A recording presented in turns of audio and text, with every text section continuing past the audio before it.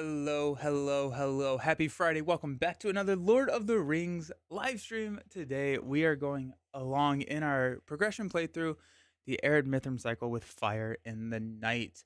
Today we are going to crush this scenario. I just feel it. It's going to be a good day. And if we do get to open up the Ghost of Fromsburg.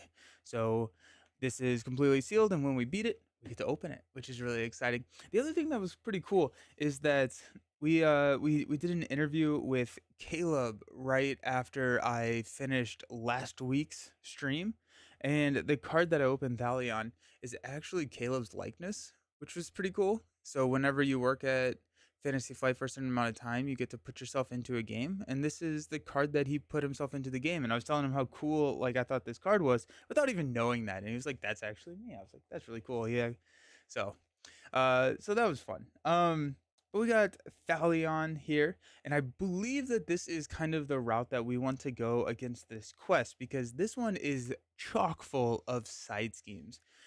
Basically, we don't want to be putting progress on the main. We really only want to be placing progress on side schemes to the point where we may not even want to bring side schemes along ourselves because it's going to power up the dragon that's hanging out in our staging area.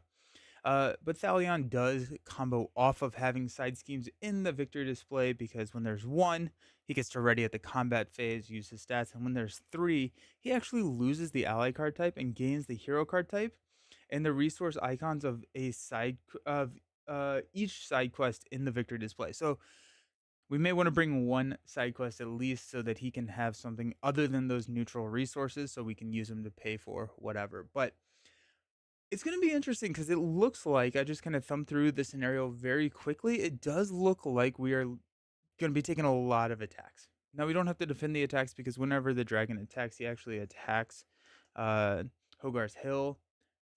Wait, I have no idea how to pronounce HR. Hrogar's Hill. We'll go with that. And if the damage on here ever reaches 50, which is the quest points, we lose the game. So it'll be interesting. This stage cannot be defeated while the dragon has any hit points remaining. If he has no hit points remaining, the players win the game. So we have to deal damage to the dragon. The dragon is immune to player card effects, and he has X threat, 50 engagement cost, 7 attack, 5 defense, and 20 health. And he cannot leave the staging area or take one more than X damage from non-side quest effects each round. So that's fun. Scary. So currently he can take 1 damage. No, we have to put a side quest in the victory display for him to be able to take damage. Well, there's at least 3 side quests in the victory display. He is considered to be engaged with each player, which means that he is going to be attacking all of us. So that's fine. Heiser Owl, nice birthday stream. Oh, happy birthday, Heiser. Yes, that's awesome. I wish you the happiest of birthdays. Wrapping up work early to go out on the disc golf course and get a few rounds in. May you get yourself an ace. Oh my gosh, dude, that's amazing. Happy birthday. And it's on a Friday. What a good day to have a birthday. Oh, is this have you been out this year so far? Or is this kind of the first foray out into the disc golf world this year? I have not been out. I'm still concerned a little bit about my wrist. I can get it in a couple positions where it hurts, but really kind of that flicking motion where I kind of like throw caution to the wind and just let it rubber band and snap. Kind of terrifies me. It sounds like I would end the round crying a little bit, but I do hope to get out soon. I'm doing a trip next week, so hoping that after that it's better. We'll see. Okay, so let's build a deck. We talked about running Silvan's last stream, but I'm thinking that we're going to go a little bit more into the side quest synergy and then work on and try Silvan's next round. That being said, I think this feels like a quest that we need to hit the ground running pretty quickly, and so I don't know if Elrond is kind of out of the question, or potentially a Glorfindel. I don't know how many enemies are in this deck. There's a good number of enemies, so Two rounds this year so far. Weather hasn't been great. Getting some bad storms this weekend. Ugh. Yeah, I heard that I'm supposed to get bad storms as well this weekend, so that's a bummer. Get out there before the storms hit though. Or you can play chaos golf and just go out in the storm and just see where the wind takes you. Be insane. Okay. So I do want to run Thalion. Where did I put my sleeves? I do want to run this. I think we will probably run.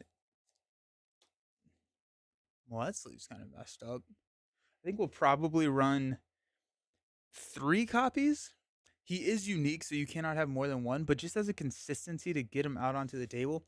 That being said, I don't need him out onto the table early, right? Like, I don't really want to spend. I don't even know if I want to put him onto the table before we have 3 side quests in the victory display. Like, I don't actually know if that would be super beneficial. I mean, he is a 2 quester to attack 2 defense 3, but who cares, right? Like, I mean, that's a lot of money for okay stats. They're good stats. I'm just curious if we can use that money better elsewhere, or if we can cheat him out with Elrond. And if we're going Elrond, we can go like Stargazer and stuff, and kind of really get him going. Hey, Jared, how's it going? Good morning, happy Friday. We're doing some side quest stuff today, Jared. I'm excited. Um, we're at least gonna run 2. We're at least gonna run 2 copies of this guy, because I don't want to do a 1x copy.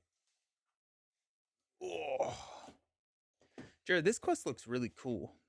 Like the dragon attacking the main quest, I think is a really cool way to kind of shake up how the game is played. Um, that's pretty. Yeah, I'm pretty excited about this one. Um, we do have the lore hero that I don't remember his name. I'm gonna look up real quick and pretend like I did know it all the entire time until I can't find him. What the heck? Where did he go? I thought he was a lore hero. Yeah, here we go. Okay, Thurnadir.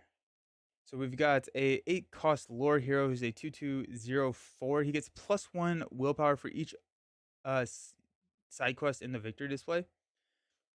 Seems good.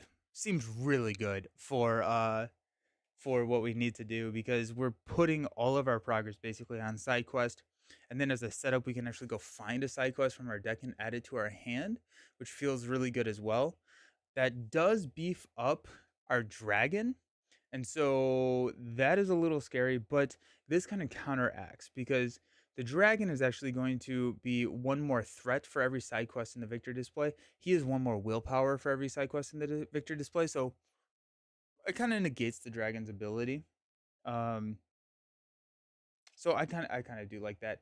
The the only other thing that scales with the amount of side quests in the victory display on the enemy side is how much damage he can take. And then if there's 3 or more, which we do want to hit because of our allies here, as well as just like playing the game, um, he's gonna start attacking us. And so I think this kind of counters that pretty well. So we'll dive into lore. Um, and since he scales with the side quest in the victory display, I don't actually know if it's a bad thing to run player side quest, unless these are just horrendous. Are they? Shadow cards dealt are immune. Characters do not count their defense. That sounds kind of bad. Allies cannot be declared as attackers. At the end of the quest phase, he'll deal 5 damage to the Hogarth's Hill. Each player's threat cannot be reduced. Some of these are worse than others. Some of these are worse than others, but they're not the end of the world necessarily. So I think we probably do have a little bit of time to quest on some of our uh player side quest. I keep wanting to call them player side schemes. So we'll add a couple, especially at least one to hit uh that ability there. There was one other card that dealt with side quest, right? Or one other ally that dealt with side quest, right? Was that, I want to say that was Spirit though, but I'm just gonna look because there's so many cards in this game. There's so many cards. We're definitely gonna grab Furial. I mean, Furial is just so good. It feels hard not to run um Elrond. Game looks interesting, but not a huge Lord of the Rings fan. Hoping at some point they start a Star Wars LCG. Then I'll go broke between that and Marvel. Dude, yeah, I feel you. I yeah, I would have no money, even with the TCG, the Star Wars Unlimited TCG. I have no money. That's all. Um, eh, I yeah, I like this game. I'm a huge Lord of the Rings fan. Um, Mechanically, I also really like this game. I think that with the current card pool that I have for Lord of the Rings, the theme probably plays into it a little bit as well. But I do enjoy this more than Marvel Champions. Marvel Champions is much quicker, much easier, much snappier. Um, Good, bad. I don't think that is really a. It's not good or bad. It's just a thing, right? Uh, but Lord of the Rings feels very epic and like it feels very punishing, and which I like a lot. Uh, Grab 2 copies of that. Current average cost is 4.5 per card, which is not where you want to be. Watching you play through the core set scenarios really helped me relearn the game. Oh, sweet! I'm so happy to hear that. Yeah, nice. I'm yeah, the core set's good. The core set's good. Dolgador is haunts my dreams. Welcome to the stream thing. Glad you're here. Um, okay, what are we doing with our lives? Oh, we're finding the. I want to say it's blue. I also probably want to go into blue, mainly for the questing power that it provides. Um, we could go Gladriel. We could go R. Ooh, Noldor would not be too bad to dive into like a Noldor build with Light of Valinor and Arwen. Um, that helps the ramp a little bit. I haven't touched Arwen in a hot second. That sounded weird. I'm sorry. That was not what I meant to say. I haven't played with Arwen in a hot second.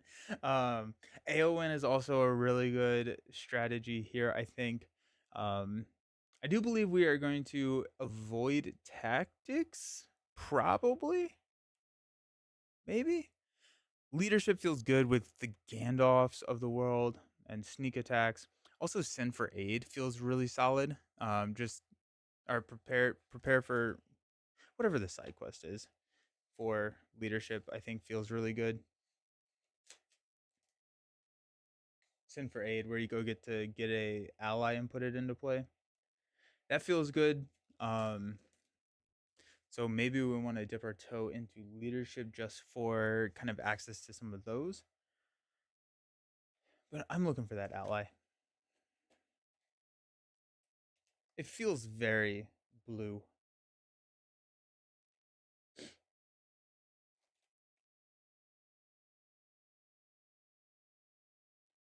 Go Glorfindel.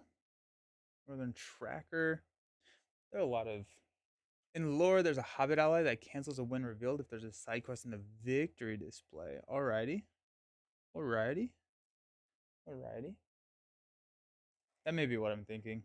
Um,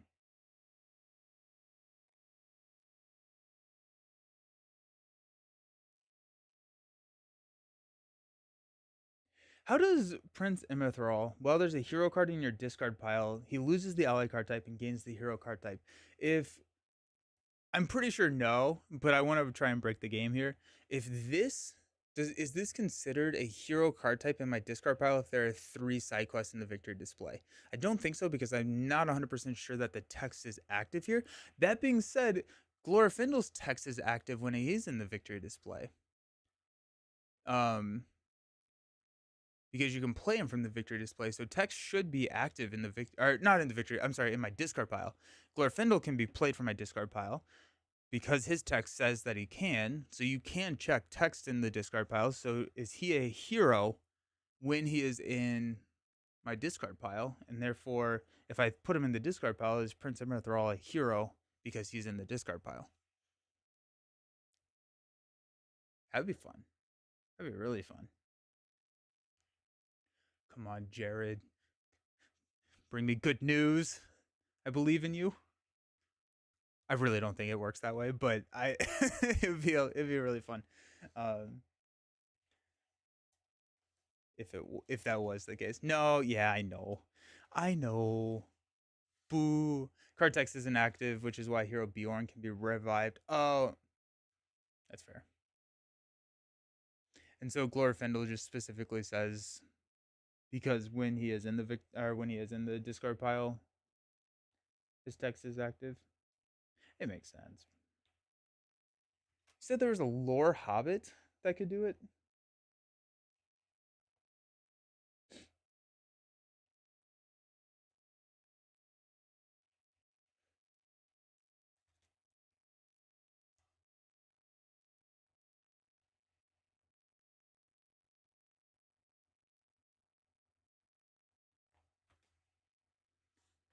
Two cost lore hobbit halfling. I don't know if I have that yet. I think it looks like I only have one lore hobbit.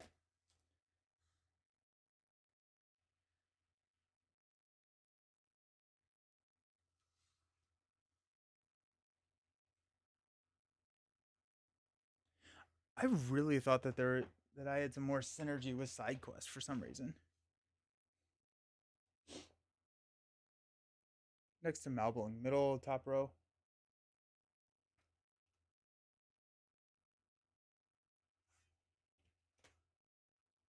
Oh, there he is.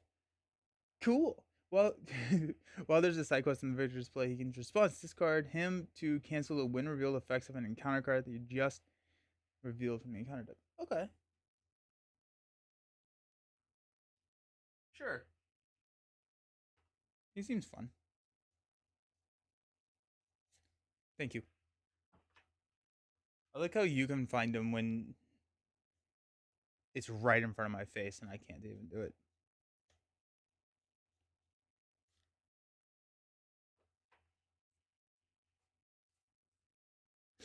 It is time to hydrate. You're right, Trapper. Thank you.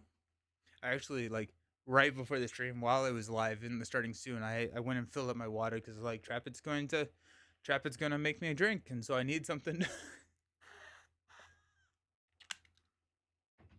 Thank you. Hope you're doing well. Here for the watch streak. Heck yeah.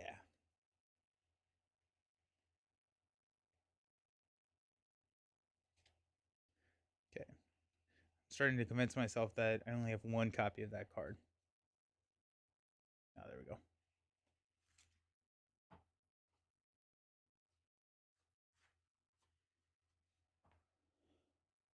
What does the rest of our hero lineup look like? I feel like we should go blue. I could also see us go like a Elrond with Villia to get us double access to green and blue so we can help ramp real quick. I'm a little concerned about the damage that is going to be thrown out. There's a 3-cost Lord Dunedain, a 0-cost Lord Weapon, and a 3-cost Spirit Rohan. 3-cost Lord Dunedain.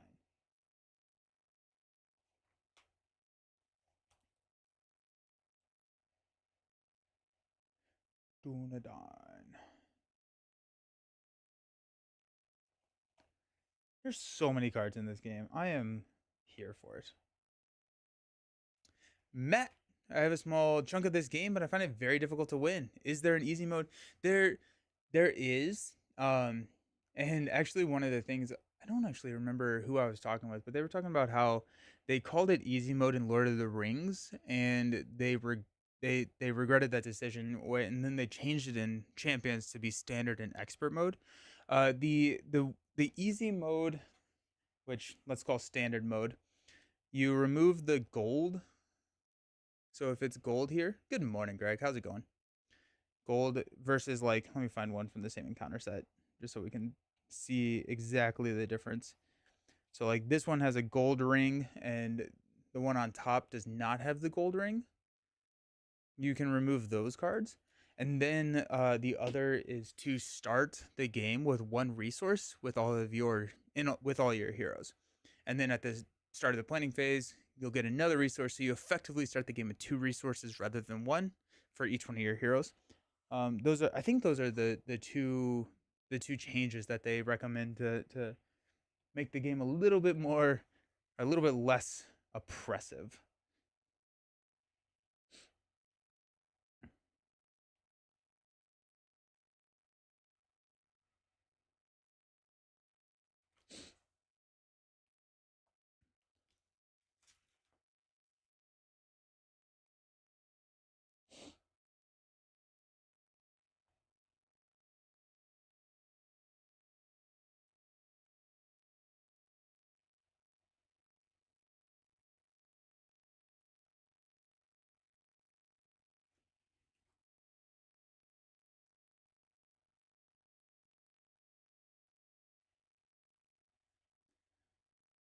Hmm.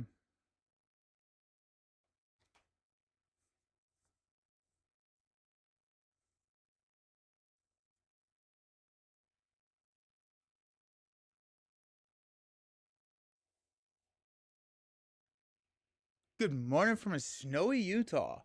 Ooh, nice. Good morning. Good morning. Good morning. Good morning. It's like early for you. The sun hasn't really reached y'all yet. Okay, Nelson, make a decision. I went to bed super late last night. I was playing Arkham with some friends, and then uh, went to bed past my bedtime. So I am what we would call tired. Um, I'm trying to figure out.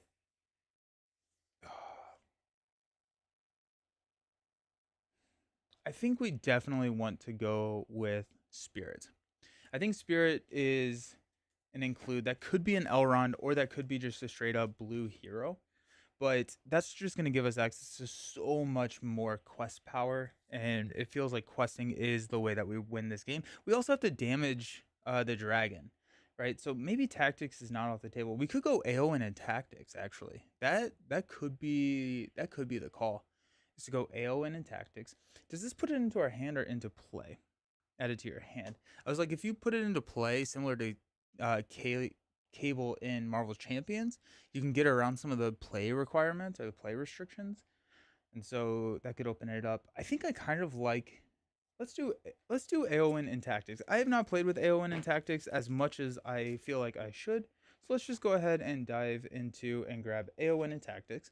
She's a 9 cost, 4 quest, 113. Reduce your threat by 3 as a setup. And then as an action, we can raise her threat by 3 to ready AoN. She gets plus 9 until the end of the phase, 1 limit once per game. So that's going to help us there. It's going to help us with our early questing. Also, when we do need to make that final push, we can do some major damage to our dragon there.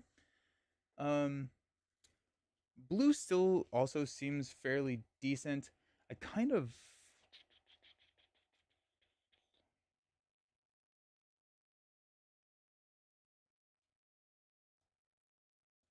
we got that. We got that. We're only at 17 with 2 heroes, which is kind of cool as well. Um,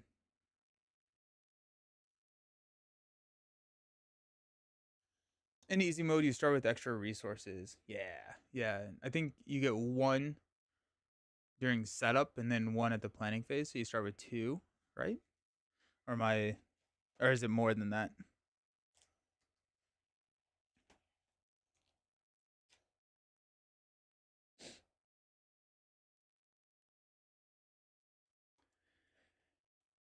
Um,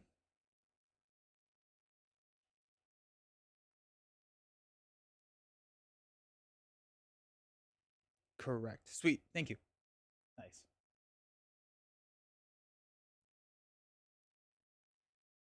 Hmm.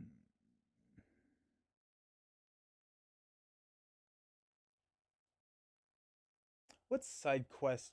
What are the side quests? I guess that we are looking at. And also rules question for the group.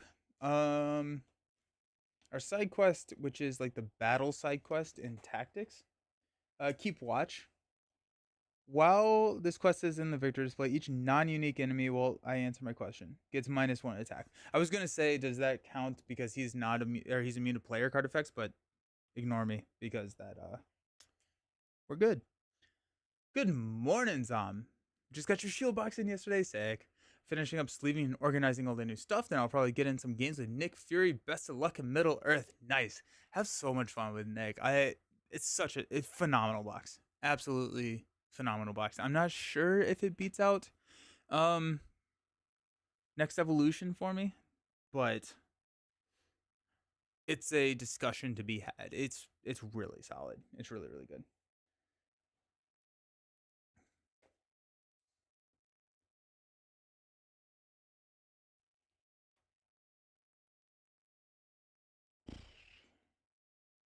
I'm having a hard time making decisions today, team. That's that's where we're at. I think I may just go Elrond. I think I may go Elrond. We can use yeah, we're actually technically starting with 17, 14 threats. So if we throw in Elrond, we're actually only starting with a 27 threat. We go Villia. It helps us ramp. We get access to Spirit. We go Stargazer. We can cheat in some stuff. We can cheat in other side quests as well, which is kind of cool, right? Because you can get around the play or the play require restrictions. If we do that, we probably do have to go Gildor, but since we have double lore, he's not going to be that hard to put into play. Um, did you decide against Sylvans? I thought you decided last week to use Thernadil and Celeborn. We could go back to Sylvans. I had I had thought that we had decided that Sylvans were not going to be super great, but you know what? No, let's just do it. Let's just do Sylvans because Sylvans are fun. Um, I didn't think about using them together actually. The villains all look really cool. I'm someone who's new scenarios over new heroes, so I'm looking forward to playing through the new baddies. Yeah, and they deliver. They freaking deliver, my friend. They are really good. Okay, so let's go ahead and just grab the Sylvan package. We got Celeborn. Um, go Galadriel. So Celeborn is after a Sylvan ally enters play, they get +1/+1/+1 until the end of the round. And then we're just going to be doing a ton of stuff where we're popping Sylvan allies into play. If you combine that with Galadriel, Galadriel gives the ability for when an ally enters play, they do not exhaust a quest, and then they could chump block if they need to. Now any excess damage is dealt to the hill, but once we have 3 side quests in the victory display, the dragon's going to be attacking us directly, so that feels bad. I think Galadriel is the play here. We go here. I think that's the hero lineup if we're going Sylvans. Um,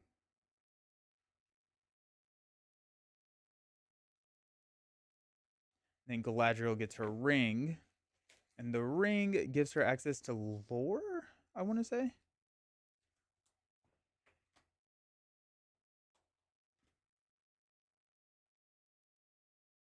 Ninya, yeah, she gets lore. So we'll double up on lore there, which is going to be pretty nice.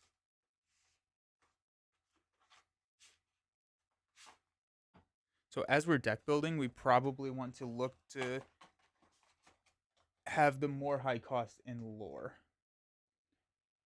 Ninya. Narya. Nope.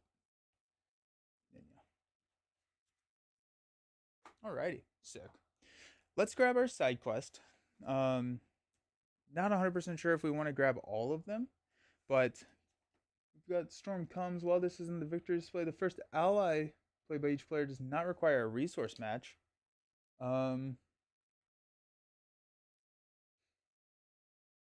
Potentially. We got Gather Information. When this stage is defeated, each player may search their deck for one card and add it to their hand. Each player shuffles their deck. What was the 0 cost lore weapon? I wanted to look at that. Wait. 0 cost lore weapon.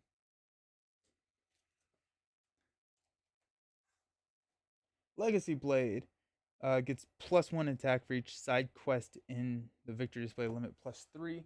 That feels good. And we can actually put that onto Thalion because you attach it to a hero. And so once we have 3 side quests in the victory display, he becomes a hero. So we can attach the Legacy Blade to Thalion, and he gets to ready at the beginning of the combat phase. So yeah, that feels good. Let's go ahead and grab 2 copies of that. Legacy Blade is also not a a unique card, so we can have multiple copies of that out. Attached to a quest card. After the quest is defeated, each player either draws 2 cards or heals up to 2 damage from among characters he controls. That actually, I think, is the synergy, or one of the cards that I was thinking of. Legacy Blade.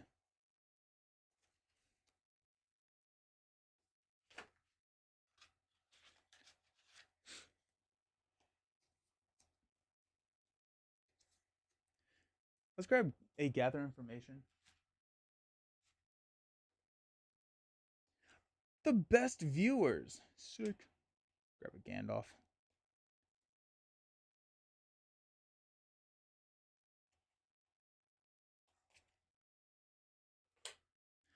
You can also use Light of Valinor with Celeborn. Ooh.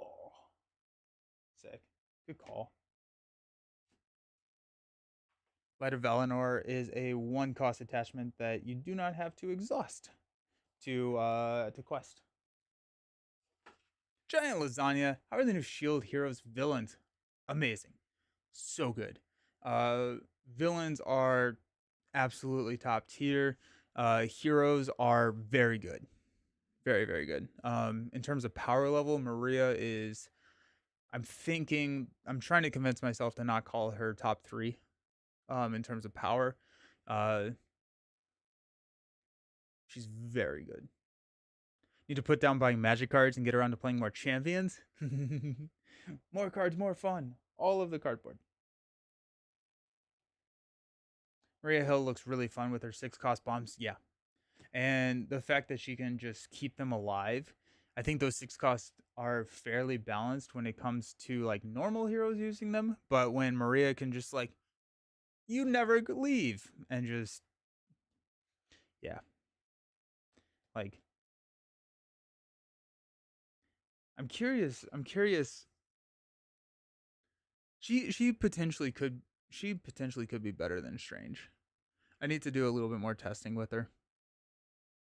Um, but I think that she could be Strange. Strange is just really good though. Strange has Winds of Watum.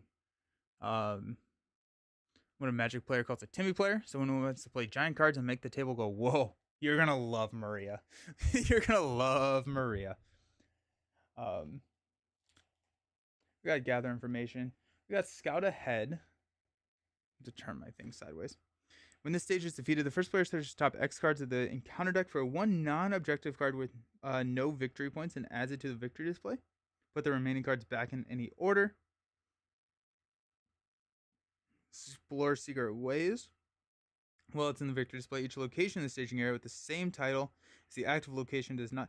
The lore side quests just seem bad.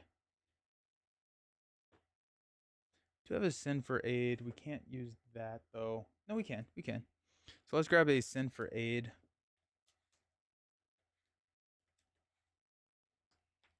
We got prepare for battle.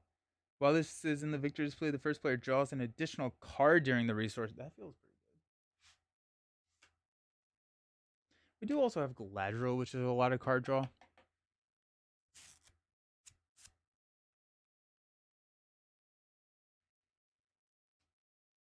Heck, why not? And let's check our blue, which I think like double back is like just threat reduction, which feels pretty good. So many cards. And we got double back and Rally of the West. While this quest is in the victory display, each hero gets +1 willpower. That feels good. Let's grab both of those. Double back and Rally of the West. Oh, that's gonna be great, especially with Caleb getting +1 or being a hero as well. So that's cool. Yeah, that's gonna be really good. And then Silvan's.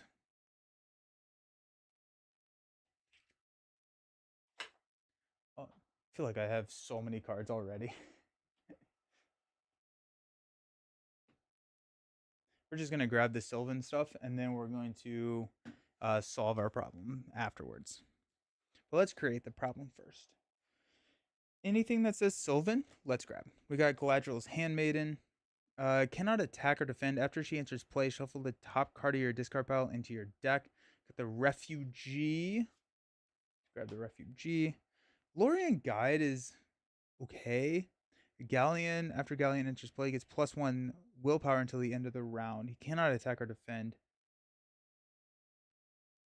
Speak of the devil, I played Strange for the first time in forever the other day and tried him in the first time in the pool aspect. He's still busted as all get out. Pool giving him an additional on tap ready. And telling his extra resources makes healing. Oh, that's sick. I haven't. I don't think I've tried him in pool, but that sounds really cool. Hmm. Yeah, that's awesome. That's really cool.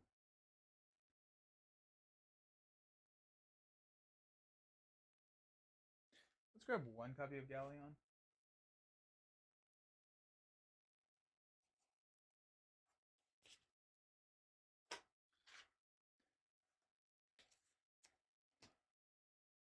Grab Handmaiden while we're here in the G's. Galadriel, Handmaiden.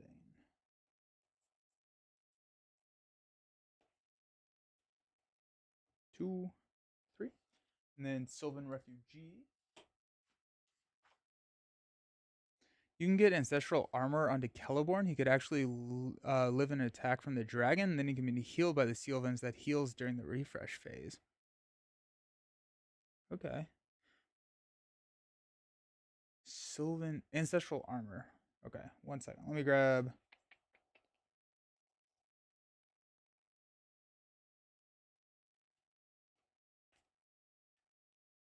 Sylvan Refugee. Just pulling all the cards out and then worrying about it later. Where the heck is my Sylvan Refugee? Oh yeah, I forgot that there's like 900 S cards.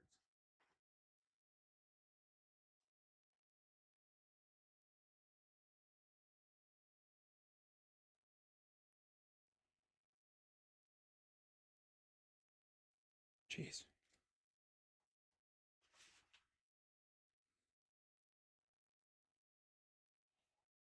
That one, right? Sylvan Tracker? While we're here, might as well grab it.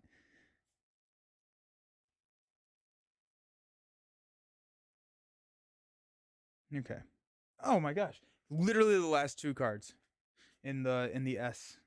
That's funny.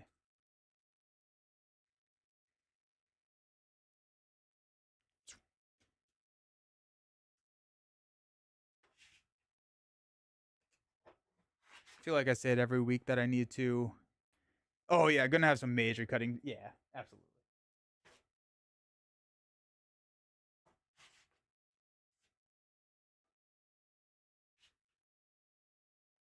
Ancestral armor.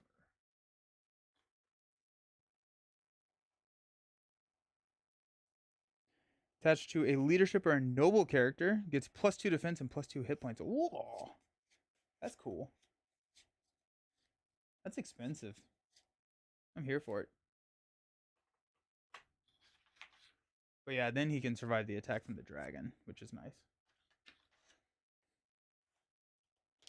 Okay. We got some Sylvan stuff. Making sure I'm not missing any allies. We do have some Sylvan stuff here.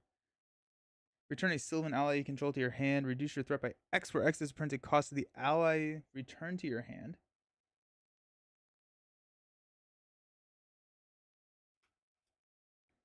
Island and Perils.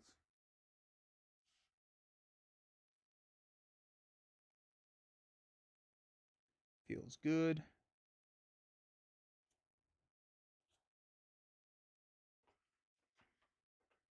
We do have Children of the Sea. We can choose a Sylvan or Noldor ally. They get +2 willpower, and then we can shuffle them back into our deck. I don't love that as much. I think I'd rather grab the cards that put them back into my hand, because that, yeah. Return a Sylvan ally you control to cancel a shadow effect just triggered during combat quicker than sight. Let's go do that. Just grab 2 of those. Hello, Joshy. I'm actually awake while you're live. It's been a while. Heck yeah. Nice to see you. Welcome back. How's life? Is there any more Sylvan stuff in? Got that. Noldor, Rohan. I do like how they bold the, like, I don't know if you can see it, but they bold all the keywords, and so you can kind of just like flip through and look to see if you see Sylvan, but it's like really like easy, like Hobbit. Okay, cool. Scout, Dunedain. I think that's a really nice quality of life improvement, or I guess not improvement, but just quality of life thing. Unexpected Courage with Galadriel always feels pretty decent. Um, but let's move on to lore. Find our Sylvan stuff in lore. Oh, those are heroes. We talked about the um I haven't played Hemsworth River Song in a long time. Yeah, let's grab a Hemsworth. Ah, Sylvan Tracker, after he readies during the refresh phase, he'll want. I think we just need more Sylvan Trackers. Guarismo, how's it going? Welcome. Life is good for what it is. I hope you're doing well. I'm doing fantastic. Doing fantastic. I'm glad to hear life is going well. Boom. What you got it. What's this quest? This is Fire in the Nights? Flame in the Darkness? Uh-oh. The quest card is gone. Oh, yeah. Fire in the Night. Fire in the Night. Got the Sylvan Tracker there. We got the Galadriel's Minstrel. After they enter place, there's top 5 cards for an event card and added to your hand. That feels pretty good. We're going to have so many cards to cut out. Joshy, thank you so very much for the resubscription. 2 years. Holy cow. 24 months. 2 years. That's awesome. Thank you. I appreciate it. Hope you're doing well. Yeah. Heck yeah. Alrighty. Minstrel. After it enters play, choose a player, heal 1 damage from each hero controlled by that player. Quadrum Healer sounds pretty interesting.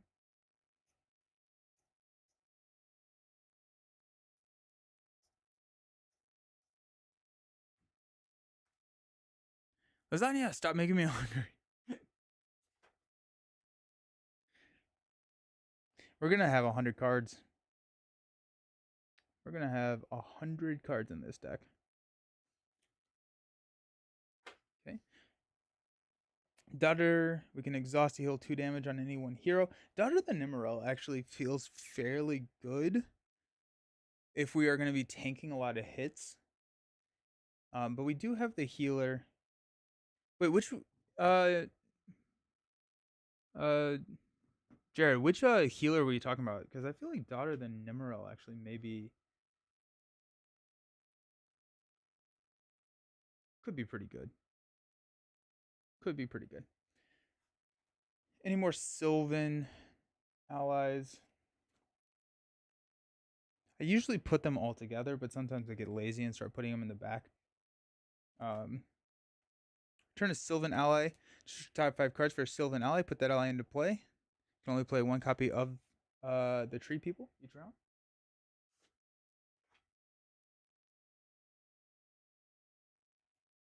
Do we need a test of will in this quest?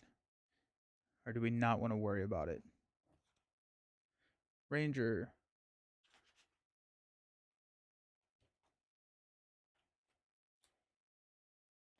Look for where it says Sylvan. I was talking about the tracker since it can heal. Oh, it can heal allies as well. Sick. Okay. Daughter's pretty good if you go the route of Celeborn as defender. Nice. Okay. It may be worth just having multiple options out there.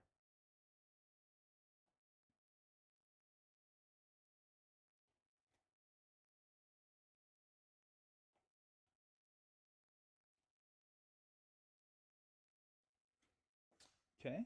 And then finally, let's look at purple. Looking for Sylvan. Let's grab Daughter. And then, because I feel like I'm going to get to the point where we're going to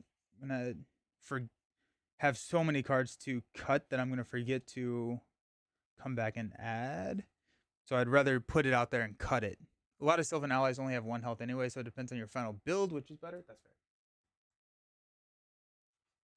They probably occupy a very similar spot in the deck.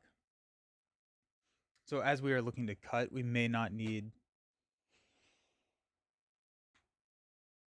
to do that. Okay.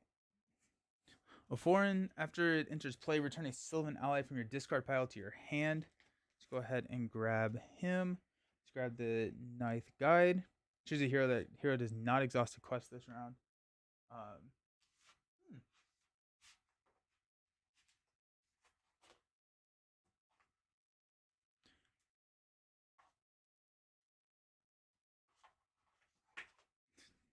hmm. This Silverload Archer is not going to be in play. After Greenwood Archer enters play, ready a hero.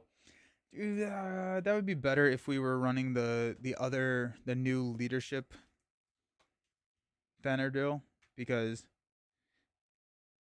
we can play him in the combat action. But whenever we whenever we play Greenwood Archer, unless we're running some shenanigans with like the tree people or something like that, we're not getting it in play when we typically will have a hero exhausted. So I think we're probably going to skip on that. Outlands, any other Sylvan? No.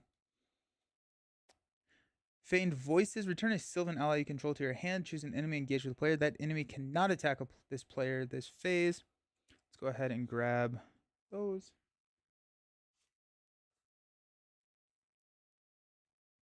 And at this point, I feel like we are ready to make some hard decisions when it comes to deck space. Because I don't think there's really any. There's a new card.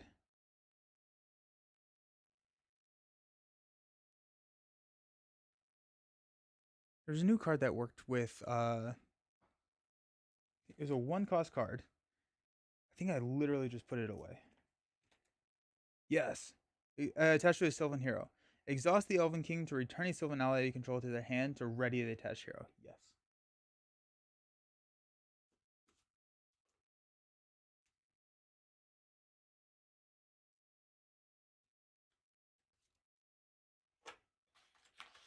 I was like, I literally just put something away. That was going to be really good for this. Okay, sick. Any other Sylvan stuff?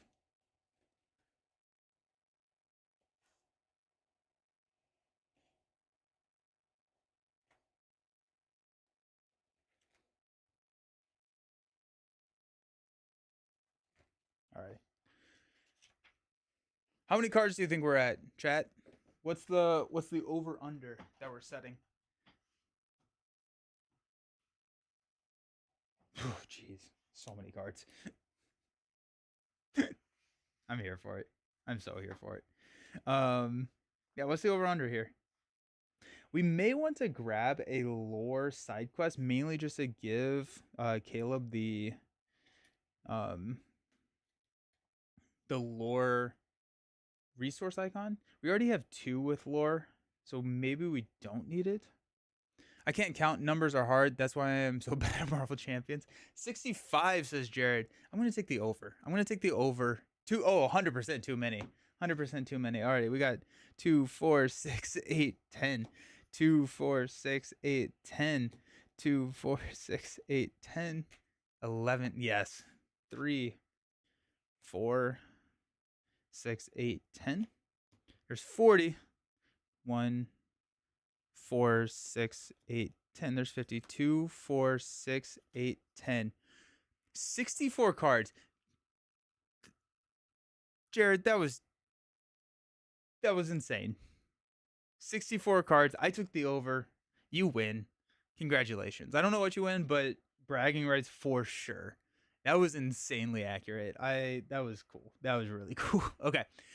Never mind. Good guess at the start. Let's go. All right, let's cut 14 cards out of this deck. But I don't wanna. All right.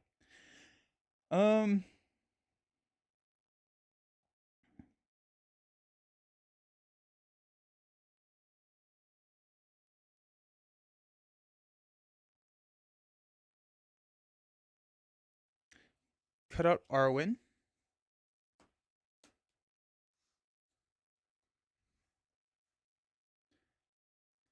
We probably can cut out Furiel. Or at least go down to 1. Where does Arkham Horror rank to Lord of the Rings and Marvel in terms of LCG? I go Lord of the Rings, Marvel, Arkham. Yeah, I like Arkham. I like Arkham a lot. It's punishing is not necessarily an IP that I love, but I really like the like upgrading mechanics and like the legacy, like storytelling, fail forward type systems. It's a really solid game. Um, I like it a lot.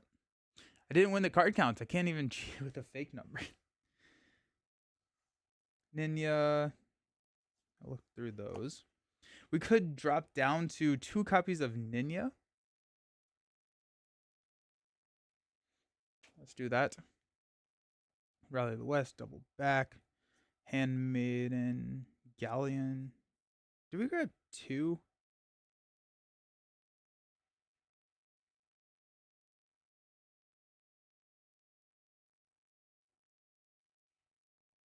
Steward of Gondor, Tracker.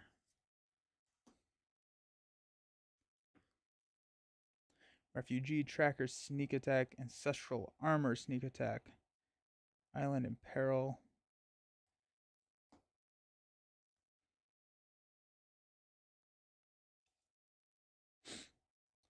I think we can cut. I think let's cut out Daughter of the Nimerel. Where do we throw that?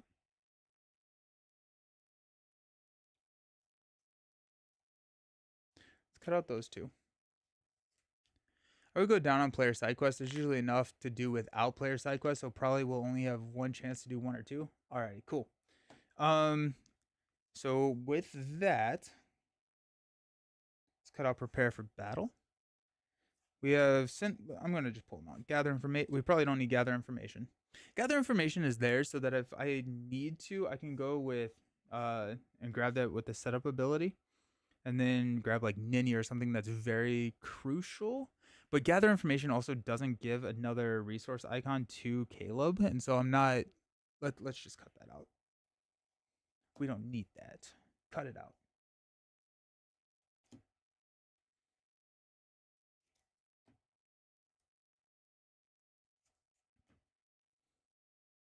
Rally the West, double back. Okay, so these are the 3 side quests that we have.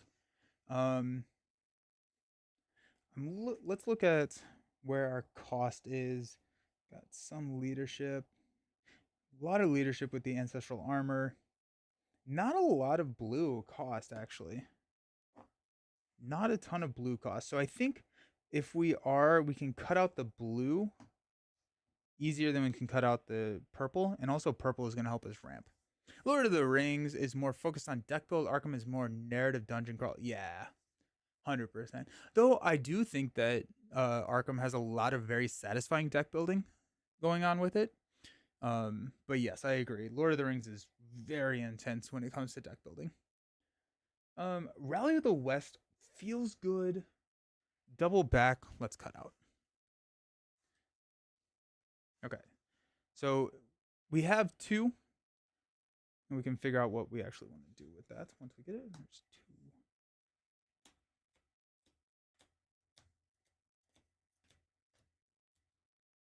What's up, Papa?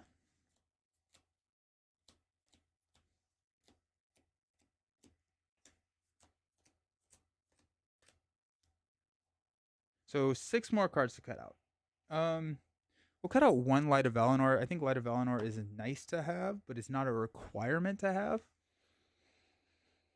Did I grab 2 copies of? No, I just have 1 copy of Orphan. Kind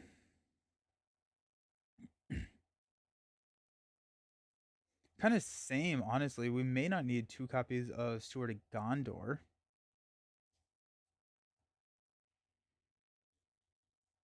Along Defeat is nice. Legacy Blade, Handmaiden, Ninja, Refugee Sent for Aid, Minstrel,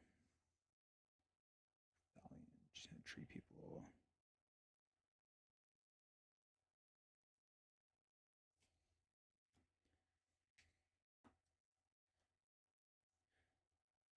Do we need 3 trackers? Probably not. Let's go with 2 trackers.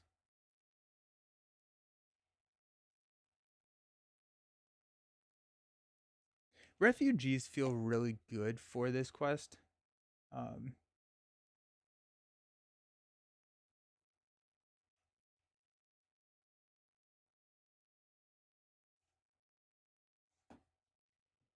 4 cards.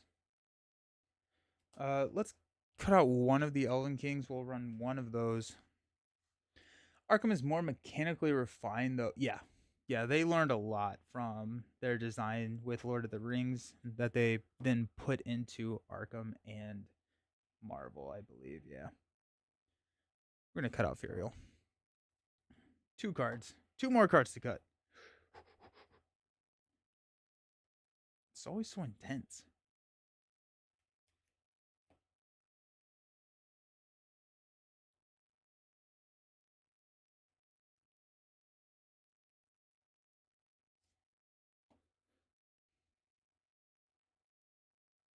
We could run 1 copy of Thalion, grab Sin for Aid, and just hope that we grab Thalion with Sin for Aid. Um,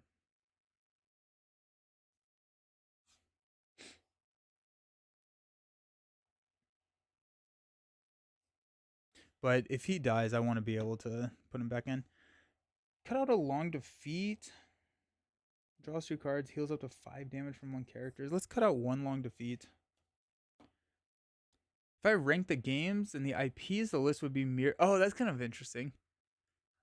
Huh. What is your rank of the games then? Then we'll reverse it for the IP.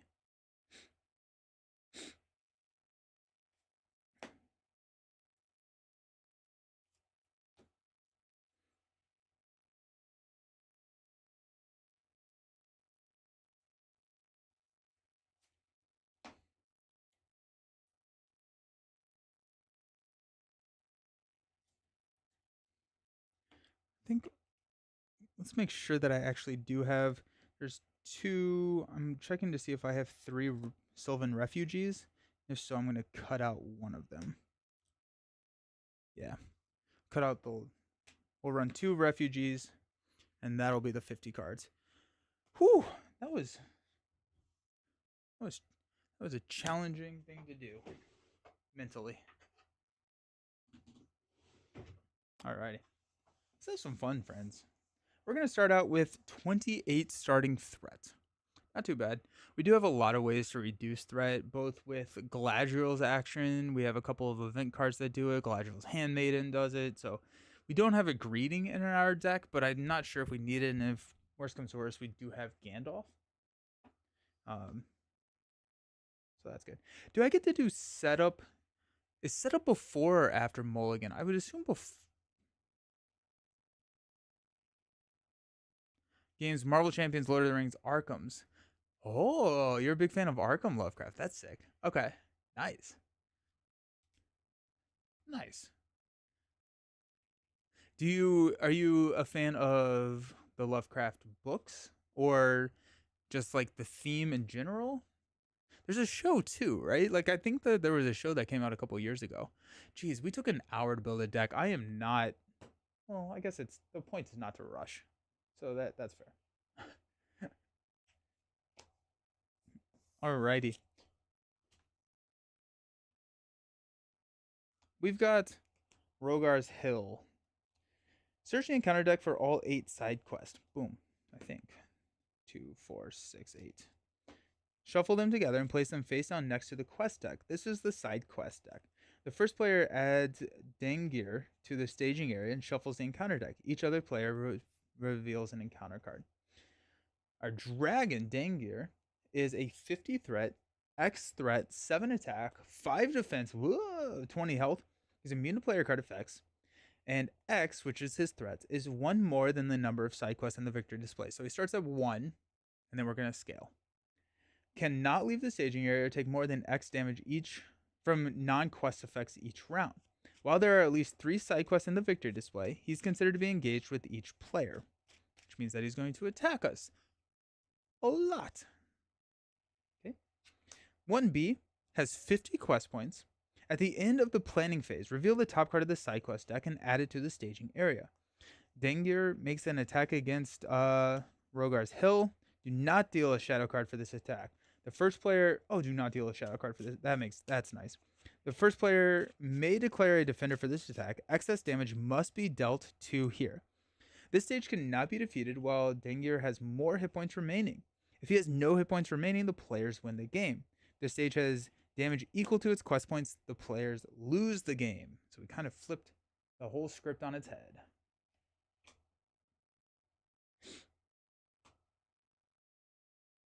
Okay. Here's our side quest deck. I've been following your channel for a little while now and really enjoy it. Oh, well, thank you so very much. Do you cover Magic the Gathering? I do not. I'm considering getting into it. I see that you already cover Star Wars Unlimited. Yeah, Star Wars Unlimited is actually my first and only TCG that I've ever played. And I I'm a huge Star Wars fan, and so that's what got me into it. I really like the gameplay, but I don't know if mentally or financially I can support another TCG. I've heard really good things about Magic. I know that Giant Lasagna, who was in the chat earlier, plays Magic. Maybe they can help you a little bit, but um, yeah, I don't. Yeah, I know very little about Magic. I played when I was like probably back in middle school, high school, um, and I'm not even 100% sure I knew all the rules at that point. So um, I just like the cards.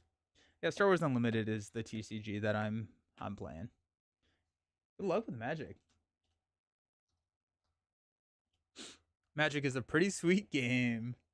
Okay, Nelson Joshi, I'm going to do that really disrespectful thing. I do and lie in bed and fall asleep to you playing Lord of the Rings. Nice, just like old times. I know TCGs are financially. I used to play Magic. I was on and off for like 20 years. All consuming. Yeah. Yeah. Which is awesome, right? Like the fact that a game is able to be so involved that you can spend all your time playing it is like a really cool like design. I own some cards since I have friends that play, but I never did a deep dive into Magic. Nice. Yeah, yeah. I mean there's a reason it's as prolific as it is in the industry, right? Like people know what it is. It's been around for longer than I've been alive. And like there's a reason for it. It's a good game. It's a really, really good game. So that's awesome. We get set up. Is set up before or after Mulligan? I'm gonna say after until Jared yells at me. We got a Handmaiden. We got Thalion. We've got quicker than sight. The Tree People, Ninth Guide, and the Long Defeat. I think we're gonna Mulligan this. I don't have any setup cards, so I don't know if there's a specific setup card I want, but it is. I think I want a setup card. Thalion could be considered a setup card, just from like where the deck is planning to go. But I'm thinking that we need something in here. So let's go ahead and just mulligan.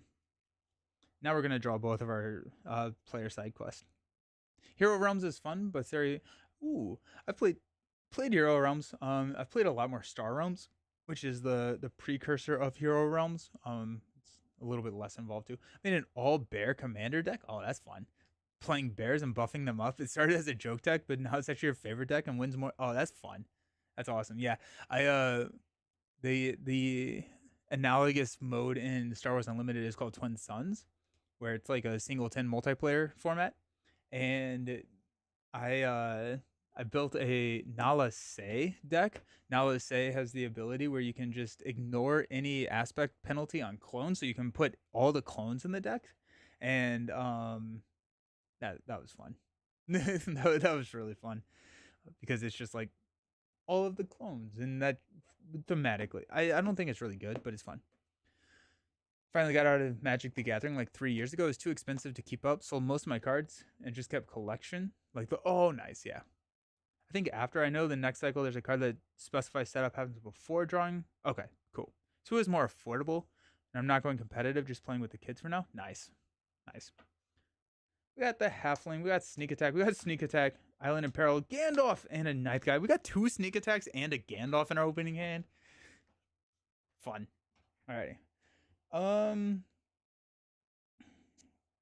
Rally of the West feels like a pretty decent start. If we can clear out Rally of the West, I feel like that solves a lot of that solves our questing. That's all they're requesting. The other option would be the uh, one that goes gets an ally, which would be really nice. The Sin for Aid. Stage is defeated. Each player may search the top 10 cards of their deck for an ally and put it into play under their control. I think we're gonna go Rally the West. Rally the West is gonna keep us alive more than um, whatever card I just said. Standard is so expensive when sets get rotated out every few years. Yeah, yeah. They just announced a rotation in SWU, which is 2 years, and it's like, oh, that's sad. All the cards that I know and love, they're gone. They're gonna be gone. Okay. We're gonna draw a card into the healer. Now we go. Okay. So I think we'll probably put out Rally of the West. We'll probably sneak attack Gandalf. Oh, we don't have the Ninja. So I guess we'll use Galadriel to reduce our threat and draw a card. Do Light of Valinor. Alrighty, that's kind of exciting. I think we go Rally of the West first over Light of Valinor. Because we can sneak attack Gandalf in. Hopefully just clear Rally of the West this first turn. Yeah. So let's spin this one. We'll play Rally of the West. We're going to have a lot of side quests. I'm going to just kind of stack them here. Okay. During the quest phase, I think we're going to sneak attack Gandalf into play. Probably draw 4 cards. Just get it there. And then quest as hard as we possibly can on Rally of the West. If we draw into a attack or an enemy, we will be very sad. Actually, we can sneak attack Gandalf again, so it won't be too bad. No, we can't. We only have 1 money. Ah. Okay. So this is at the end of the planning phase. That's where we are. Reveal the top card of the side quest deck, add to the staging area, and then he's going to make an attack against here. So we're going to go with Hold the Door. Oh, geez. I really hope that that is a reference. I don't know the timing. My guess is that this is after Game of Thrones, but maybe not. Hold the door. Each player's threat cannot be reduced. When Hold the Door is defeated, reduce each player's threat by 5. And we need 10 quest points there. We're going to just take the attack of 7 here. That there. When I was a teen, Yu-Gi-Oh! Was the game that everyone played around my area. Now it seems like no one at any of the LGSs play anything but Magic. I have a ton of Lorcana cards that sit around untouched because I can't find anyone to play. How is Lorcana doing? I feel like I hear mixed things about Lorcana based on like the regional like player base. Sometimes it's really good, sometimes it's not super good. I played a lot of Yu-Gi-Oh! As well as a kid. Say as a kid, as like a high schooler. I find some people still play Lorcana or Pokemon, but it's primary Magic Commander now. Yeah, Pokemon is also I think growing up, and then Flesh and Blood is I always hear kind of in that conversation. Pokemon, like you can't find it right now, right? Like I've been to a couple game stores recently, and they're like, I went to one where it just had a sign. It's like we don't have Pokemon, and I went to another one where 2 people walked in while I was there for 10 minutes asking about it. Riot Act. That's why I think Twin Suns needs to be a focus of FFG. Commander has proven that people like casual formats, which makes deck building less serious and less fun, especially with this Star Wars IP. I think so too. I think if FFG can focus on Twin Suns, they're gonna feel a lot better. Um, or it's gonna be a lot better. And I think we've started to see that support with this set release, which is kind of the full release of the Twin Suns format because we just went up actually today is the release of Jump to Lightspeed, which is set 4, meaning that we are going up to the 80 card singleton deck. They put out a lot of products that are supporting the Twin Suns, so I'm hoping that we will see a lot more Twin Suns support. A lot of people are upset about Lorcana unofficial website being taken down. Oh, Pixelborn, yeah. Alrighty, let's use Celeborn to play Sneak Attack Gandalf. After Gandalf enters play, we're going to draw 3 cards. We got the Healer, Sin for 8, nice, okay, and a Feigned Voices. don't have a ton of great options here. Um, we are going to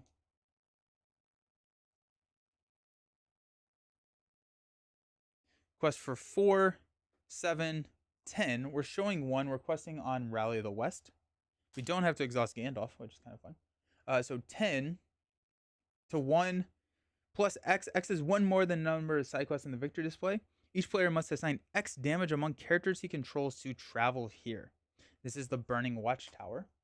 So now we are showing 2. We quested for 10, which means we clear Rally of the West. So all of our heroes get +1 willpower, +2 willpower here.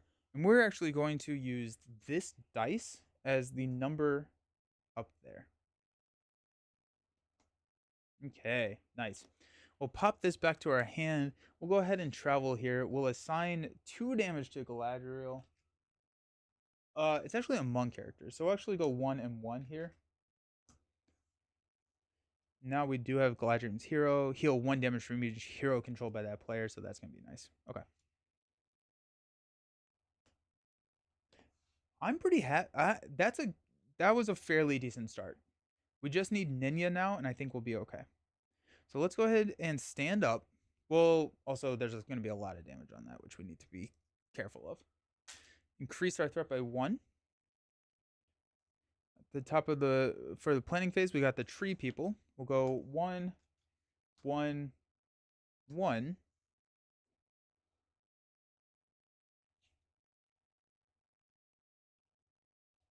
Yeah, I'm concerned about him just throwing 7 damage at them.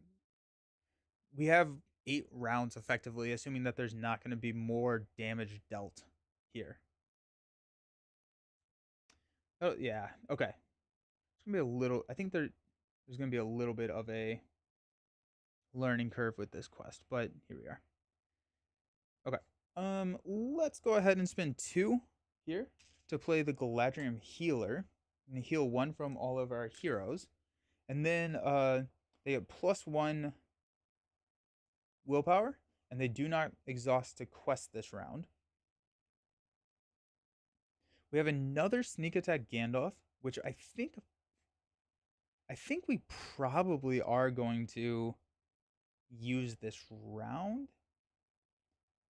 We could drop a Sin for Aid, and then we don't have the money to sneak attack Gandalf this round. So we might as well just hang on to it. Sneak attack can be a panic button. We can play Sin for Aid next round and then do it. I don't know what's... Oh, Sin for Aid can get us Thronadir, which will be nice, but... Or Caleb.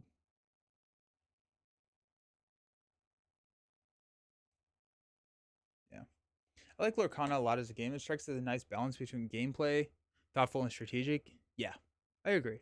Lorcana is very approachable. I really like the pack rush format. Very casual. You just open 2 packs, shuffle them together, and play to 15. Like, I feel like that's a really approachable way to play. Let's go ahead and use Galadriel to reduce our threat and draw a card into the Handmaiden. Alrighty. Maybe I need 3 copies of Ninya in this deck. I think we could go Light of Valinor.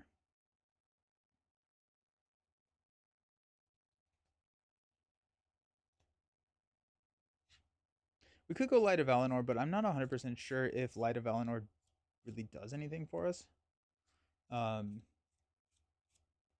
It's also really interesting.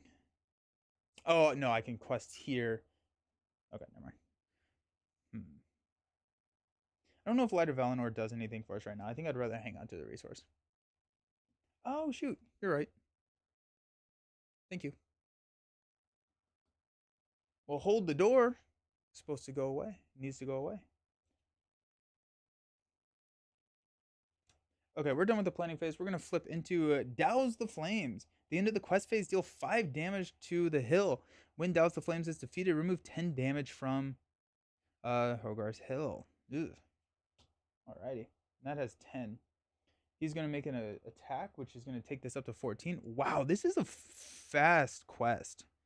We probably want to quest on Douse the Flames and try and clear that, because that feels good.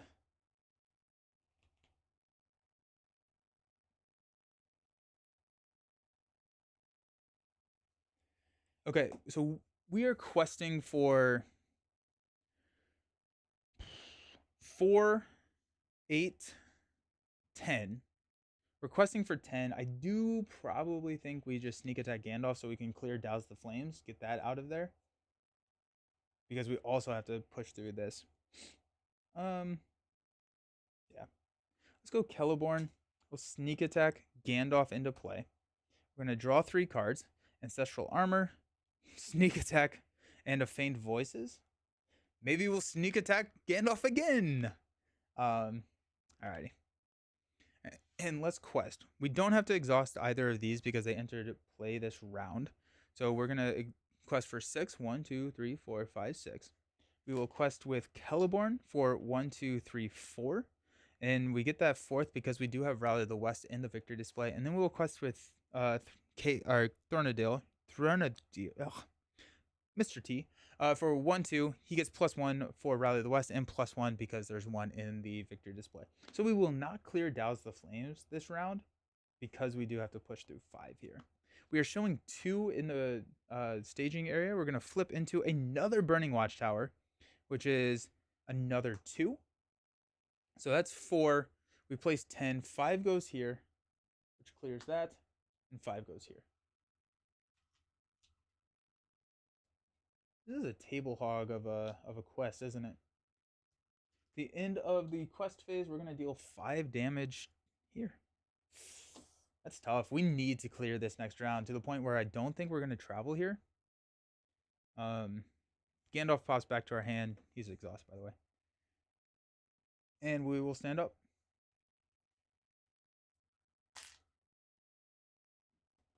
We'll increase our threat to 28. We're going to draw into a tracker. I need her ring. I think we need to run 3 copies of her ring. Let's go ahead and exhaust to draw a card, which is an Orophin. Oh, we forgot to pass out money. Need to do that. We have we have so many cards. Our card event. Is there anything in here that's gonna have me get rid of my cards? Because I don't want that. Galadriel's Handmaiden. We do want to play, but we don't want to play it while Holdar is out there because we lose the benefit of reducing our threat. But it is a +3.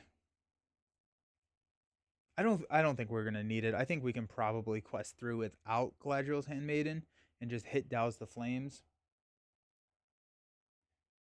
If we go, I think we sneak attack Gandalf again and try to.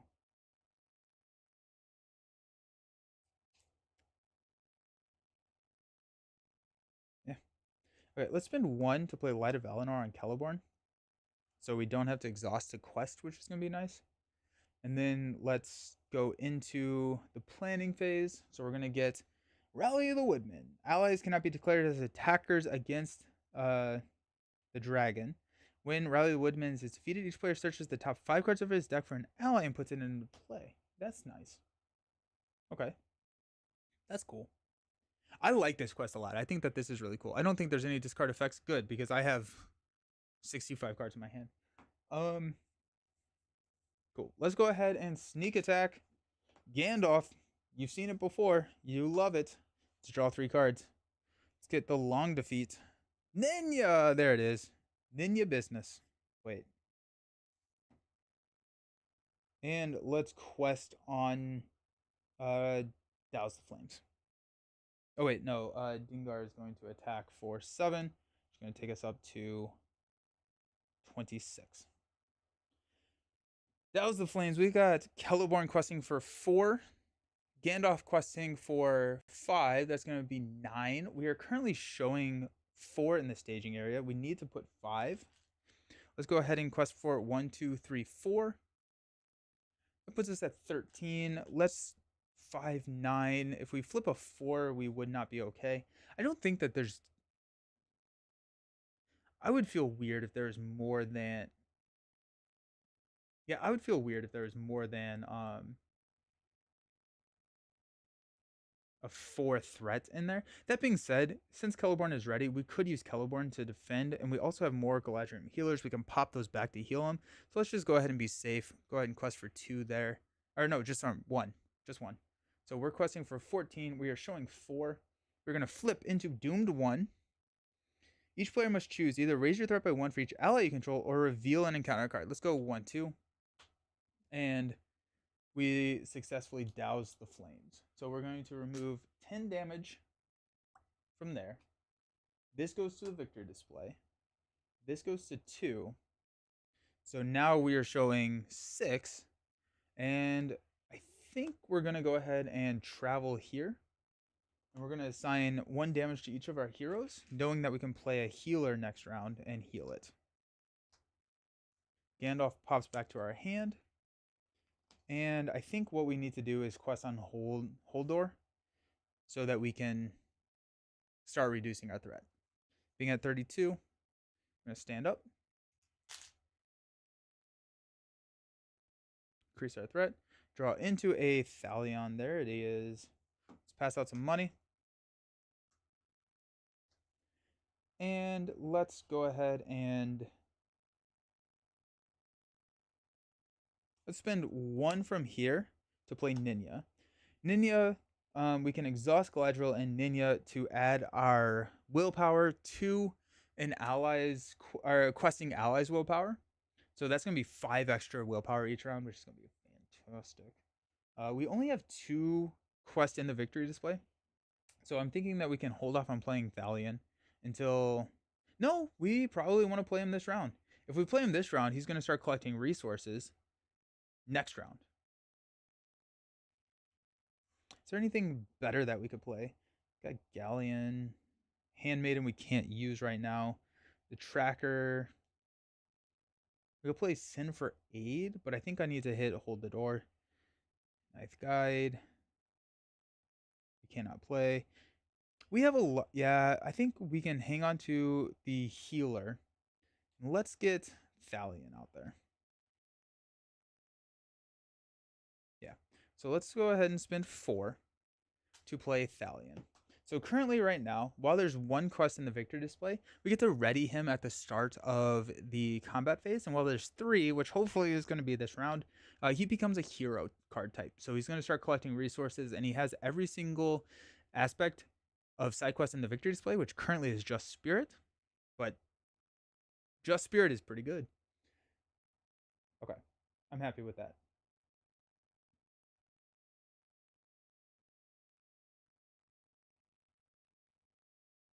We are showing 3. Oh, wait, hold on. We have to do all of this. We've got Fortify the Defense. Characters do not count their defense when defending against the dragon. When Fortify the Defense is defeated, draws 3 cards, or each hero controls gains 1 resource. Okay.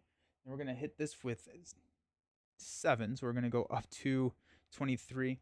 Are we supposed to be defending this attack? Potentially? I don't know.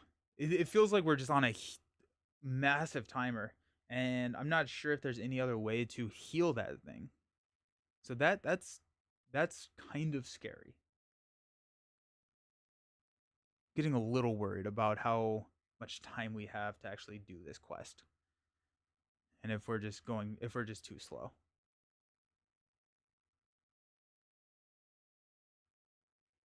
All right, let's see what we got. Oh wait, we want to play here as well.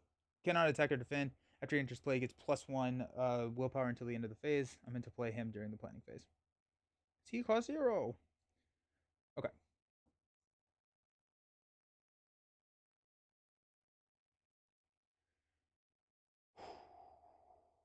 Okay. Let's quest hard onto.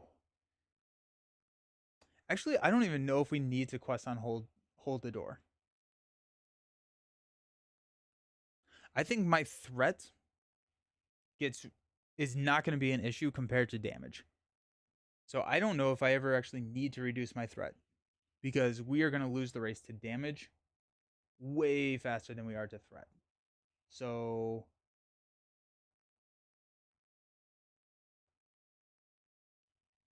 probably Fortify the Defense, because I think we're going to have to start defending with some characters. Defending the attack makes the quest way easier. That's why Ancestral Armor is so good, since it provides 4 stat points to make sure defenders very sturdy. Gotcha. So we probably need to figure out how to get that into play.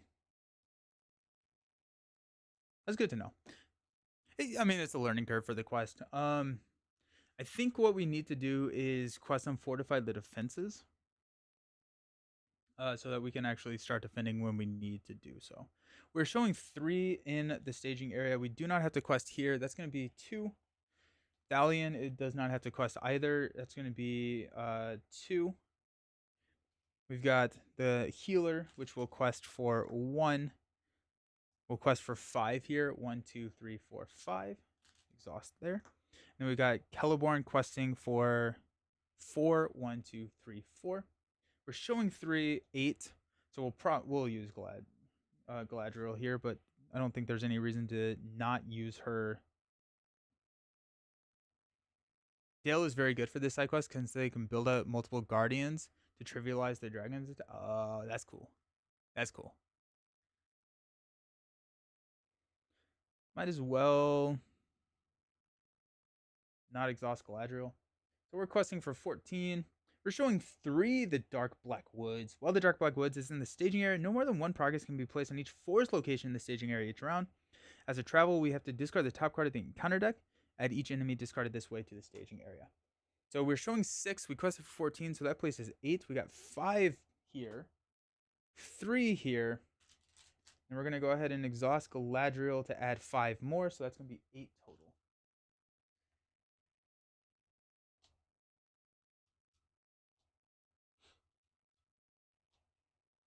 Not quite enough, unfortunately. Would have been really nice if we were able to clear that. Oh, that would have been so much better if we were able to clear that. Okay. Might as well travel here. Flip into, hey, it's a goblin troop. Good. Uh oh. Discard at each enemy. Discard this way to the staging area.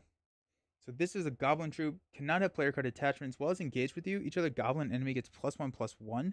Oh, this is so gross. Ew, gross. Oh my gosh, that was. Oh, that's not good. That's not good. I was really hoping that wasn't going to be an enemy. And he's a mean enemy too. All right, he's going to go out there. We're not going to engage him. Let's increase our threat. Let's draw a card into Steward of Gondor. Doesn't really help us because we don't have any money. I think we're losing this quest. I don't see us out of this. Oh,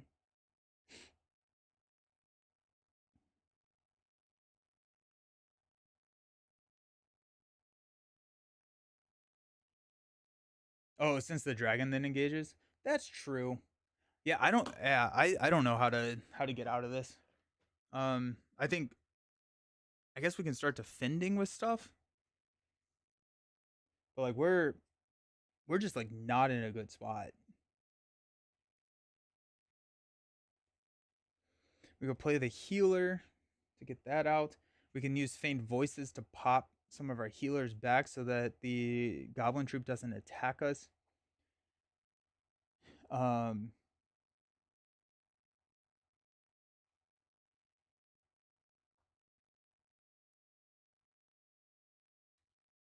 we can play for the tree people. Let's play the tree people. We're gonna return a Silvan ally to our hand. Search the top 5 cards of our deck for a Silvan ally, Handmaiden, Ancestral Armor, Minstrel, Faint Voices, and the tree people. For a Silvan ally, put that ally into play. Shuffle the other cards back into your deck. So we got the Minstrel. These get shuffled. After it enters play, search the top 5 cards of your deck for an event card and add it to your hand. Shuffle the other cards back into your deck. Going heavy on leadership to get defensive cards might be the way to go. Maybe, yeah. I could see that. For an event card, we got Island of Peril. Turn a Silvan to reduce our threat. Shuffle the rest of these back into your deck. Okay. Or just Baragon, yeah. Spirit Baragon? Probably. Play here. Those interplay this round.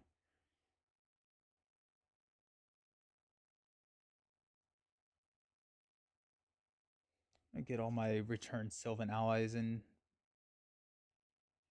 the one spot.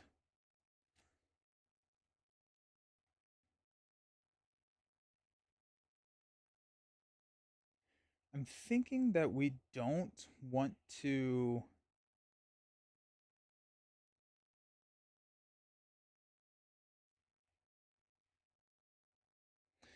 Well, if we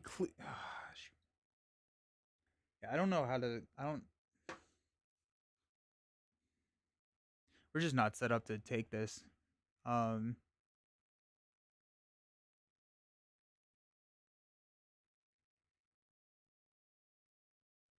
we can quest on fortify the defenses. Um, what would it take to? We can block here. We need 10 attack. We need another block for. So we would these two would be our blocks. Go even Elrond, ancestral armor, since he's noble, he can get Vilya to get the armor for free. Yeah. You have to go unexpected courage at that point as well. Looking at the Modok villain while organizing, I feel like Rogue's gonna be a fun. Oh yeah, Ariel and Psionic just by putting touch on Modok. That's really cool. If you only use Android instead of the cyborg, that'd be cool. But then we're kind of in trouble. Well, I guess we could feign voices to prevent the attack there, and then we just chump here with that attack.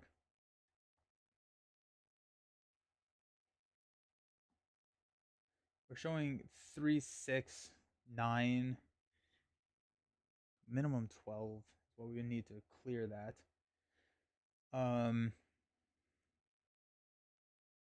Faint Voice is really good with Galleon there on the table. Yeah, yeah, I like. Yeah, I think that's really fun. Um,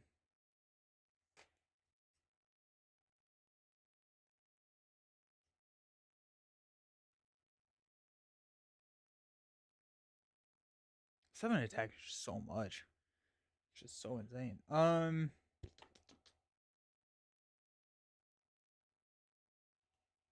Is Baragon noble? He's warrior Gondor, right?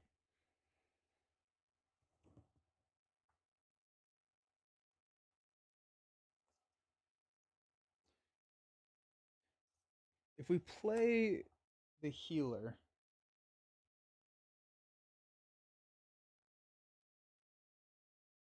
yeah, we're just never getting to the spot where we can place ancestral armor. You can also make Baragon noble with diligent noble attached. Nice.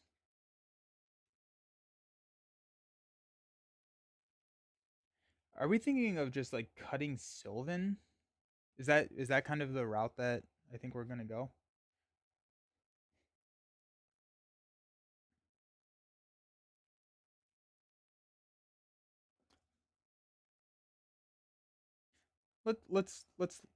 Let's lose just for fun. We're gonna spend 2 to play the healer, which will heal 1 from each one of these.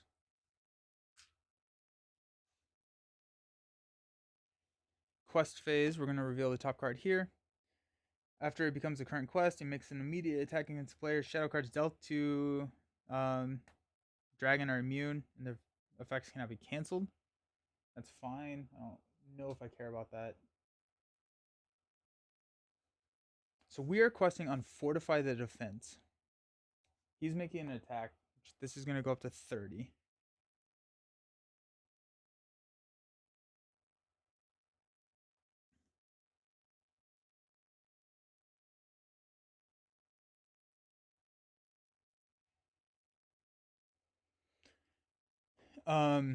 This quest for 4.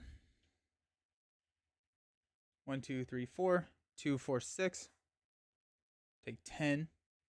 We are showing 6. Requesting here. Cutting Sylvans would be easier. I just remember you wanted to use the new cards. No reason to force it if you're not feeling it. I'm just like it feels hard. Like I feel like Sylvans are so good at chump blocking, and chump blocking doesn't really work against the dragon because extra attack still goes. So if you're chump blocking for 1, it's probably not worth it. I'm kind of thinking that we do want to go with something else. Remove some of my double resource cards from the sleeves and put the new shield doubles because the cards have lived their entire lives in sleeves. They still have that kind of grainy new card feel. That's really cool. I love the fact that they're doing new art. Okay. So we're requesting for 10. We have 14. We're doing 9. We have 9. We need 2. Should be okay. Let's just go ahead and quest for 2 more. That's 12. 12. Let's flip into the Dragon's Thrall. After the Dragon Thrall engages you, either deal 3 damage or it makes an immediate attack against you. Gross. So that's 3, 6, 9, 12. We quested for 12. We'll go ahead and Galadriel to clear this. To make this 3. We're at 34, so we don't have to engage the Goblin Troop. That's fine. They don't exhaust a quest, so they're done there. This is done. Let's go ahead and engage here. We're getting 2 attacks.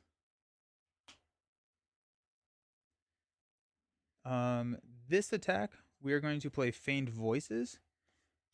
Pop this back to my hand, and then when he engages me,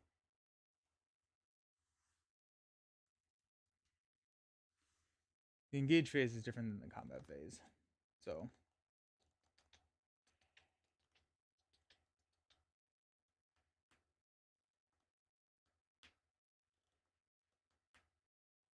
I guess we'll go, I don't know. We'll go 3 damage here. We're losing this game, but so he can't attack. Then he's going to attack. We'll block with the Minstrel. No shadow effect. Minstrel is uber dead. Then we've got 2, 4, 6. Only does 2 damage there. That's sad. Or 3 damage. One more damage would have been great. But no deal. Alright. Stand up. Increase our threat to 35. We are a hero card type now, so that's nice. With the spirit resource icon. Thalion readies. Good call. Thank you. Yes. So we'll use Thalion to attack there. Beautiful. Beautiful. Probably could have used Thalion to defend the attack. But yes, thank you. Thank you, Jared. Yes. Now we pass out some money. Draw a card. Do another Steward of Gondor. Okay, so we are at...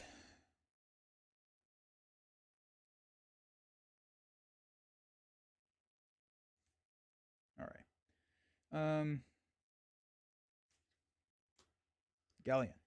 There we go. We're engaging the Goblin Troop this round. Yeah, we have 3 rounds and we haven't even damaged the dragon. We're not even ready to damage the dragon. And so right now it would take us 7 rounds to kill the dragon. We have to defend the dragon's attack again. I don't know if you can win if you don't defend the dragon's attack. Because he's dealing 7, you can only deal 1 damage to him each round. So I think that there is not a winning strategy if you're not defending the attack. I think he just outpaces you.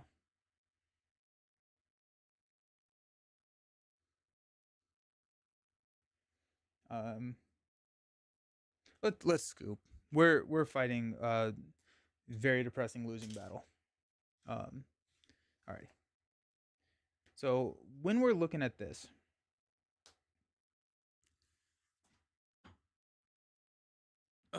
we got this. We're cutting the Silvans. So let's just find all the Silvans and cut them.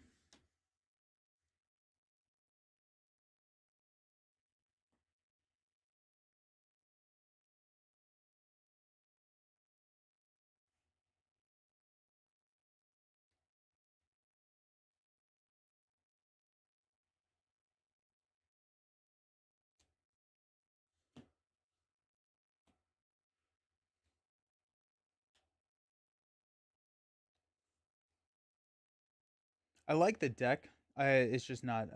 I just don't think it's the deck for this quest. Because we need a hero that defends, and I think we go tactics. I think we go tactics Baragon rather than the Spirit Baragon. Um,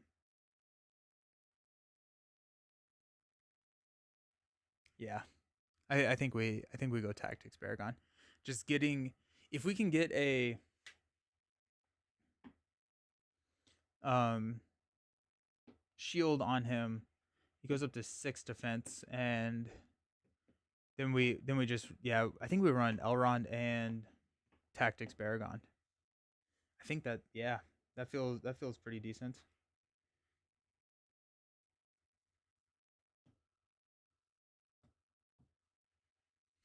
Okay.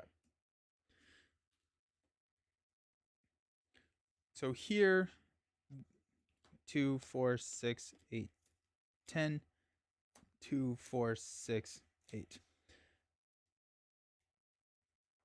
So 32 cards. Yeah, I'm thinking it's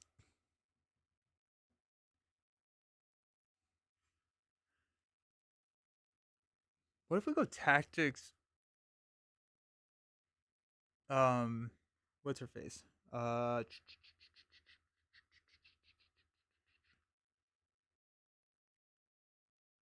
Aowen.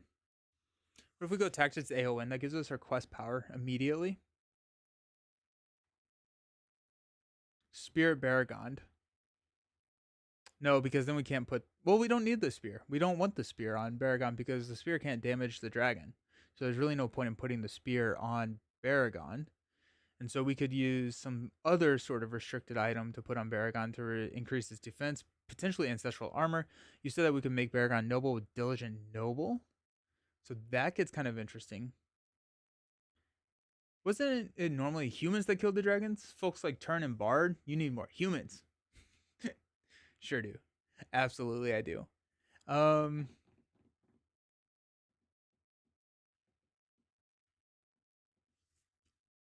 Elrond feels really good. Elrond is just so good at this game that it feels hard to not run Elrond. Um, but I've run Elrond so. I've also run Tactics, Baragon so much. So I kind of want to do Spirit Baragon. That means that we are not. That means that we cut access to leadership, which is kind of tough.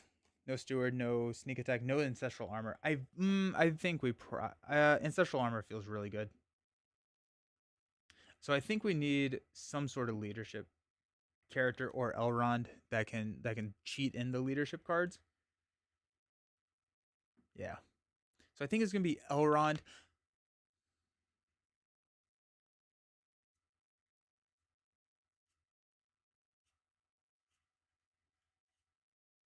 What if we go Spirit?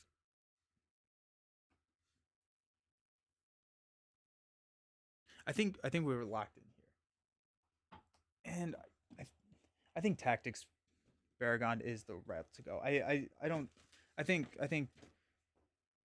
this is just the right one to go because we need immediate defense, and Baragon is our immediate defense.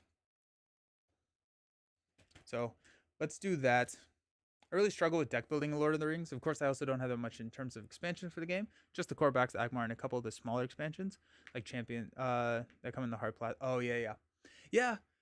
Lord of the Rings, is very much dependent on the quest to deck build. So when I'm building a deck, I'm building against a quest rather than building a deck for anything. So that's the biggest like difference, at least for me. Keep watch. Each non-unique enemy engaged with player gets -1 attack. Uh, battle. When this stage is defeated, each player may choose and discard a non-unique enemy engaged with them. Probably not worth it. Okay, let's find our Gondorian shield. I know that's not what you. No, that's not the actual way to say that. Um,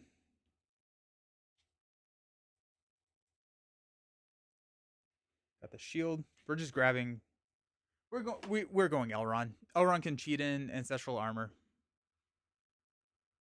You said diligent noble? Not super familiar with that card.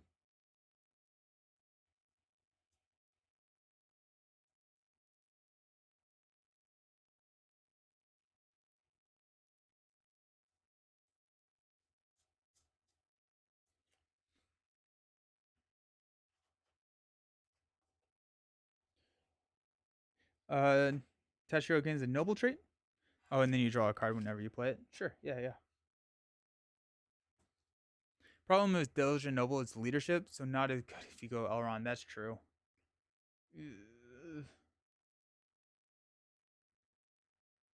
Let's find. Yeah, let's find another way. What other ways can we increase our defense with a armor attachment? Golden Shield, Rohan character does not work. Spear the Citadel is typically what I would go for Baragon, but I don't think that works super well here. Attach to a hero with Sentinel. Cancel 1 point of damage just dealt to the attached character. So Raven Winged Helm is not too bad. Raiment of War counts as 2 restricted items. Never mind. Raven Winged Helm is interesting because we can cancel that damage. But if we're defending against here, the damage is not dealt to Baragon. The damage is dealt here. We'll go Citadel Plate. Warrior character. Attached character gets +2 hit points. When another character would be assigned any amount of damage, place 1 of that damage on the attached character instead. Okay. We're also in green. There's really not that much in green, really, is there? In terms of like armor and weapons.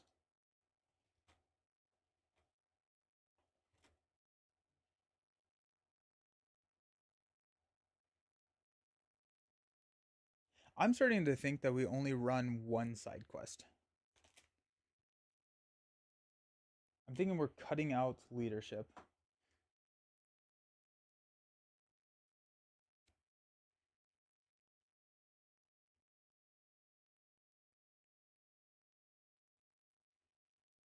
Damage is dealt to Baragon. Excess damage from the attack goes to the quest. Oh, okay. So, okay. Yeah. Okay, so Raven Winged Helm could be good. That could be good. Is it a stupid idea to just go Song of Kings instead of Diligent Noble? Can we go Song of Kings? Give Baragon the leadership resource icon so he can actually pay for like the sneak attacks, and then we can attach the ancestral armor to him. I think that's probably easier than a if we go Elrond. Song of Kings on Baragon. Ancestral armor we can cheat in with Elrond because he's then a leadership character. I think that's probably a little bit easier than, and yeah, because that takes him to an 8 attack, 8 defense, 6 hit points. I think that's probably a little bit better than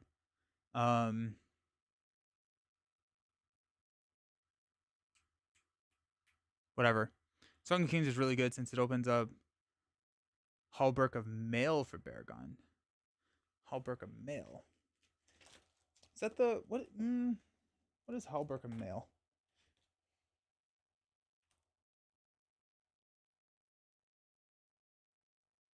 Dale, a warrior character, gets +1 defense and +1 hit point, and is not restricted. Yeah, let's do Song of Kings.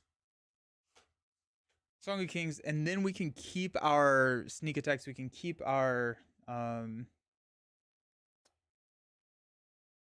we could straight up pay for ancestral armor if we had to. I don't think I want to do that.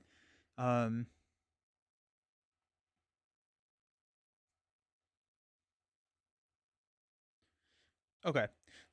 So Sword Thane, attached to a unique ally belonging to any sphere of influence. Would it be stupid to do a Sword Thane?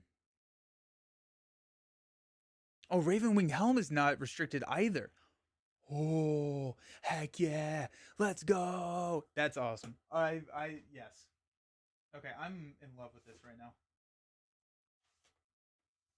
Okay. That's awesome. Okay. For some reason, I thought it was going to be restricted. So, Ravenwing Helm. That's sick. That's really fun.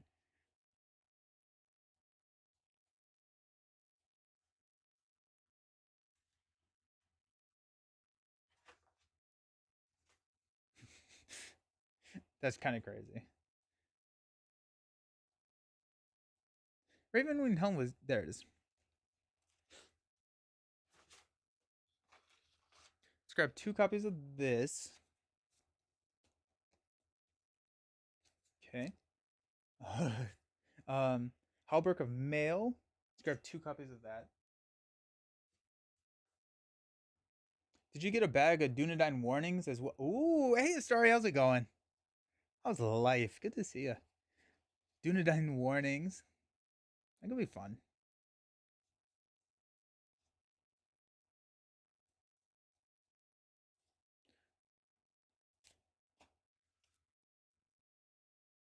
And the ancestral armor, which is already in there. We need Song of Kings.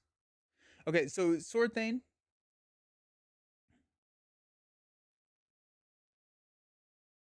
Sword Thane could also be interesting if we cheat in a leadership ally. Sword Thane him to give him the hero card type, and then we keep our blue. We keep Rally of the West. Each hero gets +1, and we would have 5 heroes on the table. So that Rally of the West would be +5 willpower. I don't know how much questing do we need? Probably more actually, since we don't have any questing heroes anymore. So actually, no, that Rally of the West probably gets cut. I think we're cutting Rally of the West because we're not going to really be questing with Elrond or Baragon. So I think Rally of the West is probably not super efficient for us. So I think we just go send for aid. Hey, my thing. Oh wait, no, my thing didn't freeze.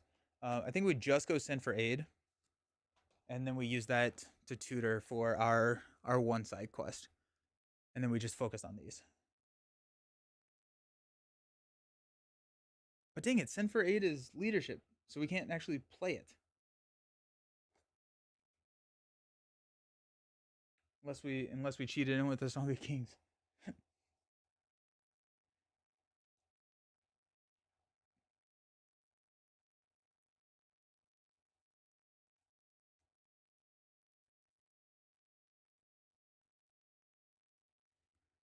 Jared, if your leadership sword thane is Gondor, they can have the Gondorian shield as well as ancestral armor as the backup defender. Yeah, I like that a lot. I like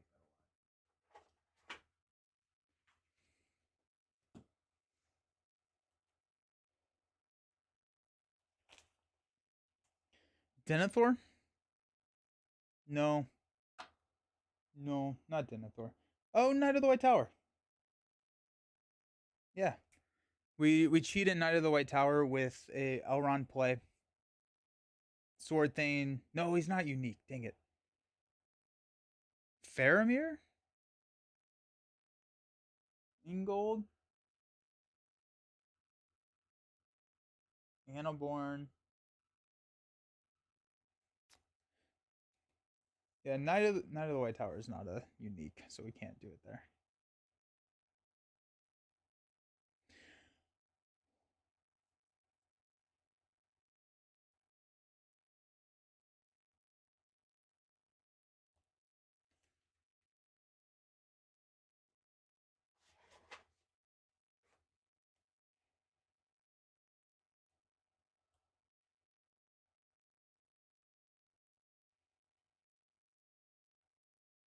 Faramir is probably best if you need defense. He can do that, but he can also give willpower.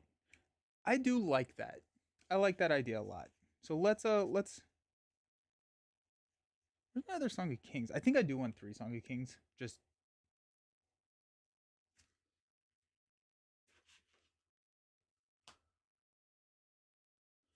my mind is going in 12 different directions right now. So let's focus on Song of Kings.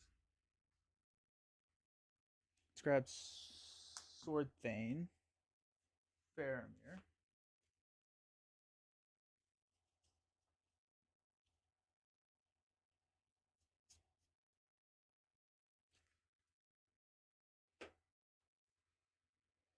He's also noble. Oh, this is that word. Ancestral armor works for just leadership straight up.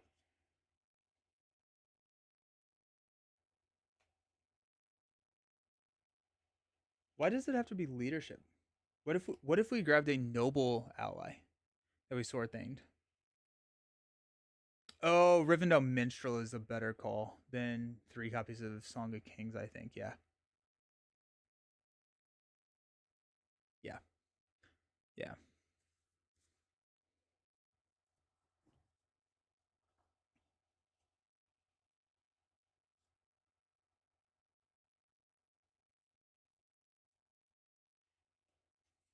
I do like the willpower pinch for Faramir. But I'm also wondering if instead,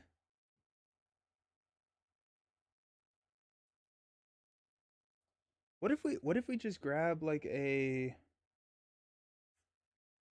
noble. We have another noble just like defender Gondor.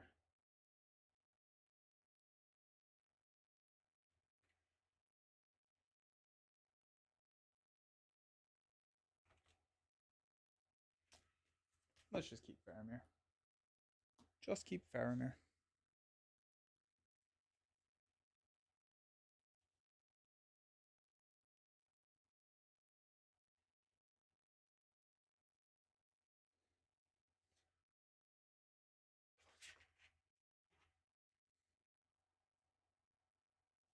Are there any other songs that we need to add? Oh, ow. Can I throw Squire's Helm onto Faramir before I put Sword Thane on? And then he keeps it because he only can attach it to an ally, but then if it loses the ally trait and it's already attached, is that fine?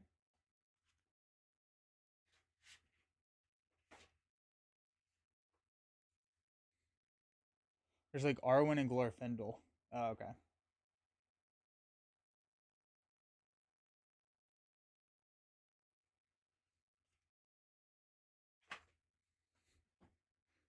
Okay. So we've got the shield. Let's grab Elrond. He's a pretty key part of this. Oh, Elrond can just straight up pay for allies as well. So worst comes to worst, we can pay, just straight up pay for him. Elrond. We're grabbing 3 copies of Villia. And we mulligan as hard as we possibly can for Villia.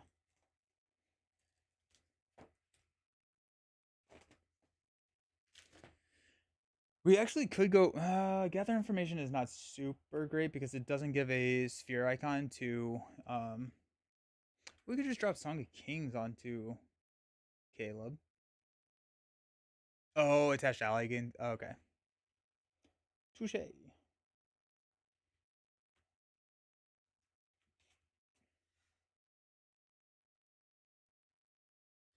go Stargazer.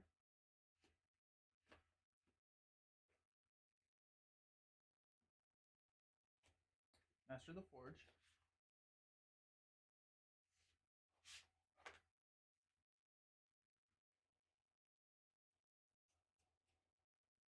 Master of the Hunt.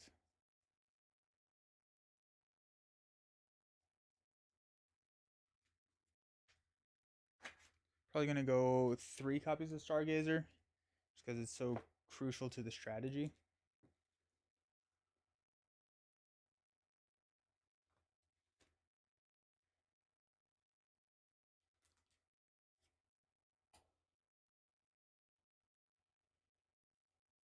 Okay.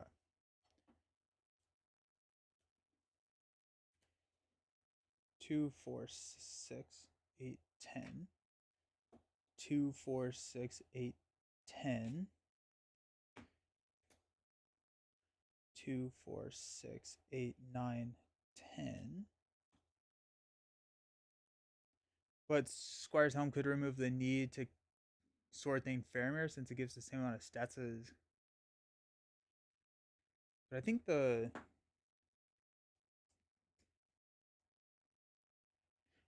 Gondorian shield has to attach to. Oh, I see what you're saying.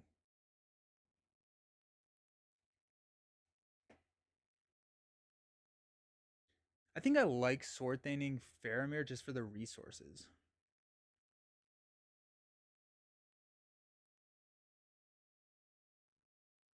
It's a very tactical decision to make. 2, 4, 6, 8.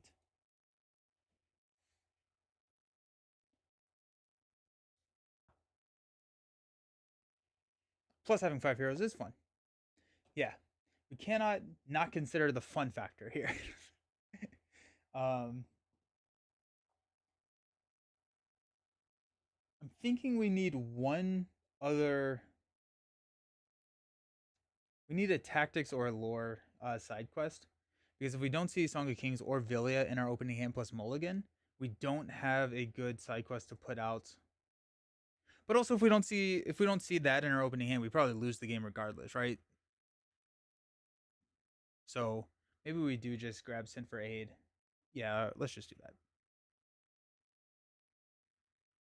Yeah, because yeah, okay. What is this at? Guys, 2, 4, 6, 8. We need 12 more cards. I think we have. We need Unexpected Courage.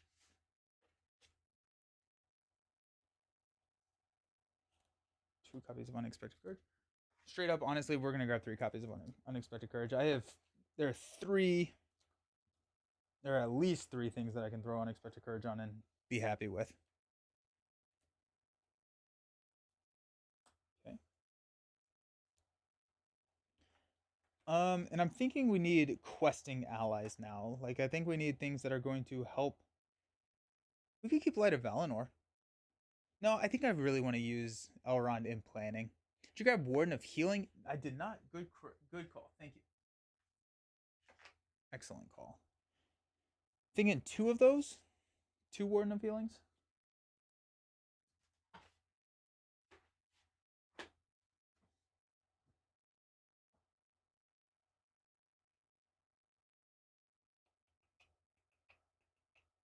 Also, Warden of Healing feels cool with those popping in and out Silvans that heal.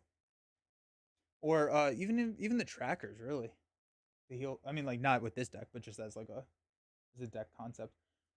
Um,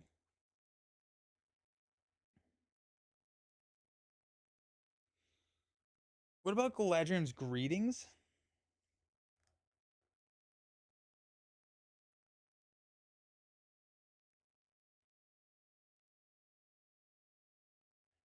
The only thing that we have to reduce threat now is Gandalf. We also don't have a ton of attack. We need attack. Well, we have the sword. We have the sword. We have 3 copies of the sword. I think we run 3 copies of the sword. A legacy blade. Since we have enough heroes that are going to be attacking.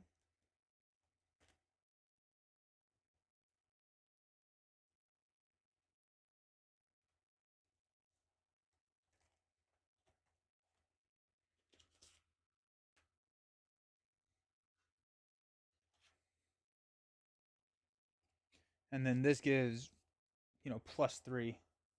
It is a restricted item. I don't think we have many restricted items on.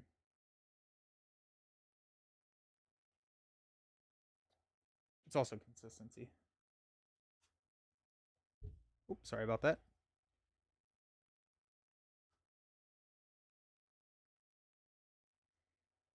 Okay, so we have attack, we have defense handled, we need questing power. We also could go Galdor of the Havens. Or Gildor, I'm sorry. To look at the top 3 cards of our deck, switch one of those cards with a card from your hand, then return the top 3 to our deck in any order. I think we want that. Let's grab one.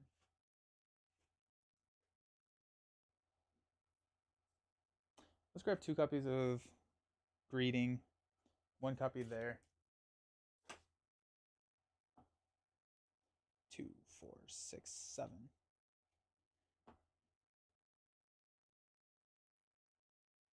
We do have Unexpected Courage for Elrond. I'm wondering if we put Rally of the West back in. We'll put Rally of the West back in because I think we can quest. That would be 1, 2, potentially +4.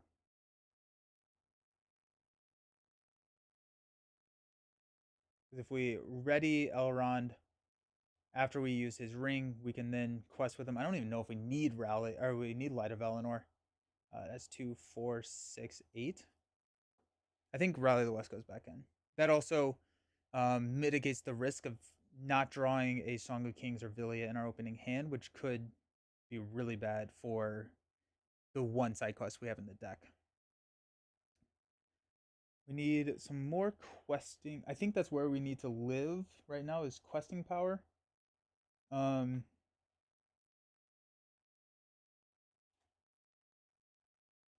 just be Wellingham Preservers, right? We also don't have like any.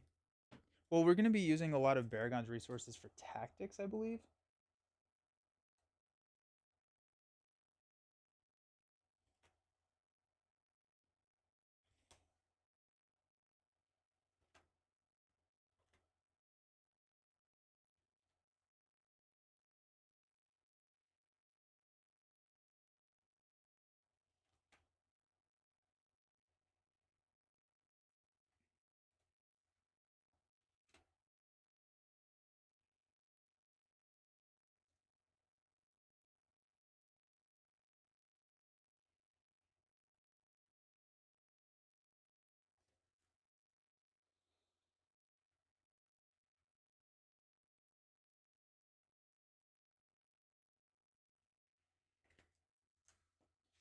What about just in basic? Is there anything that we need? I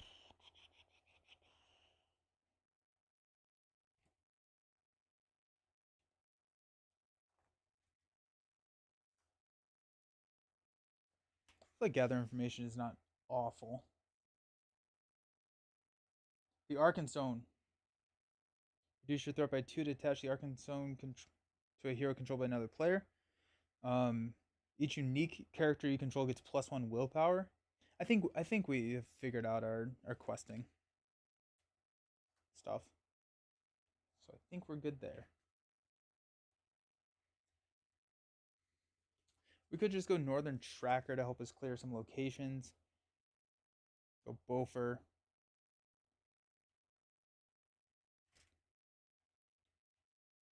Honestly, Glorfindel is not too bad. Glorfindel and Arwen? Let's do that. Glorfindel and Arwen.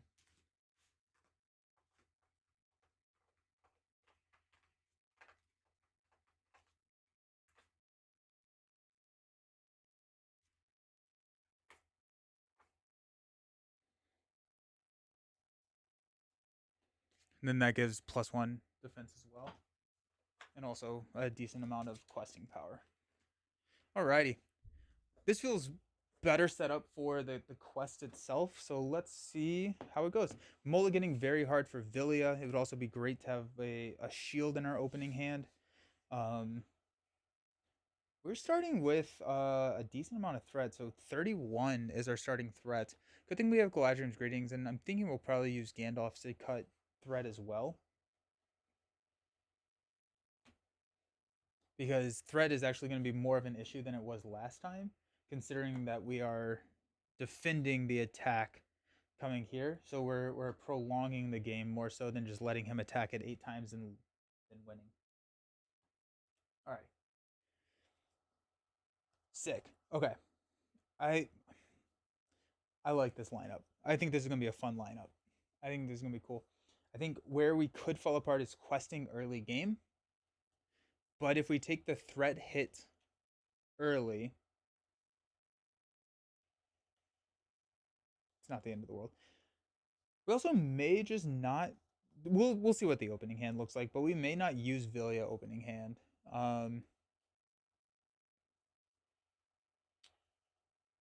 Depending on if we need to quest for it or not. I think we probably well. I think all of the strategy. This deck is just so tactical based in sense of like we need to make decisions. There's not necessarily a clear cut strategy on what we're going to be doing each round. We're going to have to figure out what our hand and what our opportunities are in each one of our hands. So let's get it.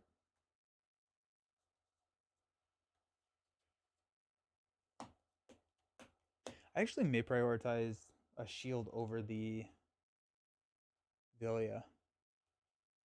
I just want both of them. I just want both of them. That'd be so great. Okay, so we can take one attack without a shield with Baragon. Alrighty. Got 2, 4, 6. No whammies, no whammies, no whammies. Unexpected Courage. Minstrel. Thalion Sneak Attack, Unexpected Courage, and a Villia. Yeah.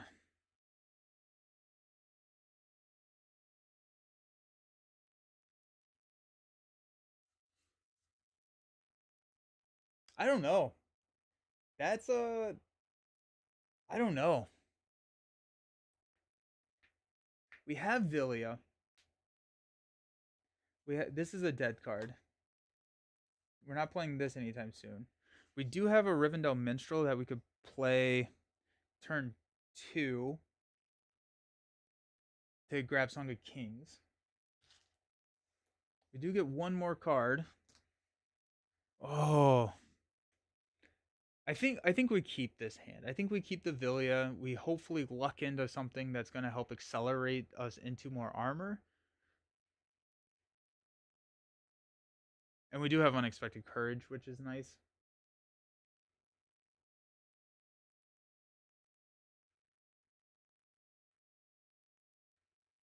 Yeah. I think we're going to keep the hand. Let's draw into a Galdor. Alrighty. That's not what you want. Alrighty. Setup. Let's go find a...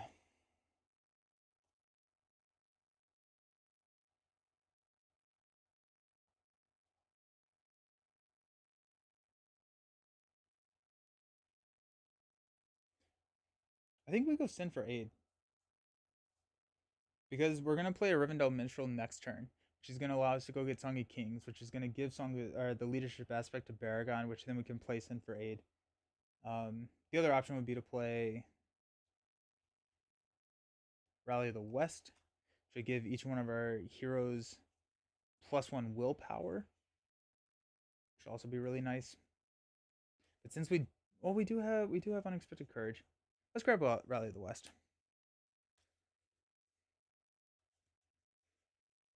Yeah.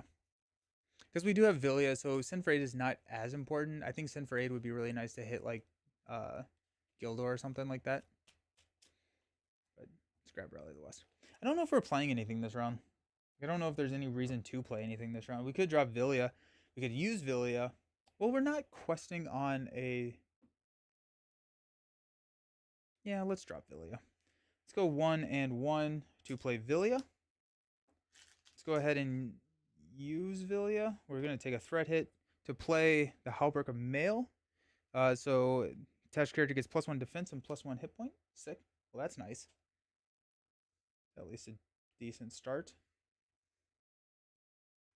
We're only questing for 2 against 2, which is not what I want, but it is what it is.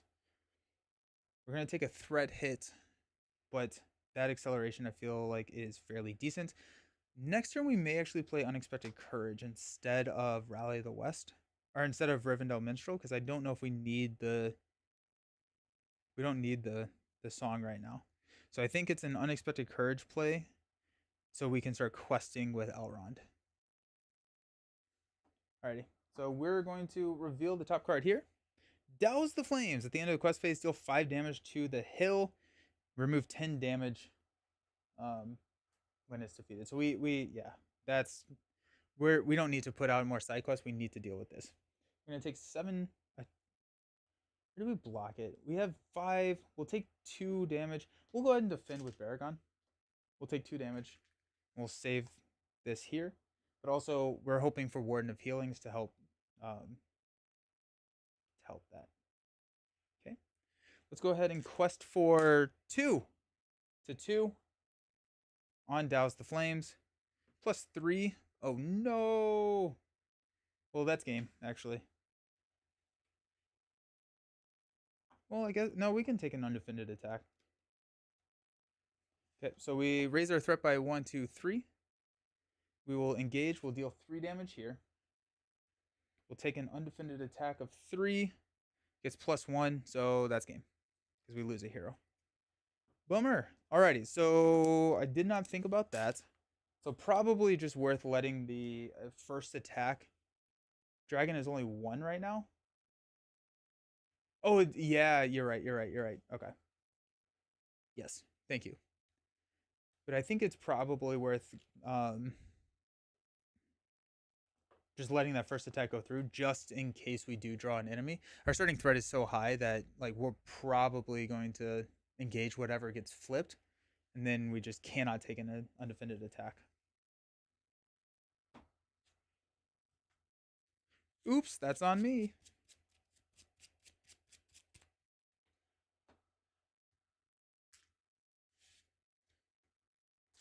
Oh, well, we need those. Alrighty. Yeah, I think like I think we it's yeah, it's tough. It's tough to I think we need unexpected courage as well for Baragon. Which is annoying. Alright, 6 cards, 2, 4, 6. No whammies, no whammies, no whammies. Got the Minstrel, the Long Defeat, Thalion, Sneak Attack, Sword of Gondor, and a Ravenwing's Helm. That to me is a scoop. We have Ravenwing's Helm, but we don't have any of the other. We don't have Villia. We would have drawn into a Warden of Healing. Let's go ahead and mulligan that. Ravenwing's Helm is good, but it's lowest, probably lowest priority of all of the attachments that we would have.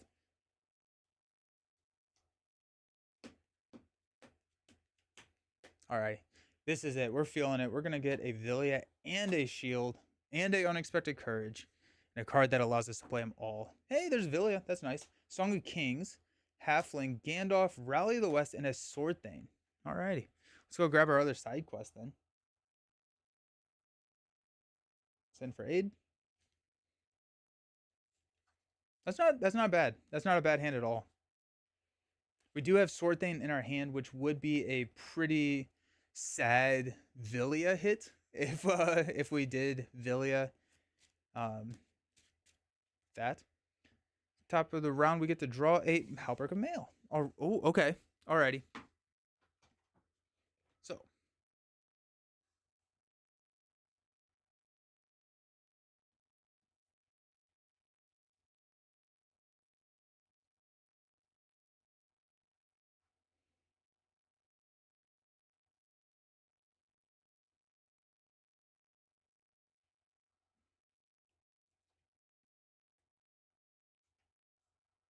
Okay, so what I think... I think we Villia and we Song of Kings.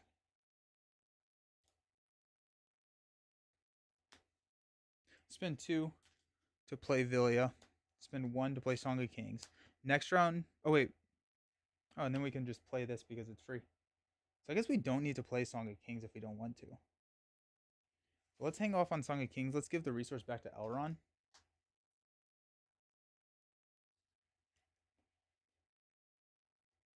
Can I play this card? I actually don't know if I can. I don't think I can. I think I need the leadership icon if I want to play the card, even though it's a free card. But I can't play a 0 cost leadership card if I don't have a leadership hero. Yeah, okay, cool. Sweet. Do we take the threat hit? I guess we can see what the side quest is before we choose to use Villia or not. I don't think there's any reason to not. I don't think there's any reason to use Villia in the planning phase right now. Probably even better to use him in the quest phase just in case we hit a Gandalf. So at the end of the planning phase, I'm gonna deal 7. We're not going to defend this one. Card is Fortify the Defense. Characters do not count their defense when defending against the dragon. We have to get rid of this. Choose to either draw 3 cards or each hero you control gains a resource. That is horrible to have out.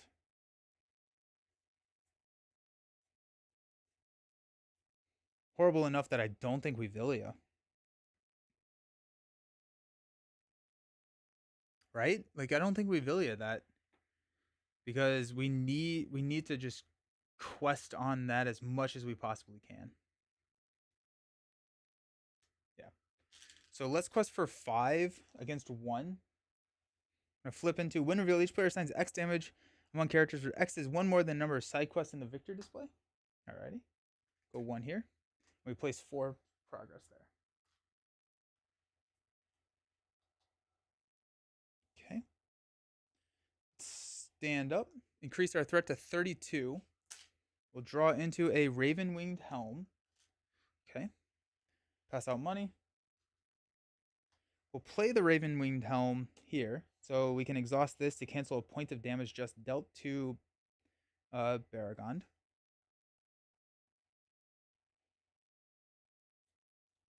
And I think we are doing the same thing. We're not Villying. We're just questing with these 2 against Fortify the Defense.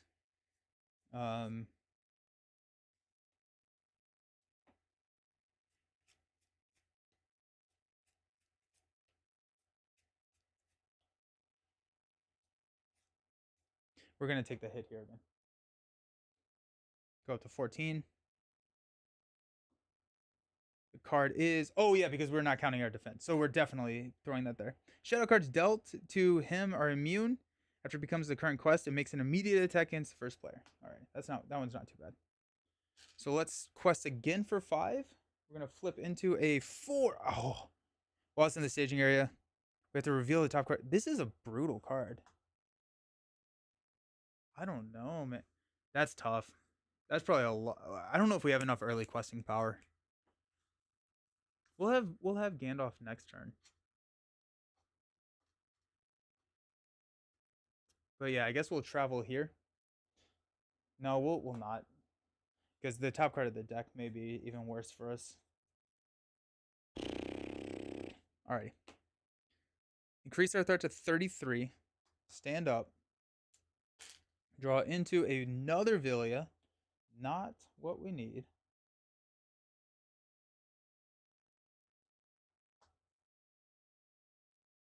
I think we play Gandalf here. We need to clear this. And we're showing 5. Requesting for 5. We play Gandalf, we don't even clear it. Oh my gosh. Okay.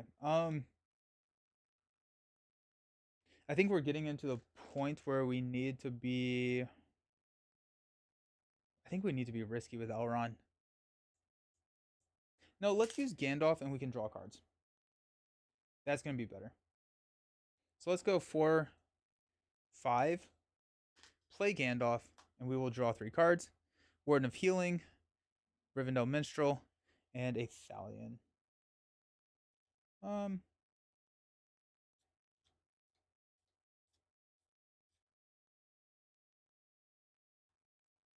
Doesn't really give us anything good. Okay.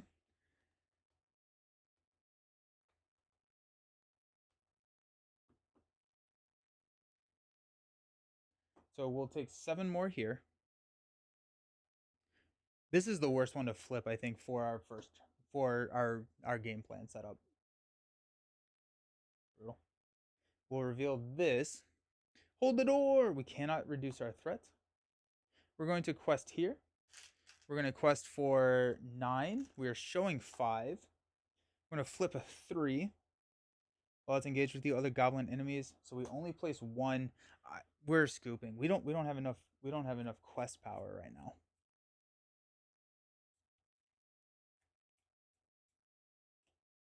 And I don't. Gildor would have been nice, but I don't know what. I'm not 100% sure what we need or how we solve that. I think the early quest power is the biggest weakness right now because we have a hero with 0 and we want to be using Villia. So potentially what we need to do is we need Villia.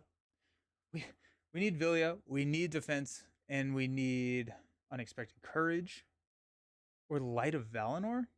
We'd never put Light of Valinor in here. Let's put Light of Valinor in. Um, because that could also help.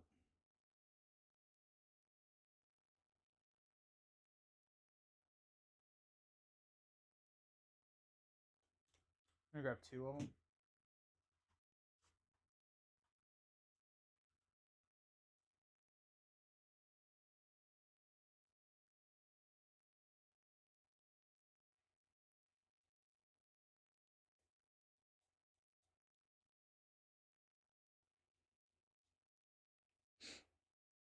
Where's my Light of Valinor? Ugh.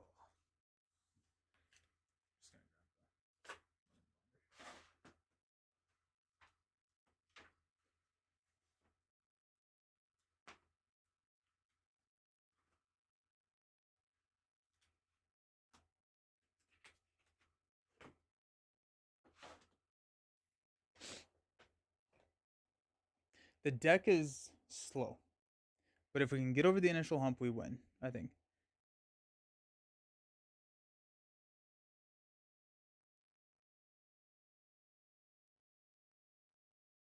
Swap Caleb out. Oh, swap him out. Okay. I'm down with that. I'm down with that. Yeah, I don't yeah, I'm down with that.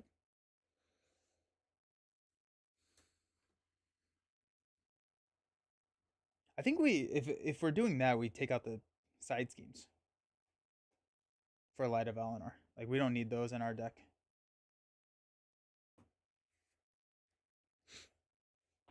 The nice thing is that he scales with the dragon.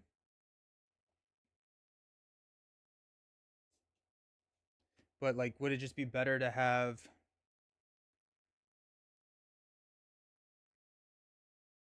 Galadriel? Probably not Galadriel. I don't think we have enough allies to make that really work. Um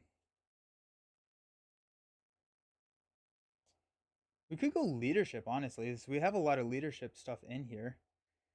Um and we remove the need to get Song of Kings really quickly. We could go. We could stick with Lord. I think we go Spirit. I think we go.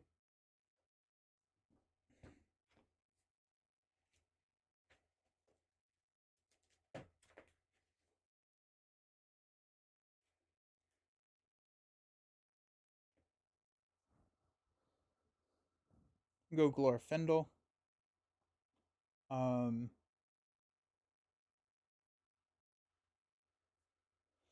Eowyn would not be too bad. Frodo would not be actually too bad, just from a threat standpoint. And like a cancel damage.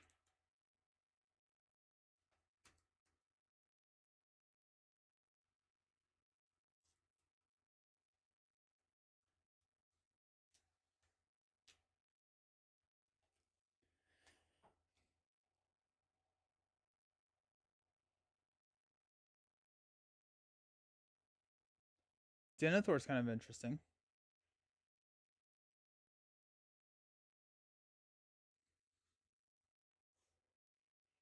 Denethor's interesting.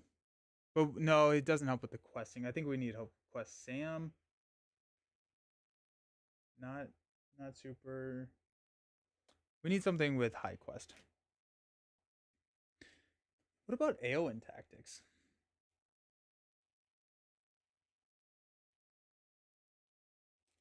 Or actually, hold on. What about what's the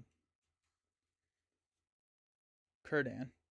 Draw one additional card at the beginning of the resource phase. After drawing cards at the beginning of the resource phase, you can choose and discard a card. And we could go. What if we swap in like Arwen and our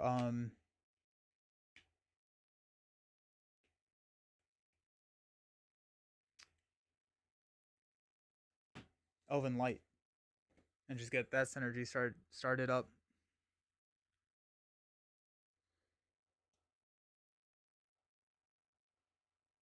Or just Aowen.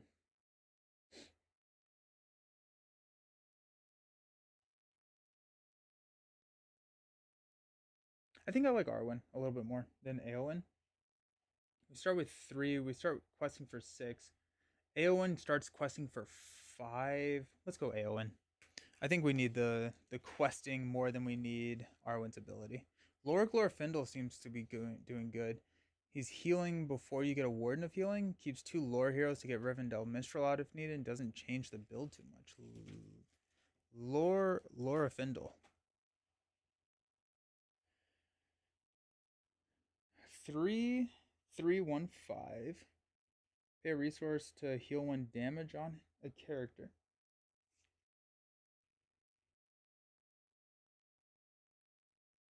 The only thing that concerns me about that would be threat. Because then we're starting at 35 threat. But there's ways to mitigate threat.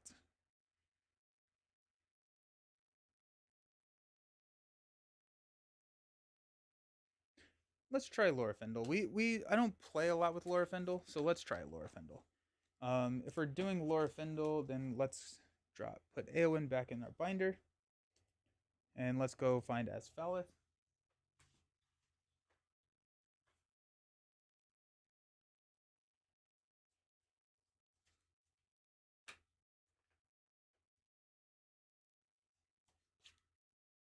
And cut out Glorfindel.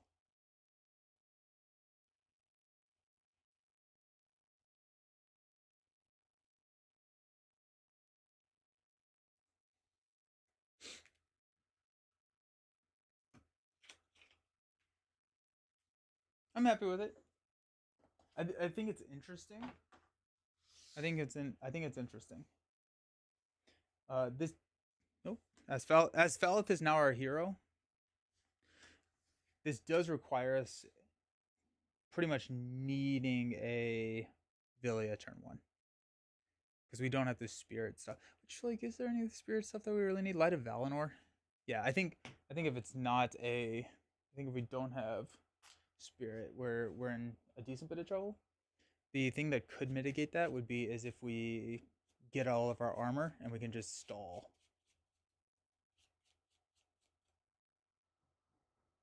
Boom. Oh, that needs to go in there too. Fortified defense is brutal.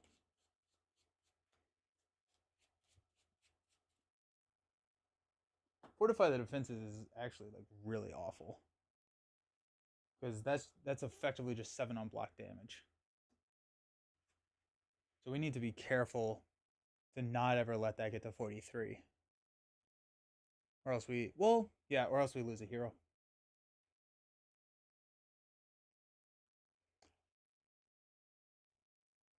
So we're starting the table with six progress, so that's decent. Alrighty, give me that Villia.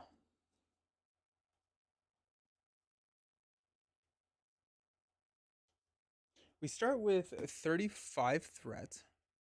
If spirit access becomes an issue, Song of Travel could be, since I already have the Rivendell. That's true. There's 3 of it in here, so I think it's like almost like a 70% chance to see it with the mulligan and the card draw. So, well, we got Stargazer, Steward, Gildor, Thalion, Mail, and Sneak Attack. I think it's a mulligan. We do have Stargazer, but we can't actually play. Well, we can. I think it's a mulligan here. What would we have drawn? Master of the Forge. Cool. Give me Villiers. Give me Scoop.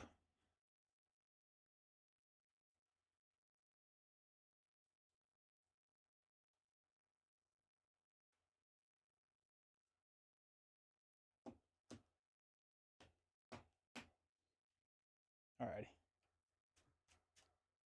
Feeling it now. There's 3. That one's Villia. Oh, that would have been sick. That's a nice shield, though. I do like having the shield. Stargazer, Sneak Attack, Stargazer, Song of Kings, and Galadriums with a shield and a Gandalf. Alrighty, so we don't have a way to play Sneak Attack. No, we do. We have Song of Kings.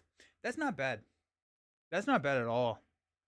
I mean, like, it's not good because we don't have Villia, but we have card draw, we have Stargazers, we have ways to get it. So I would mulligan this hand, but I'm not upset with this being the hand I mulliganed into.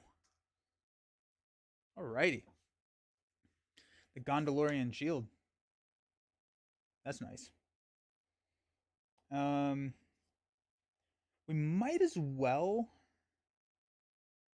go ahead and spend this for Song of Kings. That way we can, in a pinch, use a Sneak Attack Gandalf, which actually means that we can defend this first attack, and then if we need to, we can Sneak Attack Gandalf to defend any enemy that would engage us, or just snipe the enemy. But I think I would probably prefer to, if I can, I think I would prefer to draw cards with that. Alrighty. It's the top card of our deck. Draw her fire. Shadow cards dealt to the dragon are immune to player card effects. Honestly, love it. I love that as our first one. That's nice. Well, now I don't know what to quest on. That's kind of weird. We'll quest for 3 on the main. Oh, and he's gonna make an immediate attack. We will defend with Baragond, so we will take 1 damage.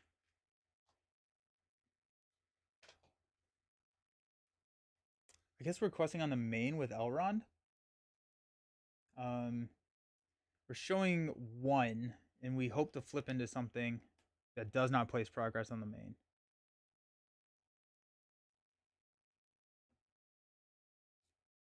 Because I don't want to go draw your fire, because then they're going to make a attack against that player. Or we sneak attack Gandalf in. We quest here, we block with Gandalf on that attack, and then we just pray that we do not draw an enemy.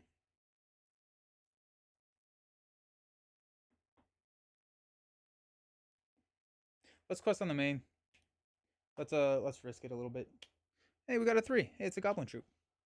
Alrighty, so we increase our threat by 1.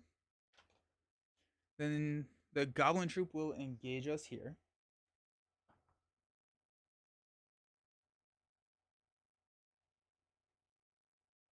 We'll spend 1 to sneak attack Gandalf into play. We'll draw 3 cards. Got a shield, Raven Wings Helm, and a sneak attack. Beautiful. We'll block the attack here. It's going to be 5. This attack destroys a character, deal 3 damage. It does not. And then we will attack back for 3 to do nothing. Alright. Gandalf comes back to my hand, and we'll pass out money.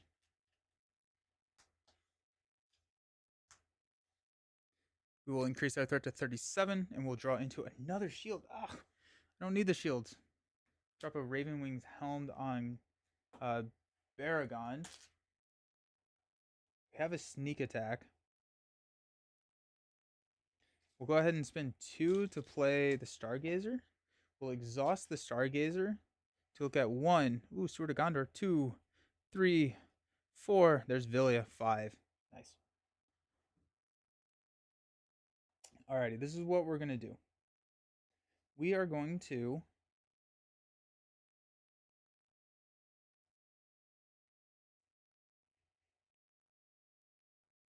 if we sneak attack Gandalf in the planning phase, we can use Gandalf to block the attack that he's going to make here. We can draw 3 cards. That can be, no, because that attack happens. No, yeah, we'll draw the cards. So we can draw Villia, probably Asphaleth, and a Steward of Gondor.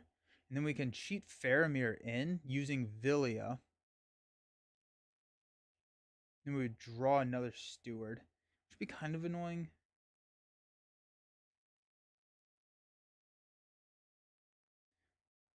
Or heck, actually, we could cheat Steward in. get 2 resources on Elrond, then play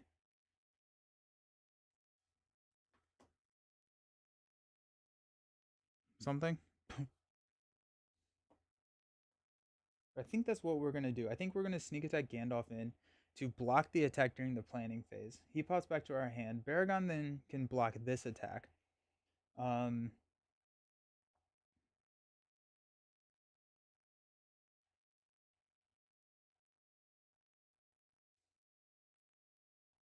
we're drawing 3 of these. We also don't have to draw him this round.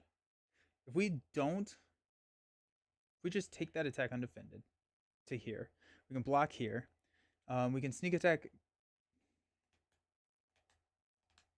He has 4 defense. I think we need to. I think we need to deal damage to this guy with Gandalf. I mean, like he has so much. He's so hardy. Then we could draw into Villia. We could cheat in Steward, and then we could figure out the rest of our lives next round. So I think we're going to hold off on using Gandalf to draw cards, especially since we have a Villia here and we've kind of set ourselves up so we don't need the card draw as much as we probably do. So we're going to put Villia here right on top.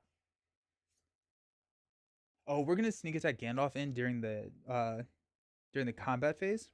So Gandalf and can block here. Gandalf and Glorfindel can take out the Goblin troop. No, actually, if we attack with everybody, then we're not questing, and then we're back to not having any. Then we're back to not having having threat be an issue. I think regardless, we're not doing anything in the planning. So let's go ahead and let him attack for 7.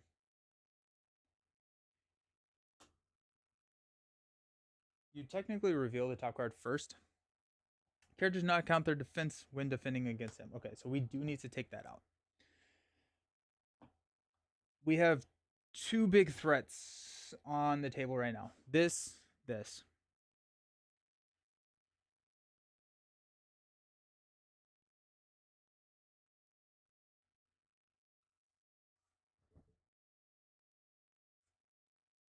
Um,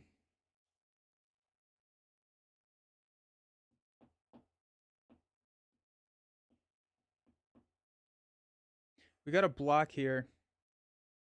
What if we? Oh, no, it doesn't really work. We can save Elrond. We can quest with Glorfindel. We can save Elrond, and then Gandalf and Elrond can take out the Goblin troop. Yeah. All right. So let's quest with Glorfindel on Fortify the Defenses. We're showing 1. We're questing for 3. When revealed, each player discards each resource from each of his hero's resource pools and raises threat by 1 for each resource he discarded this way. That's brutal. That's 2 threats. I hate that card. I hate that card so much. We place 2 threat here. And now we don't have a Gandalf play. Oh, no. I hate that. That card sucks. That's just not. Oh gosh, that's annoying. We'll block the attack here. It's gonna be 5 plus 0, and then we have nothing. It's a brutal card. You have to run Test of Will for that. That's a game-ending card. Shoot. All right, we'll draw Villia. We'll go up to 40. Pass out resources. We'll spend these 2 to play Villia. Villia Elrond will play Steward of Gondor. We'll put that on Baragon or on Elrond. I think it's 2. That's brutal. That's a brutal card.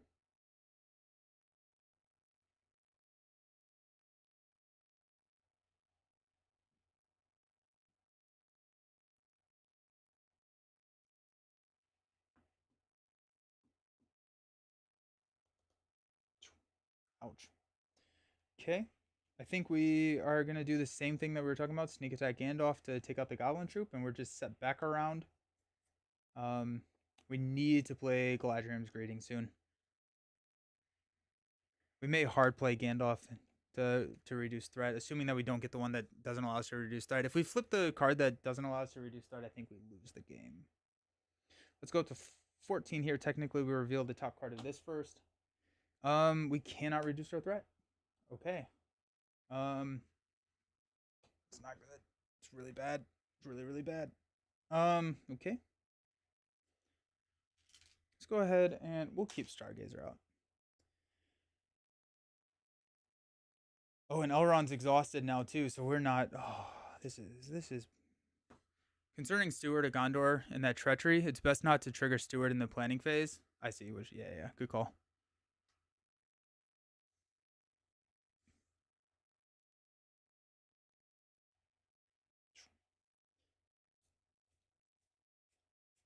Yeah, I think we have to go on. I think we have to go on hold the door actually.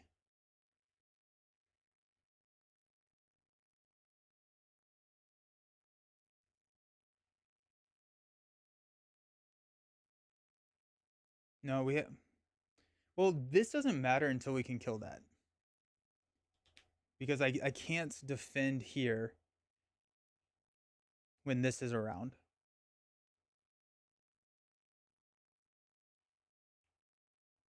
That doesn't have a shadow effect. Okay, yeah.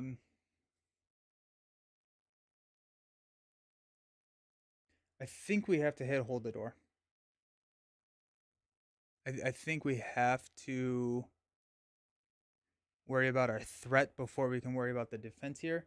And if well, we may just lose that race, and that is what it is.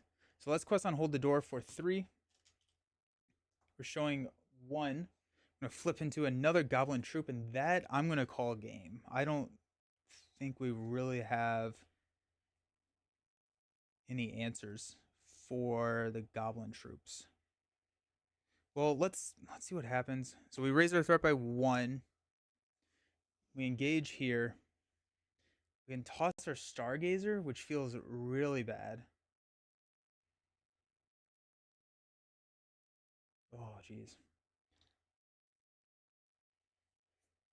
Combat phase will sneak attack Gandalf. Oh, because they boost each other. I'm gonna scoop. Unfortunately, that's gonna be lethal for me. I needed an unexpected courage for it not to be.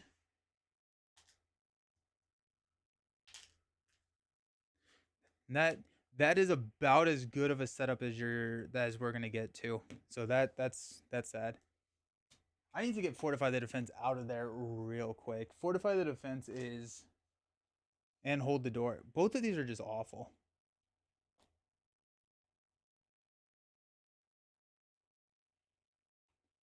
Two, four, six, seven. Ouch. Ouch. Alrighty. There's just so much that needs to be done so fast. Oops. Nope, that's up 4.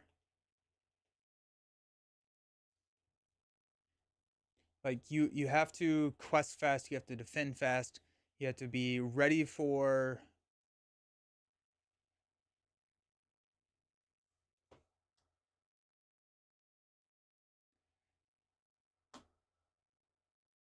you can't you have to not lose your resources. We have to put test will in here.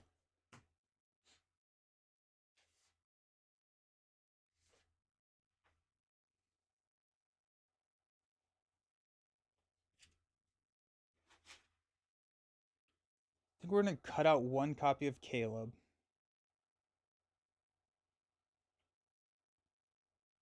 I think we're gonna get rid of the halflings as well. I don't think we need the halflings in here.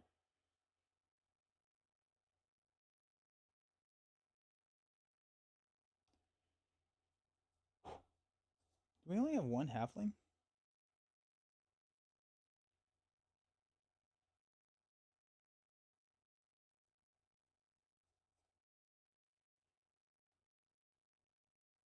Oh, we only had one halfling in here.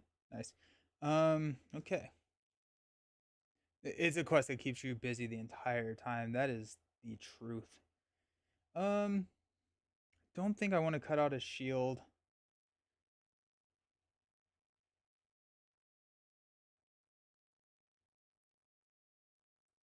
We could cut out one of the Raven Wings helm. I would be okay with that.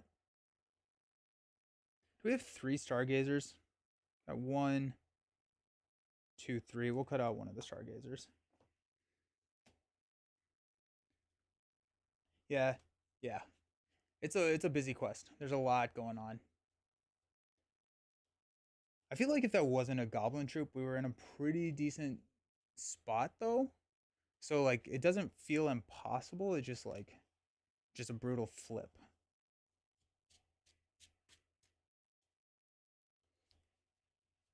Early questing is still an issue. I think unexpected courage is huge. Unexpected courage for Elrond and Baragond are both really good. I don't know which one goes on first. I think it's just a in the moment kind of decision where we're at. Alrighty. I think we just take a ton of hits on the hill until we get unexpected courage. Or an ally. The other thing is we don't have a ton of chump block allies, which would have been fine for the goblin troops. There's some gentle cards in the encounter deck, including one that lowers the dragon attack. I think you're oh, there's nice cards in there? Nice. Okay. Yeah. It always feels bad when you lose one where like the setup was like this is good.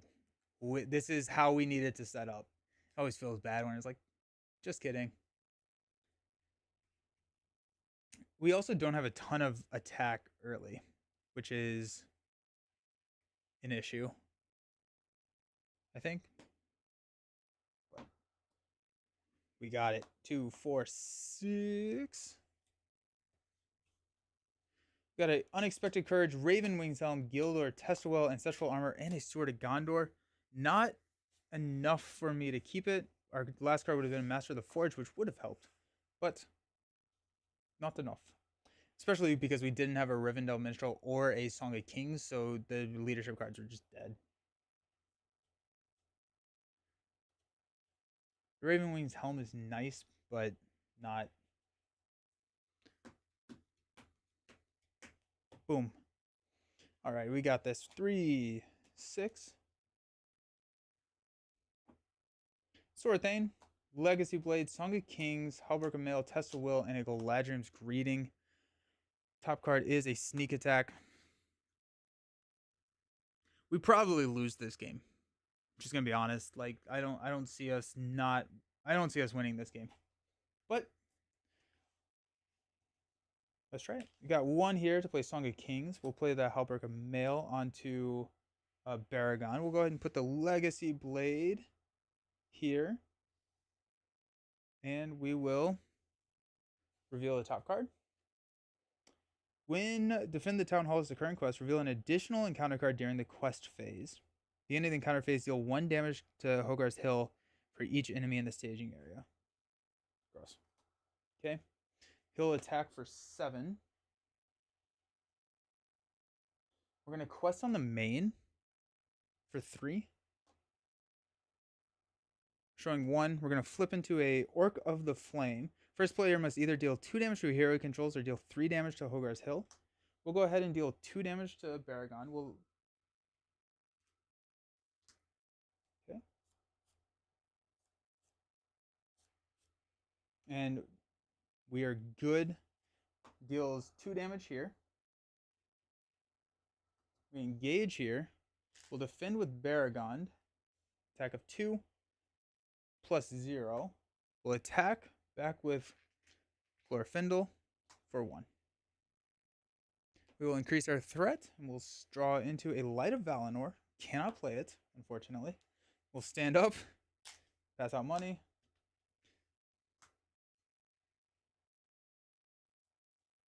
Yeah, this is brutal. None of those cards are playable. Alrighty. Let's go here.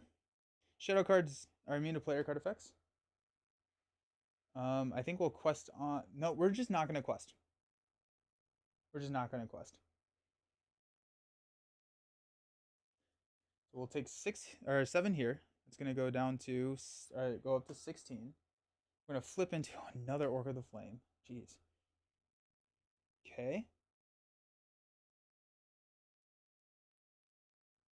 We'll deal 2 damage to Elrond.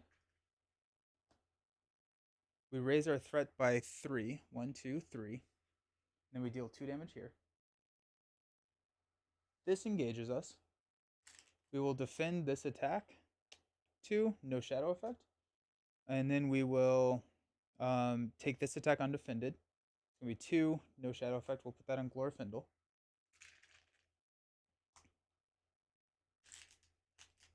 Elrond and Glorfindel will take out this Orc of the Flame. Defend the tower only does 1 damage, not 2, since it triggers at the end of the encounter phase. Got it. Cool. Thank you. Let's stand up. Increase our threat to 40. Legacy Blade. We're speed running this loss, my friends. Oof. Legacy Blade on Elrond.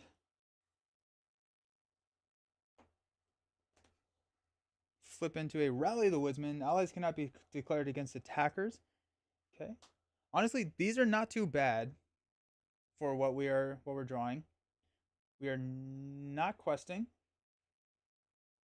Flip into a Goblin Troop. And I'm going to go ahead and call that game. Okay. Brutal. So 1 more scoop. I'm also not set up to take 3 enemies in the first 3 rounds. I don't. We need some early acceleration. We need some early acceleration. And I just don't know what that is. But I think I like the hero lineup. We just need Villia. Or a light of. We need Villia. We need access to Spirit. If we don't get access to Spirit, we end up in the situation that we were just in where we just have a dead hand. Where we can't actually play anything.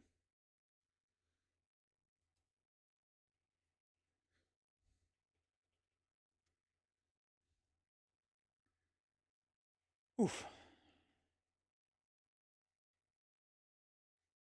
Yeah, we didn't have anything good.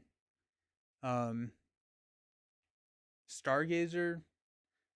Yeah, we needed a Stargazer, a Master of the Forge, a Villia, Unexpected Courage. We needed anything but the cards we drew. Pretty much.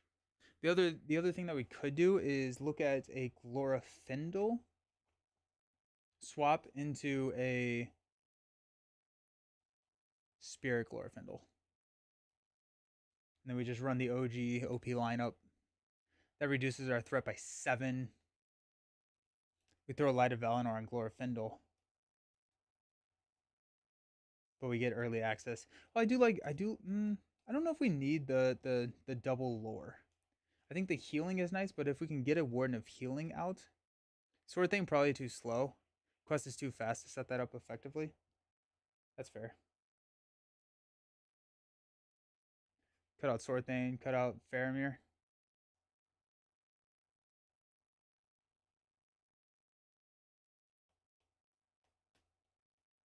I think we add 2 allies in. Where's Faramir? Is he safe? 2 2 allies.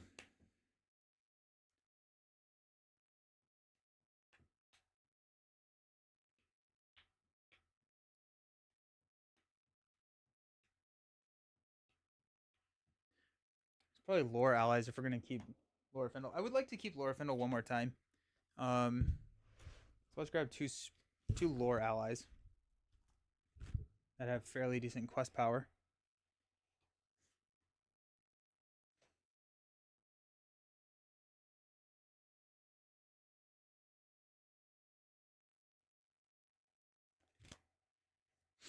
Wellingham Preserver.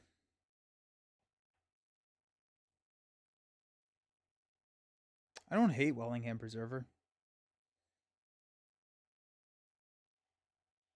Mirkwood Explorer is not bad.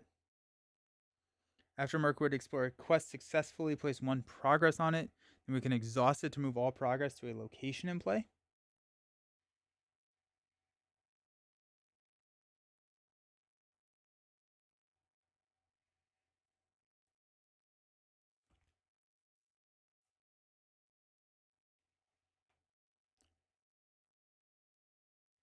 Wellingham Preserver is 3. Mirkwood Explorer is 2, but it also clears locations. Wellingham Preserver can be a defender in a pinch. I think we go 2 Wellingham Preservers. They're a little bit slow. They're slow, though, which is what we don't need.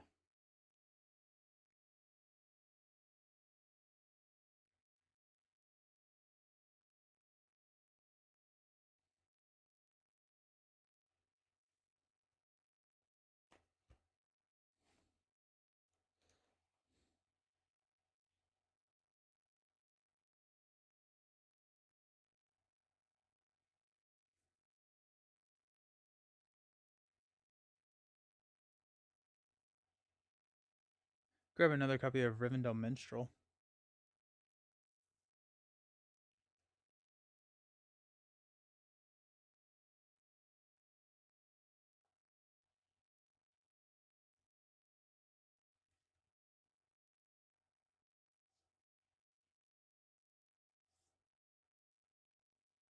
Go Quick Beam.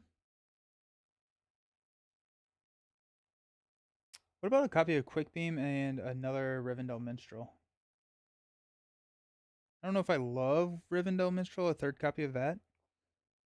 So potentially another good quester.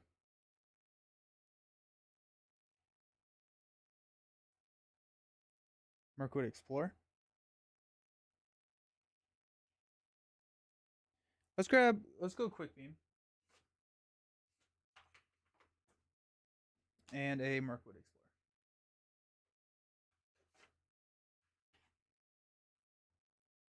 He does help with the early attack. That's kind of what I was thinking. Do we go 2 copies of Quick Beam? Let's grab 2 copies of Quick Beam.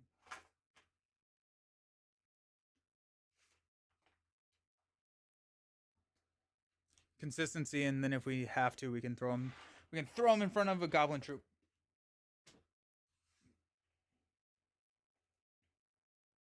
All right, we got this.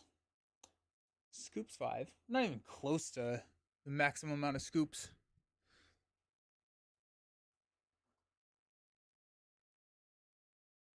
It was also just like a brutal opening hand, plus like brutal opening card draw. We were just not hitting anything that we needed. I think our mulligan was worse. Alrighty. 3, 6. Gandalf, Gondor Shield, Sword of Gondor, Hallbrook of Mail, Unexpected Courage, and a Legacy Blade. I think it's a mulligan. We have 3 dead cards in the hand. I think we're also so reliant on getting other aspects. We're so reliant on getting Song of Kings and Villia that it just like kills half the opening hand. Which isn't, I mean, like we're in a situation where we potentially just need to take that risk and just be okay with the loss and not necessarily find the consistency, because I think if we're trading consistency for power, we're it's a raise the ceiling versus raise the floor situation. I think we need to raise the ceiling, and so I think we just I think if we can get Villia, I'm wondering if we go Villia, if we then can just use Elrond, not worry about questing as much, use Elrond, and just hope that things work out. We got 6. Test of will, helm, Gildor, Ravenwing's helm, Gandalf, and a shield. Okay, well, we got our defense sorted out, and we got a sneak attack, which does not help. Alrighty then. We do have Gildor, which can fix a little bit. We can play him in a couple turns. So we'll go there on Baragon.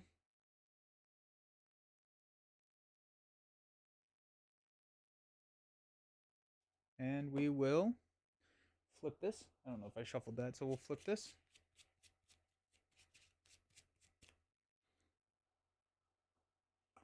Into Rally the Woodsman's. Allies cannot be declared against.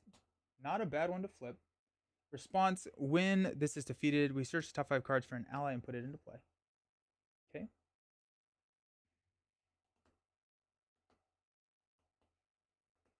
He's attacking for 7. Do we defend this? I think we do, and I think we just quest with Glorfindel, and we have a potential block if we do flip an ally. Or an enemy. If we flip an enemy, then we also could just die. I guess Glorfindel has 5. He can probably take a hit. If we flip a Goblin Troop, we're probably losing the game regardless.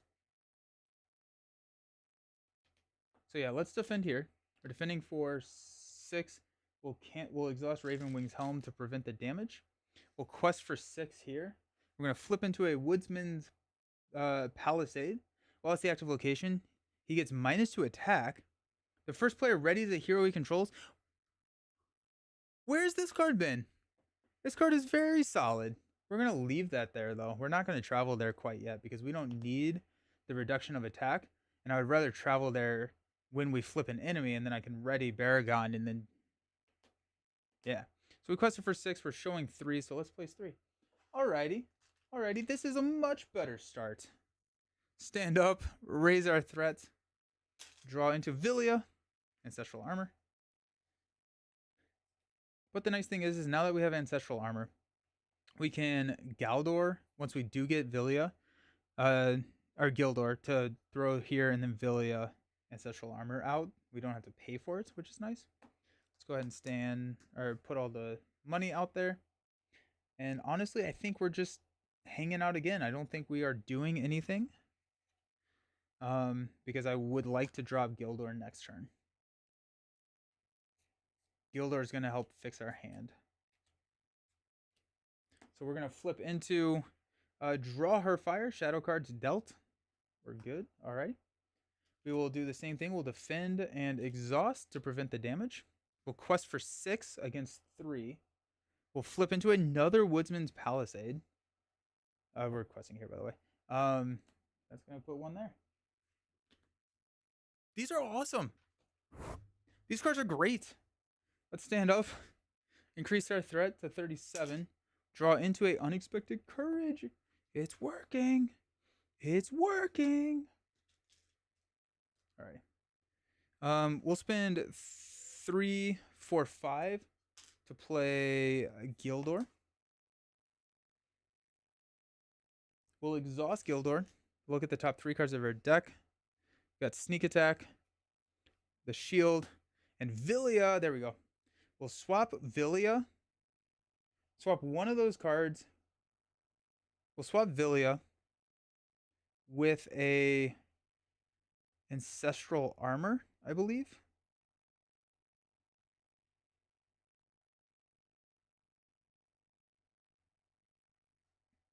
And then we'll put these here.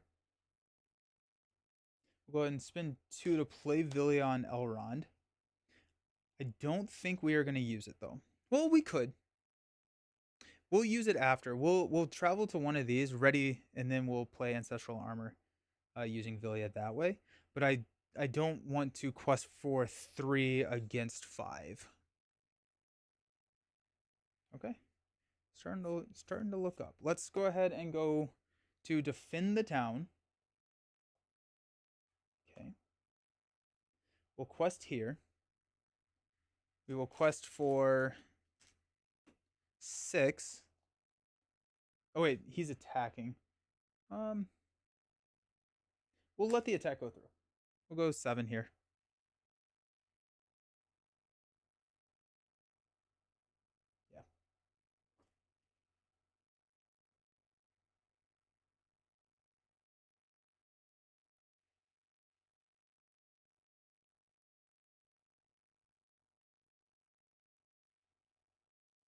No, we'll defend. We'll defend the attack.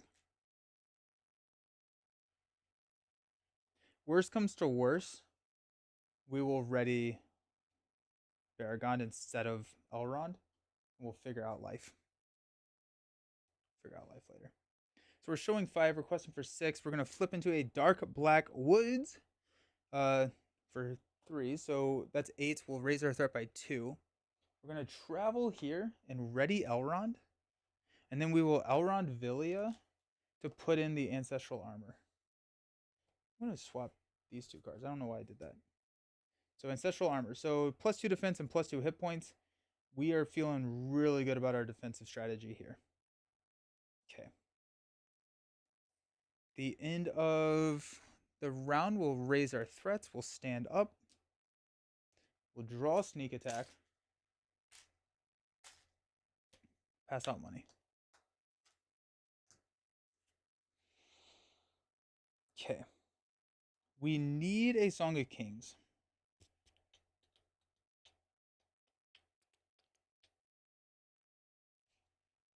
Let's spend 2 to play Unexpected Courage on Elrond.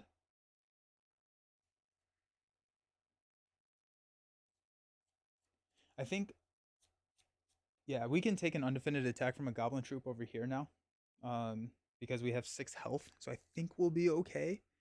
And I need questing power right now.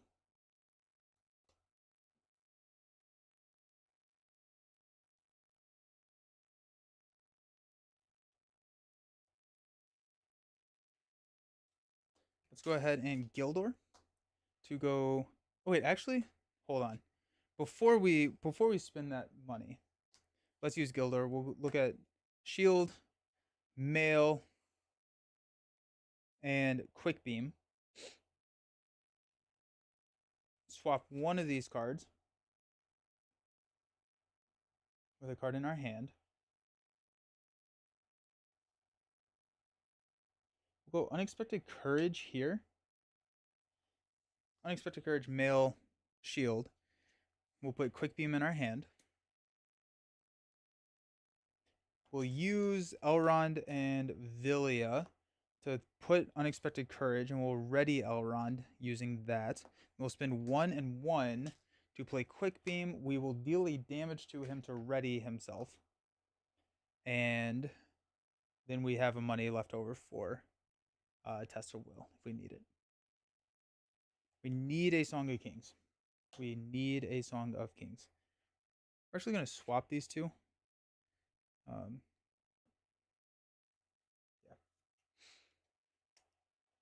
Dragon's going to attack for 5. We will go ahead and defend with Baragon. Does not get a shadow. We're showing 5, 6. Oh, and we need to reveal Douse the Flames. We're going to quest on Douse the Flames. So we're showing 6. 3, 6, 8. Questing on Douse the Flames. We're going to flip into another Dark Black Woods. That's not good. We're going to get locked here. Okay, so 3, 6, 8, 9. We quested for 8, so we increased our threat by 1. We'll stand up. I think we just need to not Gildor. Draw a shield. We'll pass out money. We also have a Gandalf, so we can just hard play Gandalf. Oh, and then we need to deal 5 damage. 5 damage is a lot of damage to let go through. I think we hard play Gandalf here. Like it stinks to lose the 2 sneak attacks, but I think if we don't hard play Gandalf and quest through some of this stuff, we're just never going to. We're gonna get location locked. I don't think we have a Gildor in us. I think we need to quest with Gildor. So if we go 3, 6, 9, 13, 14, we're showing 3, 6, 9, 12.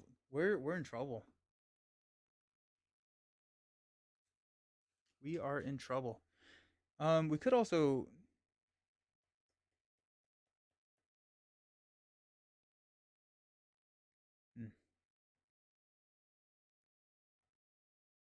We could Villia Gandalf in. If we do that, Gildor. Or we get real cheeky with it. This is what we do. We Gildor put sneak attack on the top of the deck, and then during the quest phase, we Villia sneak attack to put Gandalf into play, and then we retain Gandalf. That's what we do. I think that's what we do. So we still lose out on Gildor's questing power, but I think that's the right call. So we look at Hallberg of Mail, we look at Thalion, and we look at Villia. I'm going to swap one of these cards with a card in our hand and return the rest back in any order. Thalion is nice, but I don't think we can use him right now. We'll take Villia. We'll go here and here. Dragon's going to attack. We'll defend. No damage. And we're going to put in... we cannot reduce our threat. I don't know, guys. I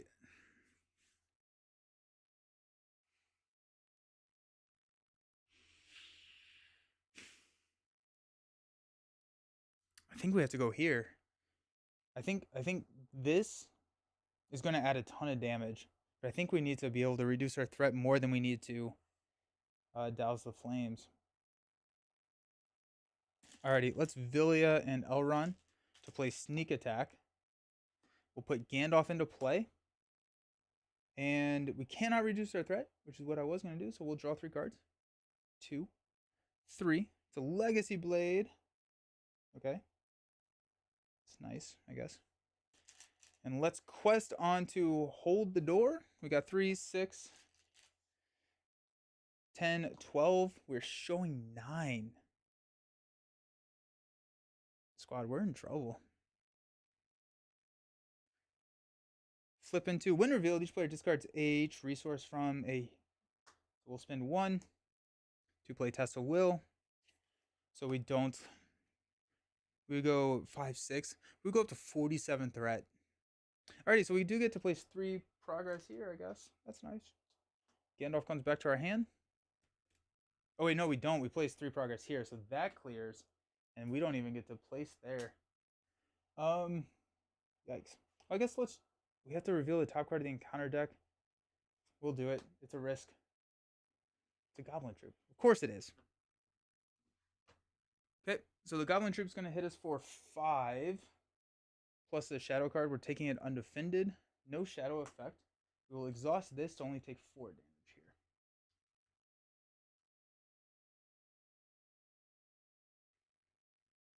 here. Dang. Dang. Alrighty. We'll spend 1 before the round ends to heal 2 from Baragond.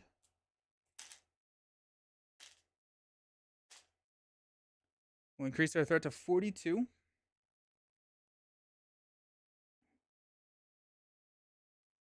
We will draw... We need 5 more damage here. There's a lot going on in this quest, too. There's just a lot of things happening. We'll draw into a Unexpected Courage. That's nice. I'm a big fan of the Unexpected Courage here.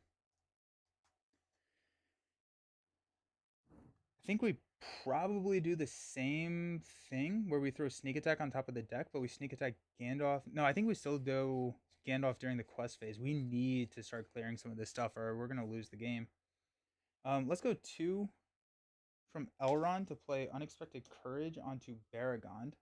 So now we can defend both the Goblin Troop and the Dragon. And we don't have to worry about killing the Goblin Troop. We can focus on questing rather than killing the Goblin Troop.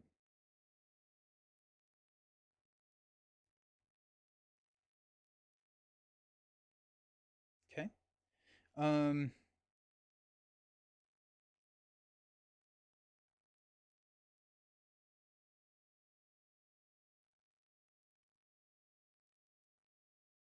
We'll toss a Legacy Blade out onto... Actually, we may just hang on to the Legacy Blade until... like we don't really need it. We haven't cleared anything.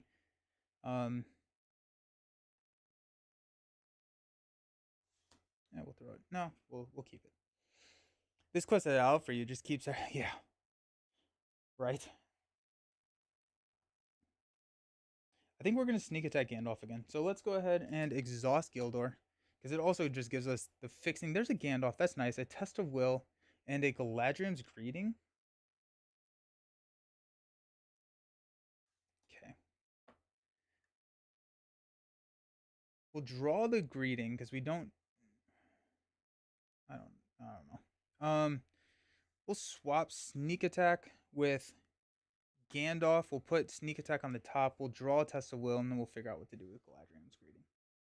During the quest phase, we'll go ahead and Vilya Unexpected Courage to play sneak attack to throw Gandalf into play.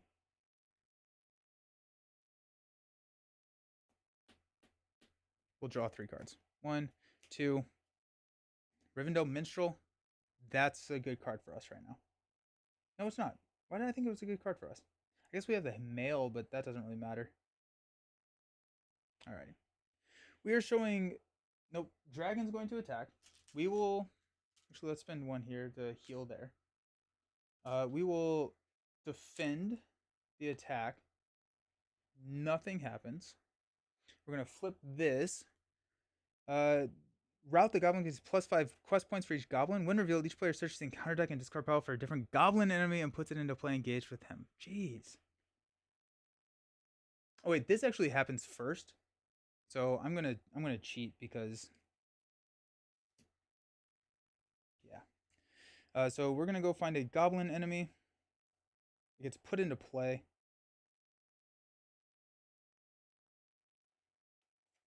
We'll grab this guy and then use Gandalf to kill him. Okay. This one I can ignore. I don't care about that anymore. So we are gonna quest on Hold the Door.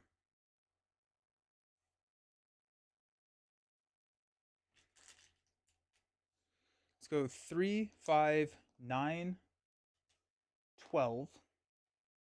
We're showing 6. Flip into a town gate. While it's in the staging area, it gains force. At the end of the quest phase, place 1 resource here. Then if there are 3 resources here, discard it, deal 4 damage to the hill. Okay, that's just going to happen. Okay. This goes up by 5. Oh wait, actually that's 3, 6, 9. We quested for 12, so that just clears here.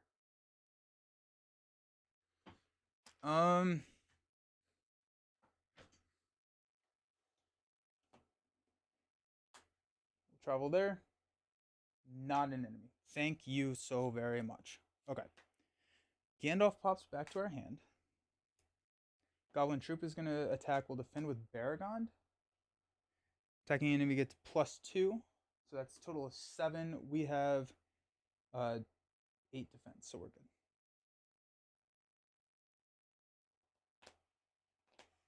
Okay. At the end of the quest phase, we're going to place a resource here.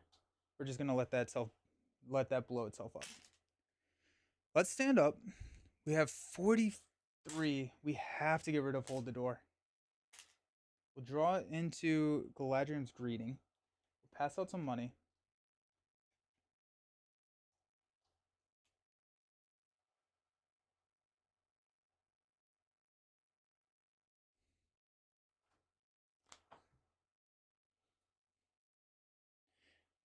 At this point, we may hard play Gandalf.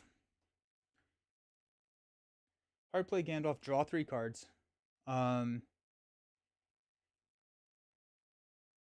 Quest with him. But then we also get +3 here. So we are currently showing 3, 6, effectively 9. And we have no progress on Hold the Door. Hold the Door is our current loss condition. Douse the Flames is a very quick second loss condition. Or is it better to use Gildor to swap Gandalf so we can save those resources? And we could play Thalion. Yeah, let's do that. Let's do that. So what we're going to do is we're going to exhaust Gildor. We got a Test of Will. We've got a Rivendell Minstrel and a Quick Beam. Let's go ahead and take a test of will into our hand, and we'll put Gandalf on top, and then we'll draw into Rivendell Minstrel. We'll Villia Gandalf. We will draw 3 cards. 1, 2, 3. I don't actually know what I'm looking for. Like, what in my deck solves the current problem that I'm in? I don't know if there's really anything. We'll go 4 to play Thalion.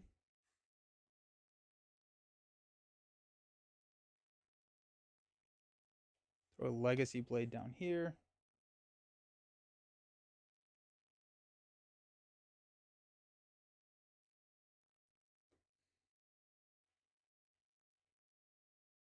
Okay. We'll reveal this card. Face the Dragon. After he attacks and destroys the character, heal 5 damage from the dragon. After Face the Dragon is defeated, deal 5 damage to it. Okay, so that's fine. He's going to attack. We will defend. No damage. Let's quest. We're going to quest on Hold the Door. Asphaleth is probably worth digging for. Good call. Asphaleth is going to be really good. Asphaleth is good. Yeah. Quest on Hold the Door. The other nice thing is that we've bottom decked the one where we cannot count defense. We're in so much trouble.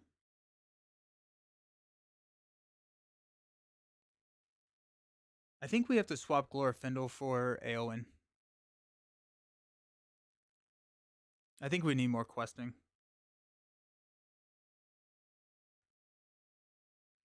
Because next round we're not going to be able to counter our defense. We're going to go up to 27 health. Now we can heal some stuff once we take out Douse the Flame.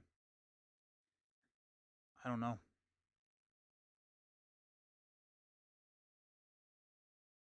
Alrighty. Let's go ahead and quest for 3, 7, 9, 12, 14 on Hold the Door. I'm going to flip into a Burning Watchtower. That's a 1. That's pretty good. So we're showing 4, 6, 7. We quested for 14. So 3 goes here and 4 goes to Hold the Door. Hold the door. Hold the door. Okay. That feels good. We're not going to travel. I'm going to go 1 there and 5 damage here. Takes us to 20. We will defend this attack. It's going to be 5. Gets plus 1, and we're fine. Okay. Gandalf goes away. Outlands would also be good. Ether Swordsman would be the answer. Ether Swordsman would be good. I think we swap Glorfindel for Ether Swordsman, or for Eowyn, and we drop Ether Swordsman in, and then we have enough questing at that point. But I mean, like, we've got every little bit of setup we could ask for, and it's not doing it. So I think it's the deck that we're struggling with.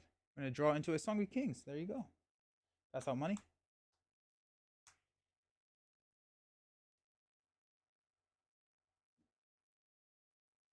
Okay.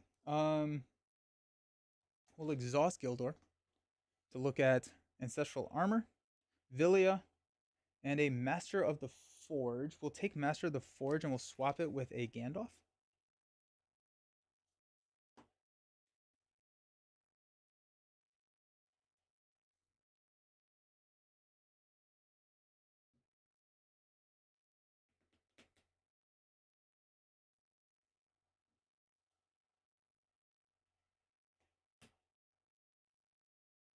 Hey!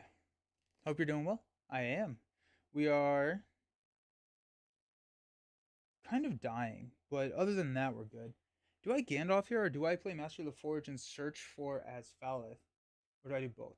I probably do both, right? Like, I probably Gandalf, draw 3, drop Master of the Forge, search for Asphaleth, see if we can get that. And if we can, another option is to drop all the leadership stuff. Use Citadel Plate instead of Ancestral Armor, and you're far less reliant. The thing is like, I feel like I just drew Song of Kings. I have the resource to play it, but I don't know if I need it. So I think I like Citadel Armor and drop leadership. I haven't seen Sword of Gondor. We haven't need that. The sneak attacks are good. Sounds like this is fine. Yeah, we're struggling. We're struggling. The sneak attacks are the good part, but we can cheat we can cheat sneak attacks in just like what we've been doing with Elrond. Like we haven't used a leadership resource to play sneak attacks this round. So, alrighty. So we're gonna start taking full attacks here. So we're gonna go ahead and go 7 there because we cannot defend there. Oh wait, hold on. I do want to go Unexpected Courage Gandalf to throw Gandalf into play. We're gonna draw Ancestral Armor, Villia, and a Song of Kings. We're gonna go ahead and spend 2 from Glorfindel to play Master of the Forge. We will exhaust Master of the Forge. Look at the top 5 cards. We got Light of Valinor. That's nice. Arwen, Warden of Healing, and that we'll take Light of Valinor. We'll shuffle. We'll spend 1 to drop Light of Valinor onto Glorfindel.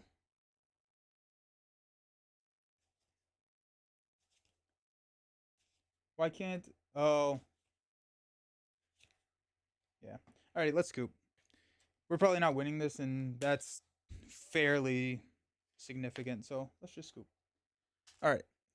Scoop goes up to CX. Alright.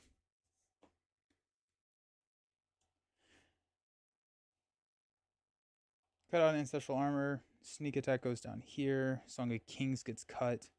Ancestral Armor gets cut. Song of Kings gets cut. I still think Legacy Blade is our end game. I think it is. I would think that Lord of the Rings is more complex than Marvel Champions. Yeah.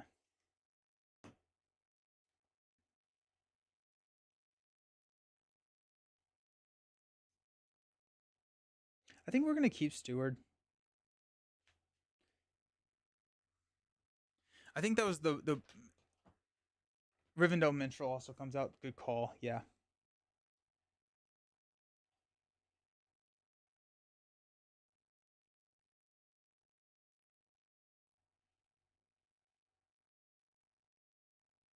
I'm gonna cut out Long Defeat. We don't need that. I'm gonna go get caffeine before this next game.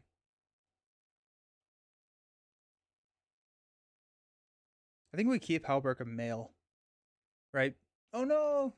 The camera. It got too hot. Alrighty, I'm gonna go to the be right back screen. I'm gonna go find some caffeine. I'll be right back and we're gonna let the camera to chill a little bit.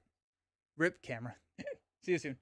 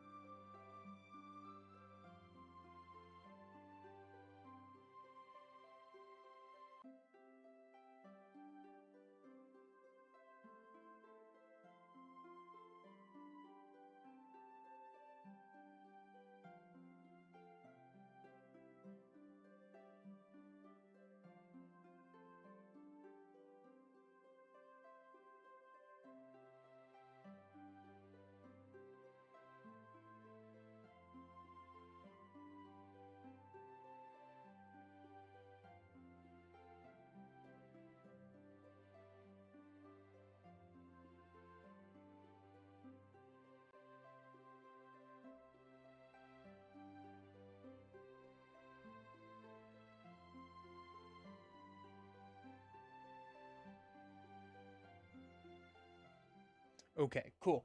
We are caffeined up. We are ready to go. These are the cards that I'm cutting out. I have two copies of mail in here.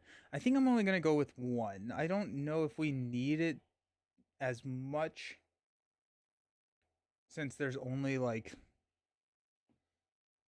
one character that needs it. It actually maybe, but then we can use it to pitch for Aowen's ability. But we're cutting out 2, 4, 6, 8 cards. I think we're going to keep the sneak attacks and the stewards, which we can use shenanigans with Elron. I actually don't know. I actually don't know if I'm going to keep the sneak attacks there. Um, the other option would be to go Gandalf as a hero.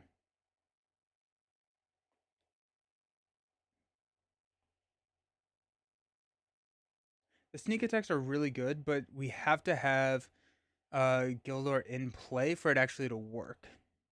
And if we don't, I think it's the high ceiling, high floor trade off again. I think we do keep them. I think same thing with Steward of Gondor. And if worse comes to worse, if we are bottom decking Gildor, then we can pitch them for Aowen because I do think we're going to swap a Glorfindel for an Aowen.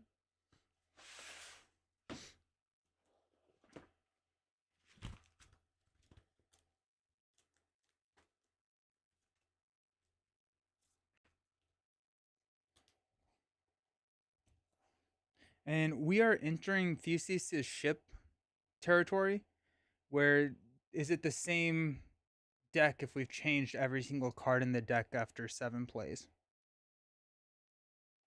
Let's grab Aowen, Spirit Aowen. Or, yeah, so that gives us access to all of our early spirits. It gives us access to a 5 quester if we absolutely need it. Um, yeah, I just think that's worth it. Um,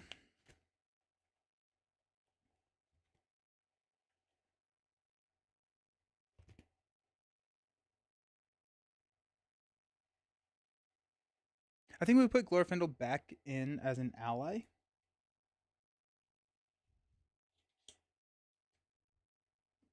So we need 8. We need Citadel Plate. What about a? No, I don't really want to deal with a Cleabrian Stone if we don't need it. Today, the same deck, the deck you're using for Fire and the Night. Totally the same deck. Yeah, exactly, right? I've been using Protector of Lorien to find some unique cards once it's out. Protector of Lorien. Protector of Lorien. Protector of Lorien. Protector of Lorien.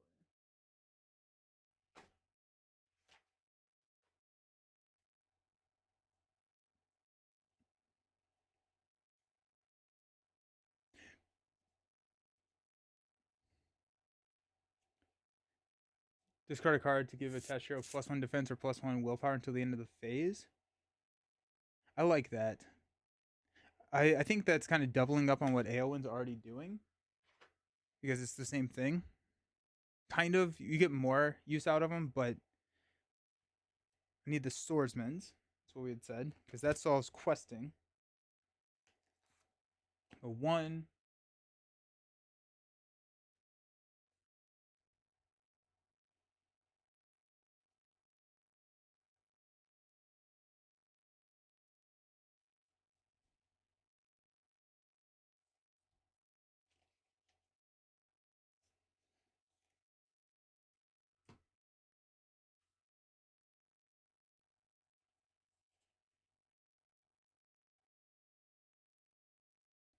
We got 3 more cards to go. Galadriel's Greeting is not a bad idea, I don't think. We did reduce our threat by 3 by swapping Eowyn in for Glorfindel. Oh wait, hold on. Nope. 2 more cards to go. They could honestly be more Outlands. Hit point attack. I don't hate the idea of going um tactic Outlands, but I also kind of like the idea of doing a we could go Furial. Let's pull back in Furial. I mean, right? Like we have a way to cheat her in, so might as well use it. And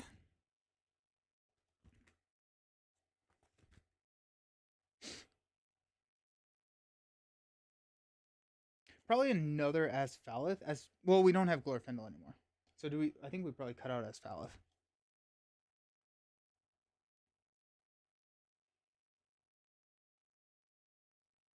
We do have. We could attach it to Elrond and just do one. Is that worth it? Is having Asphalith? I don't know if Asphalith is worth. It is an attachment that a um, Master of the Forge could go grab, but I think I would rather have Northern Trackers. Are not a horrible idea because we're taking out ways to clear locations. So I think we put in ways to clear locations with Northern Trackers.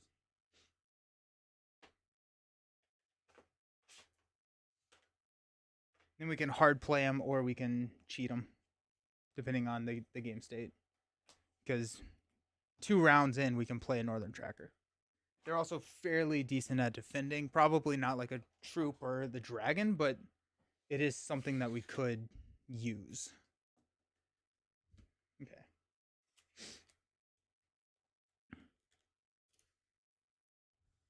We're keeping the sneak attacks in there. That could be a mistake. We will know probably in about 30 minutes. 1323, we've got a 32 starting threat.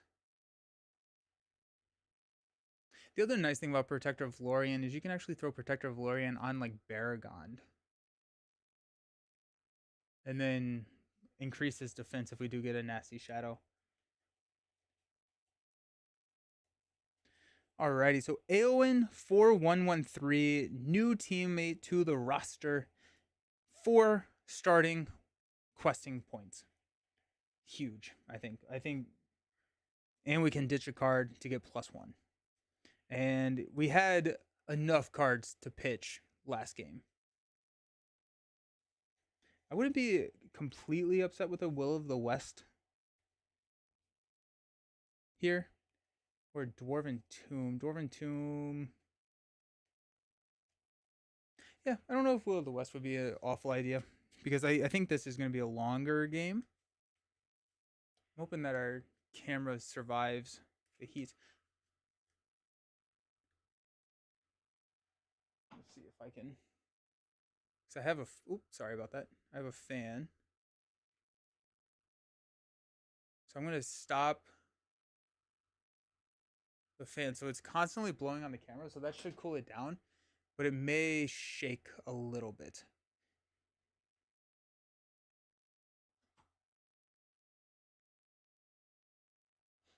Is that too annoying? Is the shaking too annoying? I still think it's kind of holding. It is a Sony, yeah.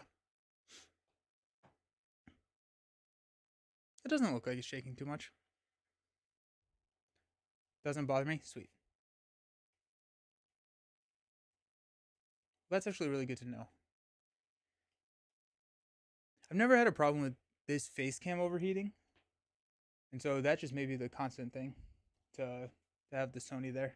Or to have the fan on the overhead camera. It's shaking. No, actually, I'm shaking the table. I'm not shaking the camera. So hopefully it's fine. Alrighty, my friends. We are here. We are ready. We are looking for a Villia. We are looking for pretty much the same start that we had last time. Looks fine. Sick. Thank you. We got 6 cards. We got 2, 4, 6. Got Ether Swordsman, Shield, Arwen, Warden of Healing, and a Quick Beam. I think it's a mulligan. We don't have anything to dig. We don't have. I mean, like, this combo. Yeah, they do run into overheating. I turned off the settings so that it's supposed to be fine. And it started happening like just a couple of weeks ago, so I'm wondering if it's just getting older. The Swordsman helps us with a nice start to the quest. We have, I I don't know if I hate it actually.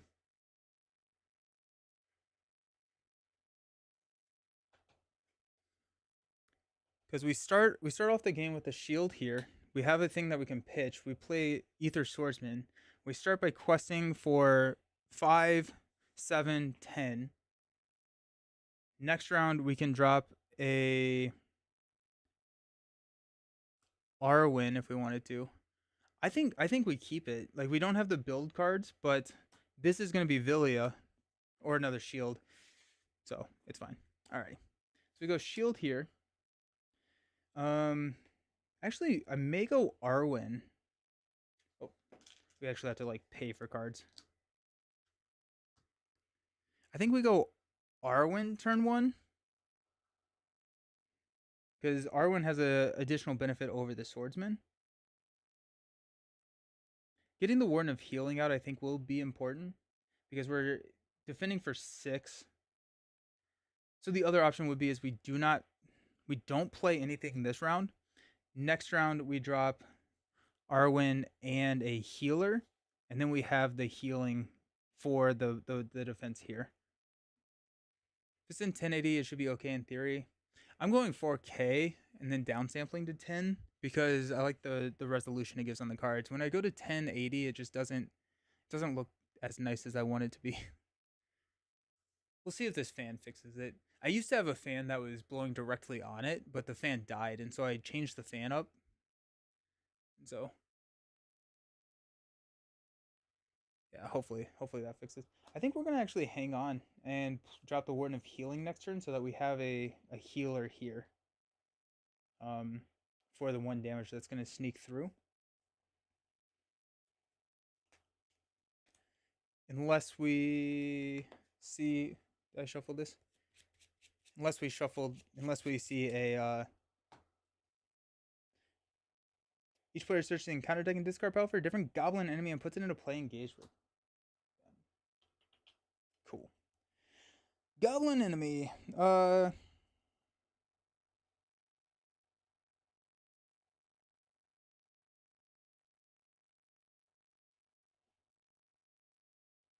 First player must either deal 2 damage to a hero he controls or 3 damage to Hogarth's Hill. I think Orc of the Flame could be a good one to take. We're not taking the troop.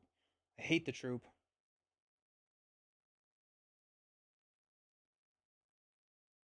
I think we'll take Orc of the Flame. That way we can we bypass the win revealed effect.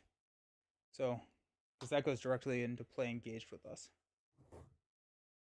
Win revealed, we don't do that. No, we can take the attack undefended. Because, yeah, because what will happen?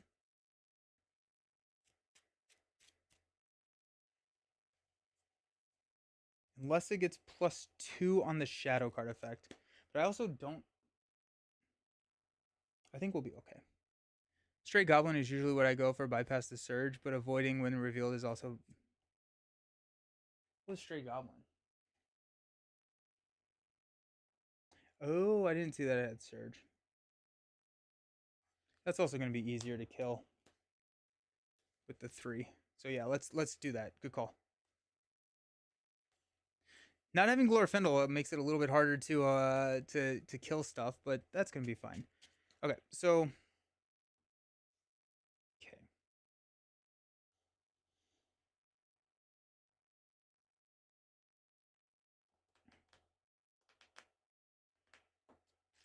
We'll go ahead and defend here. We'll take 1 damage.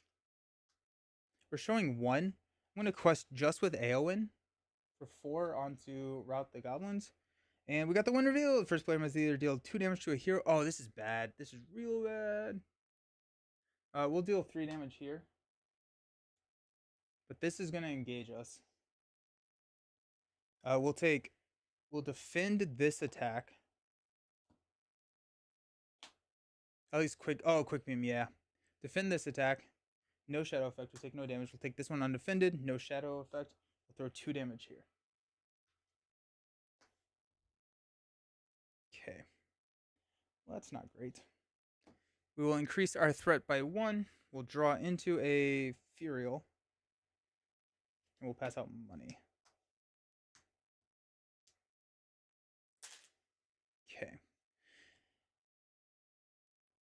We'll spend 2 to play Warden of Healing. And we will spend...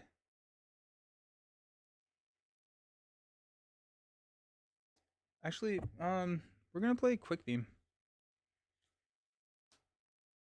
We'll deal a damage to it to ready it. Because I think I do need to kill this thing. We'll spend 2 from Aowen to play Arwen.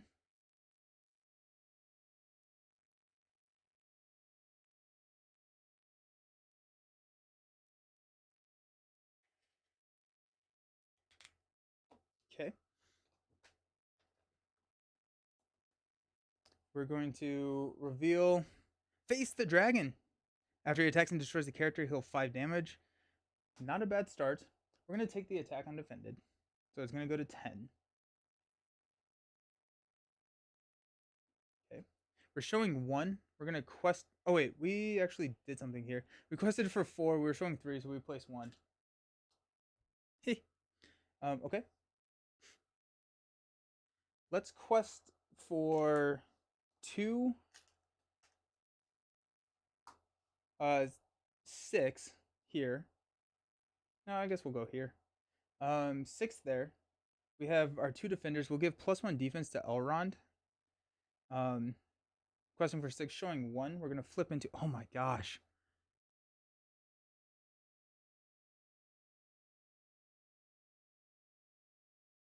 So many enemies. Alright, so we are showing 3. We'll place 3 here. We'll deal 3 damage here. We will engage. 1, 2, 3.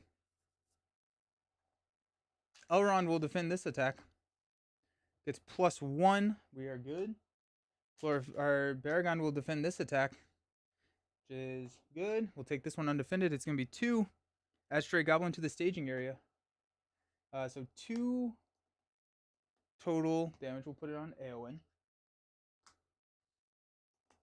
And we'll have Quick Beam swing back and kill the Stray Goblin.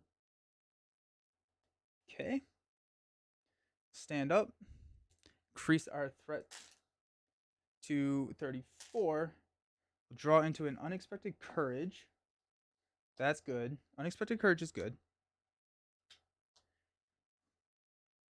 We'll spend 2 to play Unexpected Courage onto Baragon.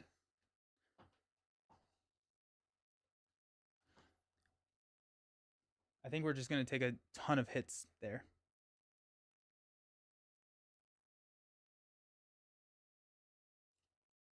That should be 3. Okay.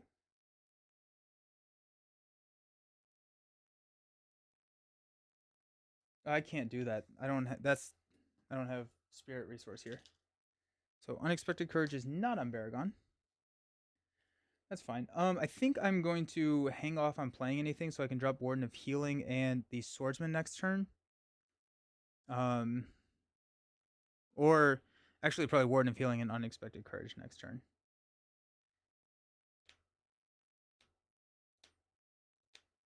Okay. We are going to flip into... At the end of the encounter phase, deal 1 damage for each enemy in the staging area. Alrighty, we're going to take this undefended. I'm going to go to 20. We're going to quest with Aowen. We're showing 2. We're just going to quest with Aowen. I think we may have Arwen block. Okay. So we will quest for 4 with Aowen onto defend the town. Flip into a Burning Watchtower. So this is going to be 1. So we quested for 4. We're showing 3. We'll place 1 here. Oh, yeah. Elrond's not Spirit. Good call. Yes, thank you. Okay. We'll deal out shadow cards. We'll have Aowen block this for 2. No shadow effect. So we do survive. That's good. And then we will block here. For this one, no shadow effect. We are good. We'll swing back to take these guys out. One of these guys out. Stand back up. Increase our threat to 35. Oh, we have to deal 2 damage here because of this.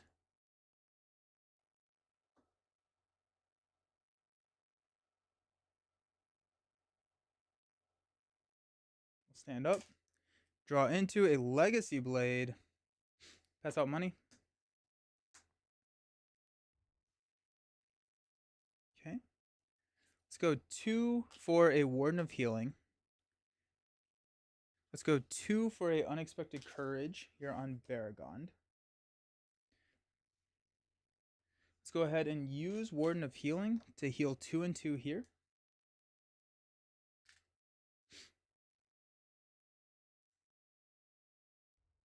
Arwen is a good defender since she can boost herself. Giving her ancestral armor and reading with Narya is a fun deck. Oh, that is fun. Yeah. That's cool. That's cool.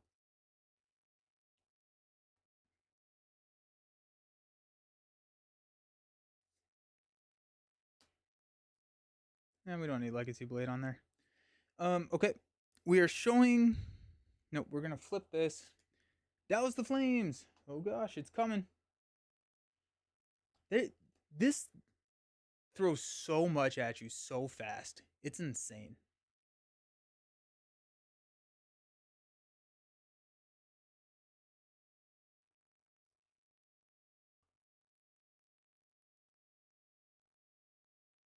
All right, we'll go ahead and defend with Baragon. We'll take 1 damage from that attack. We are showing 3.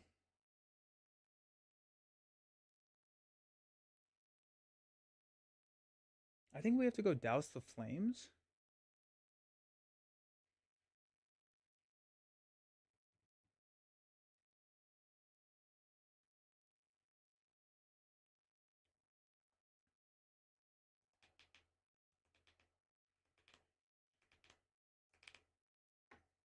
Yeah.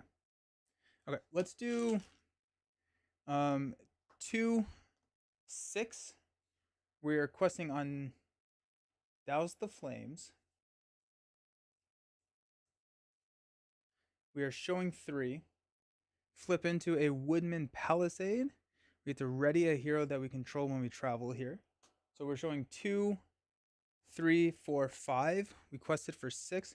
Let's go ahead and pitch a shield to quest for 7 and place 2 there. Then we'll throw 5 damage here. Go up to 27. We will defend this attack. It's going to be 2. No shadow effect. And we'll swing back here to take this guy out. Okay. Stand up. I need some card draw. That's what I'm lacking right now. Draw into a Citadel Plate. Increase our threat to 36. Pass out money. We could just hard play Citadel Plate. I don't need to do that right now, I don't think. So we'll spend these 2 to play the Swordsman.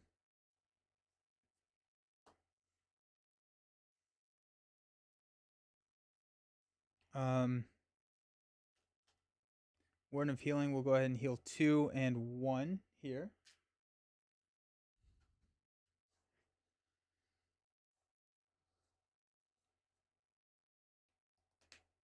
We'll flip the top.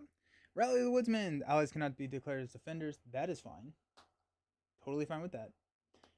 He's going to attack. We will block and take a damage. We're good there. We're going to quest on Douse the Flames.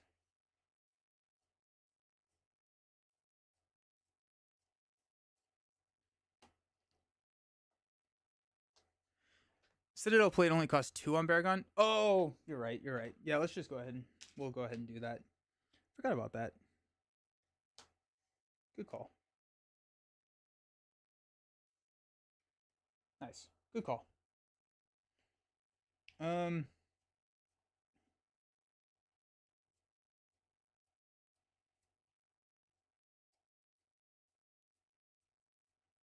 Yep. Let's hard go. So we got 2. We'll give the +1 defense here. 5, 7, 9, 13. On to douse the flames. We are showing 2, 3, 4, 5. I'm going to flip into a Dragon's Thrall. After it engages you, deal 3 damage to Holger's Hill or makes an immediate attack.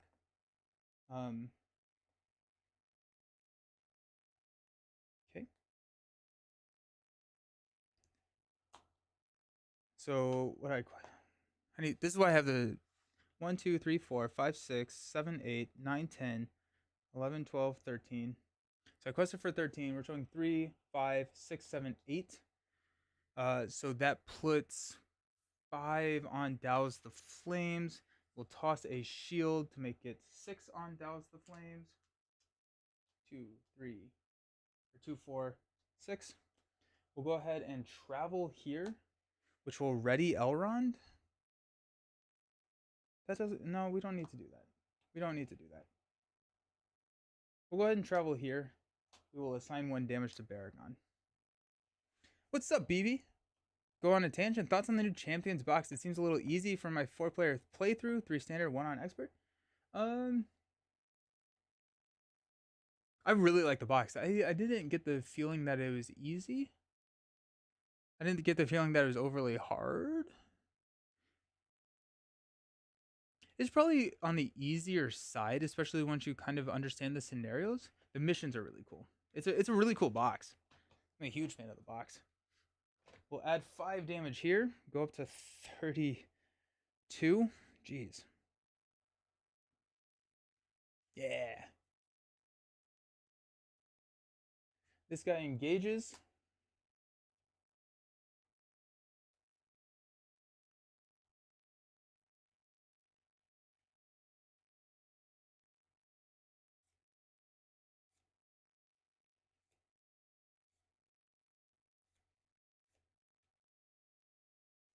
This is what we're going to do. We're actually going to travel here and we're going to ready Elrond. When this guy engages, we'll use Elrond to block the initial attack. It's going to be 3, no shadow effect. Then we will use Baragon to block the second attack. It gets +2, so we're good. I haven't seen the campaign yet. I'm excited to see the villains. I really like the villains. I think they're really good. I think Thunderbolt is really solid. Easily gamified, I guess. MODOK seemed fairly easy to me. I guess they are. I also wonder how much of the difficulty is skewed when you're playing with Maria. I think Maria just is stupid. Okay, Straight Goblin comes down. Alrighty, so he's going to attack. We'll take it undefended. It gets +2. We'll throw that onto Baragon. Ow. Okay.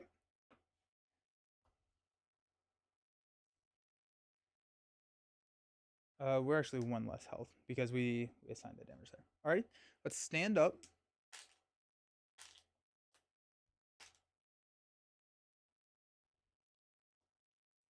Let's draw something that we need. Valiant we don't really need. We'll pass out money. Warden of Healing will heal 2 and 1. I guess Thalion's not too bad. Let's go 4 to play Thalion. Because I think we're about to clear Douse the Flames, which will then allow him to ready and be a attacker. So that'll be nice. Oh shoot, we still don't have. Oh, we're about to heal. We're about to heal 10. Okay, so this is going to be fortify the defense. This is our next biggest priority. I think we're gonna clear Douse the Flames first. We'll take the attack undefended, so it'll be at 32. We'll go up to 39. We are showing 2. We'll quest on Douse the Flames. We'll go 2. We're effectively showing 5. We need to quest for 7. There's 2. There's 6. There's Arwen for 1, 2. Oh wait, actually he has -2 attack.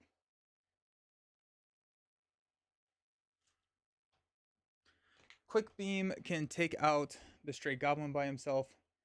This actually has 7. Jeez. Oh wait, that's exhausted. So if we're questing for 8, we are showing 2, 5. We can place 3. We're effectively questing for 9 because we can pitch the legacy blade and not feel too bad. Oh, let's get the swordsman out there. Let's go 1, 2. We'll flip into a goblin troop. No, that's probably game, right?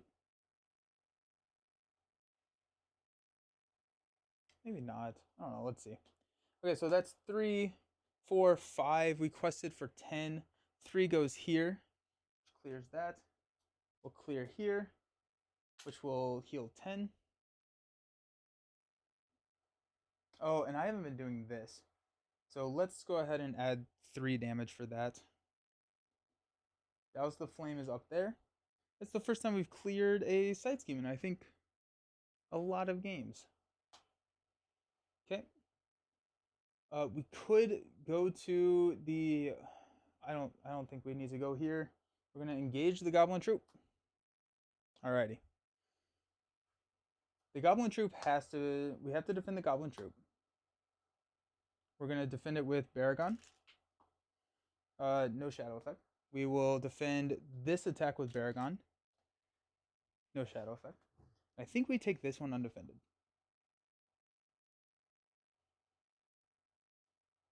Quick Beam can knock him out. Nope, we can't because he gets +1 defense. I hate the Goblin Troop. I hate the Goblin Troop so much. So we're attacking for 5.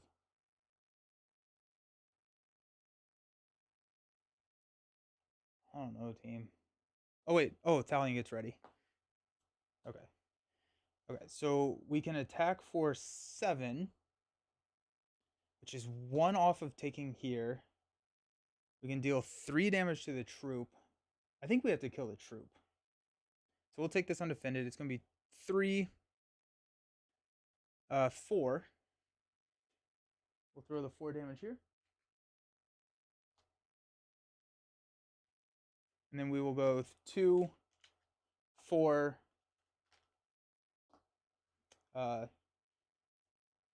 7.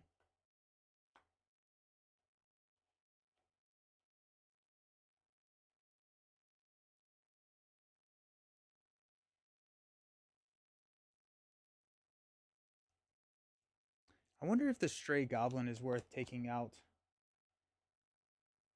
If we go 4 there, then we're just not putting anything.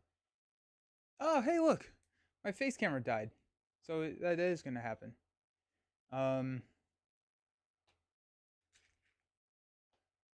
We'll throw 3 damage on the goblin troop.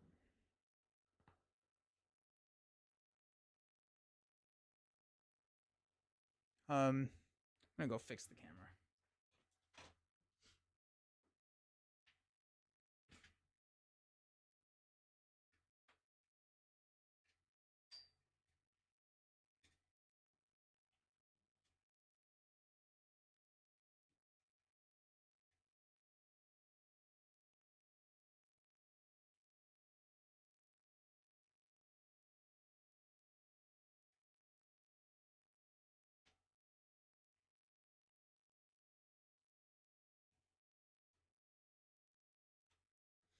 Okay.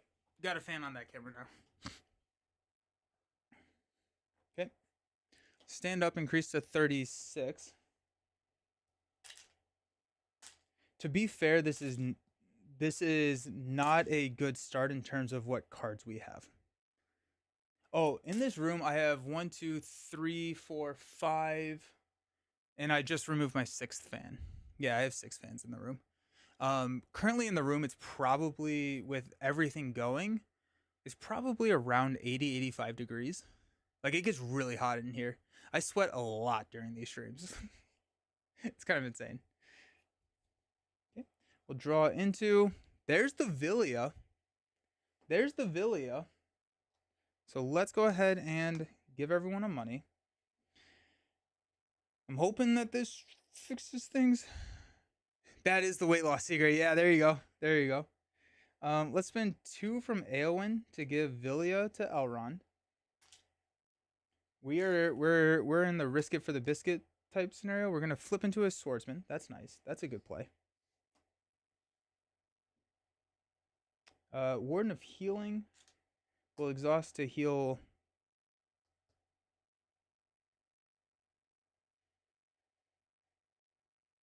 2 here. Let's throw the Legacy Blade. It has to be on a hero, which is annoying.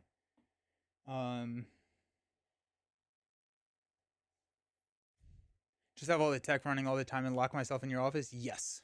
Yeah. Yeah. That's it. Make sure to get a lot of really big lights.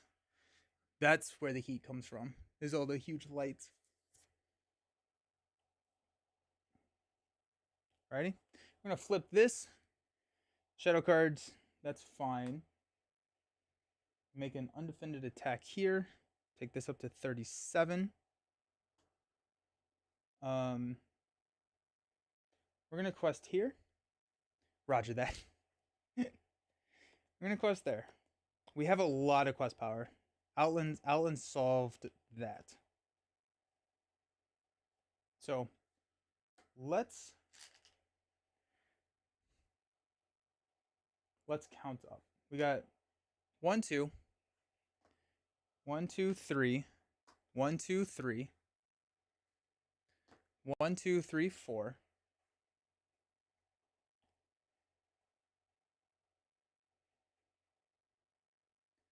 I think we're gonna take this attack undefended on Elrond.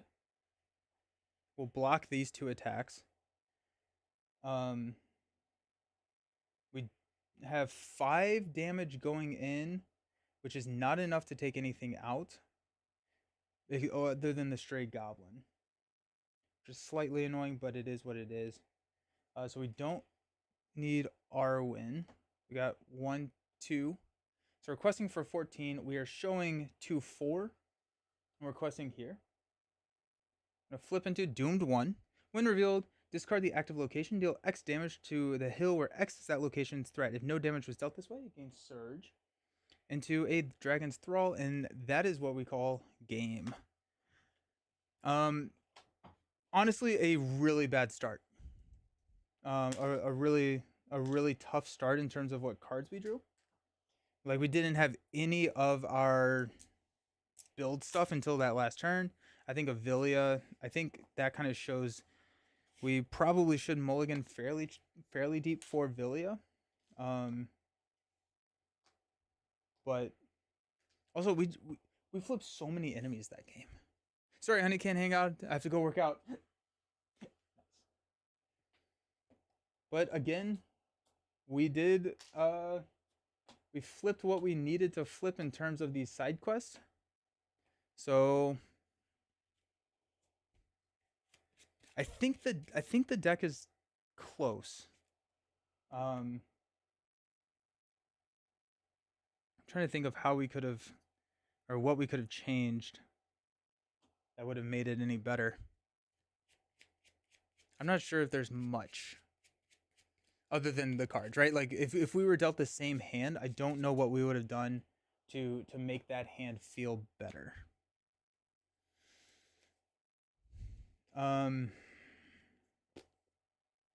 Legacy Blade on Elrond. That's probably what it would have been. Just drop Legacy Blade on Elrond, because then we could have taken out the 3 attacker, because we would have been attacking for 8. Yeah, we've solved early game questing at the expense of attack. We got Unexpected Courage on Baragon. I mean, like, we started really well, which is the scary part.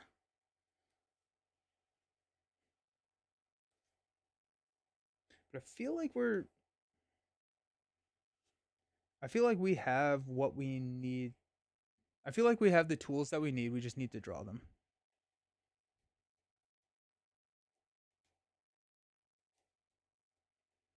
Alrighty. Game 8. This is probably my last game today. I have some errands that I need to run. And I need to eat lunch at some point.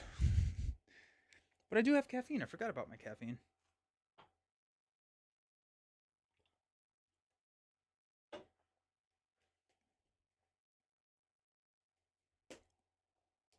6 cards. Knight. The Knights also could work. The Outland Knights. Legacy Blade, Stargazer, Swordsman, Stargazer, Plate, Arwen.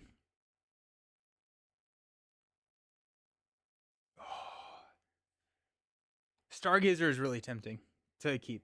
Stargazer is.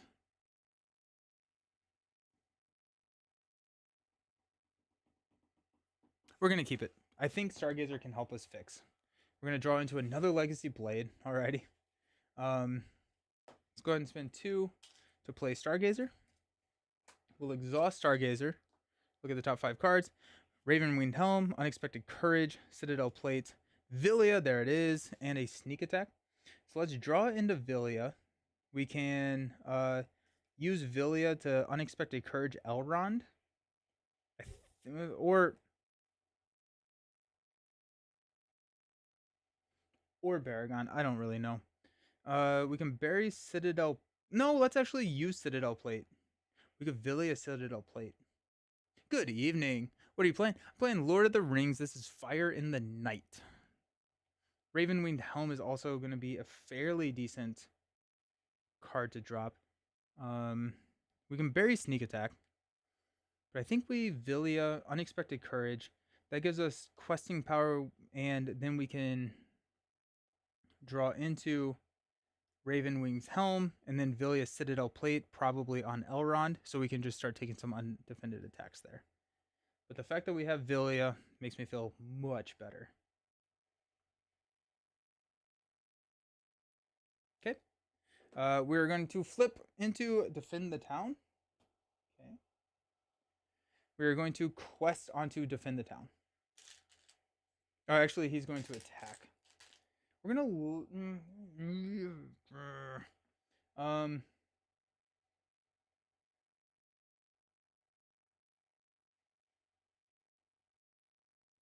gonna let it go through. No, yeah, we're gonna let it go through because if we flip an enemy, we need to be able to take care of it with Baragon. Okay. We're gonna quest for 7, requesting onto Defend the Town. We're showing 1. We're gonna flip into a 3, which is a Town Gate. So that's 4. If we pitch Legacy Blade, I don't actually know if we need to. While it's in the staging area, gains force at the end of the quest phase. Place 1 resource here. He's going to make an immediate attack against the first player when we travel. Is it Saga? This is not Saga. This is part of the Arid Mithram cycle. Which was a cycle that they reprinted.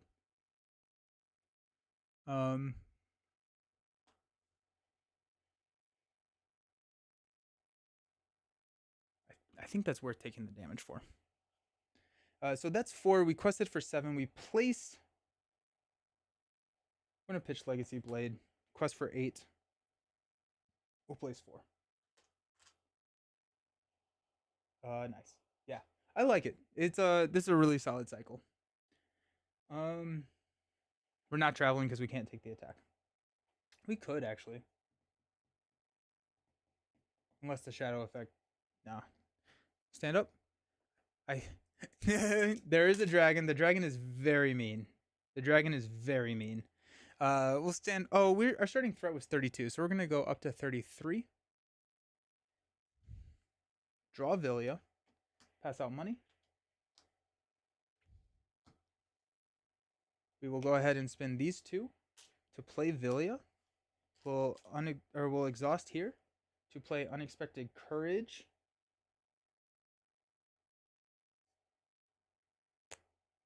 Onto.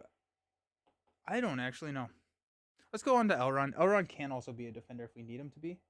So we'll ready Elrond. And we'll spend 2 to play the Citadel Plate on Baragon. Cool. Let's use Stargazer. We got Raven Winged Helm, Citadel Plate, Sneak Attack, and a Gildor. Gildor is going to be nice. I think I would prefer Gildor over the Citadel Plate. So let's draw into Raven Winged Helm. We will grab Gildor, which also solves having sneak attacks in our hand. We can swap them with the top card of our deck. Then we can Villia Citadel Plate onto Elrond And then we have the sneak attacks ready to go. Okay. He's going to make an attack. We are going to... This actually does 1 damage from last round. I forgot about that. He's going to make an attack. We will defend the attack. So we'll take 3 damage. There. We are showing 4. Oh, wait. We need to do this. Allies cannot be declared as defenders. That's fine. We will quest for 7 on to defend the town. Showing 4. We're going to flip into a 4. Dang it. No. Okay, so when revealed effects cannot be canceled. Brutal. Brutal. All right, so we quested for 7. We're going to pitch a Stargazer to not raise our threat. I guess we'll travel. We have to reveal the top card of the encounter deck. Each player discards each resource from each hero he controls. There is no resources, so it surges into a surge, surges into a stray goblin. We'll deal 2 damage here. Alrighty. Let's increase our threat to 34. We'll draw into the Raven Winged Helm. We will ready all of our characters. We do have Gildor coming. I did forget about Gildor. So, Unexpected Courage Villia will throw Gildor, which is another 3 quester. Oh, we need money too. Okay. We'll go ahead and spend 2 to play Arwen. Ravenwing's Helm goes to Baragond.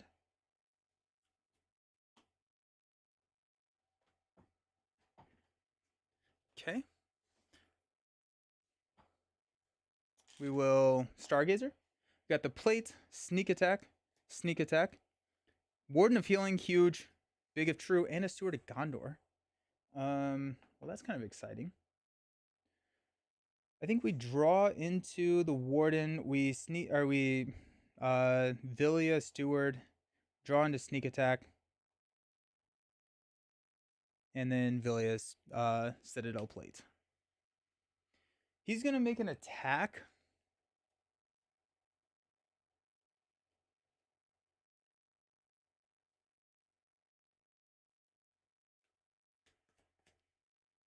We do have a Warden of Healing coming.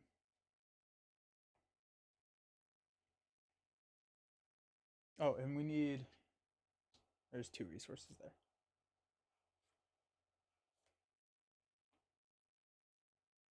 Throw a Legacy Blade on Elrond.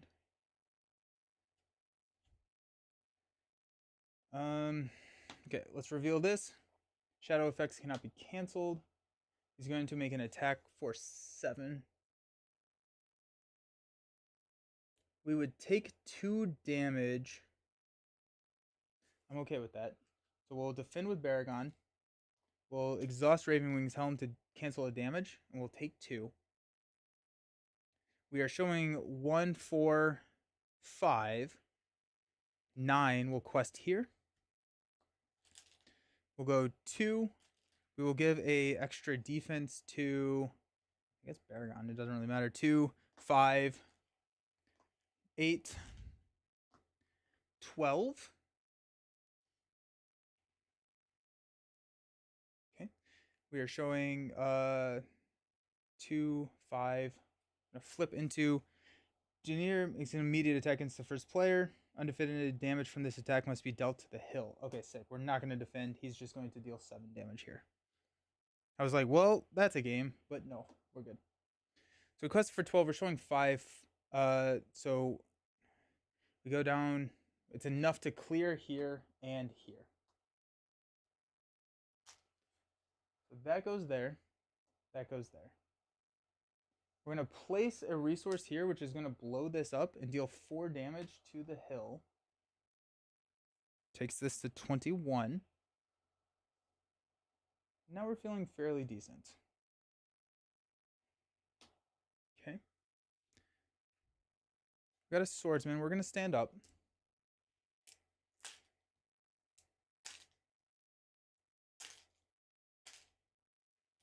I'm going to draw into Warden of Healing. increase our threat to 35. Pass out some money. We will Villia, Unexpected Courage, Steward of Gondor.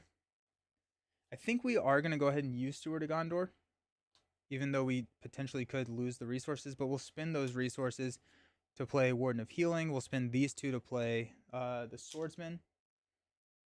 Oh, yeah, so we used them, so we're fine. Warden of Healing, we will exhaust to heal 2 here.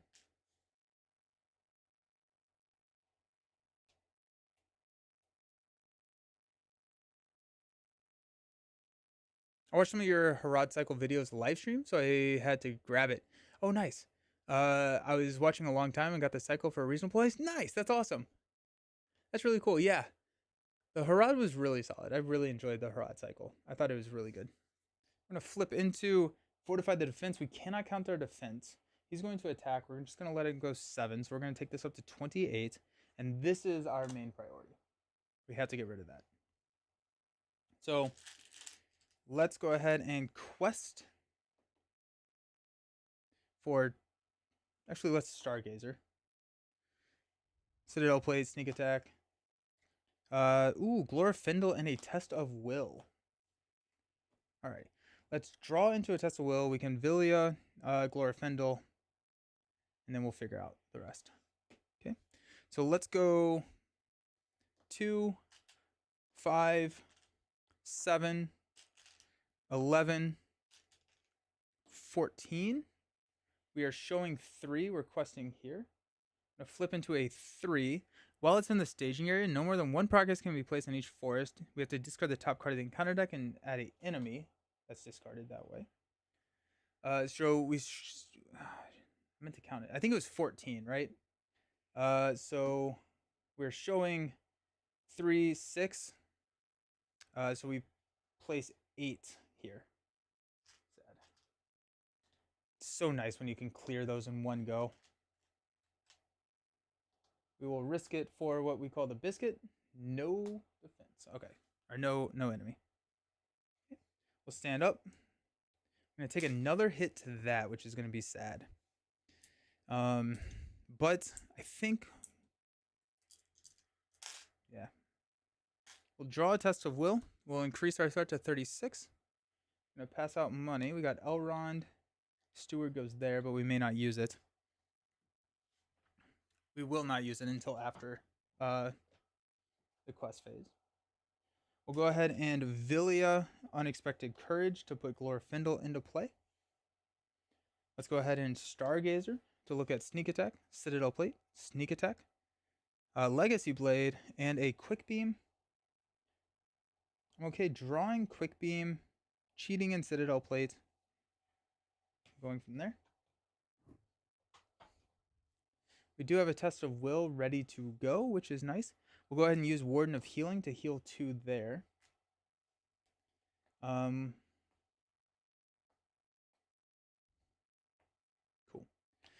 Top card is Rout the Goblins. When revealed, each player searches the encounter deck and discard power for a different goblin enemy. Puts it into play engaged with them, which will pull this guy down. We'll actually just grab that and this guy. Glorfindel can attack. Elrond can attack to take them out. So if we just have defense, we are pretty good.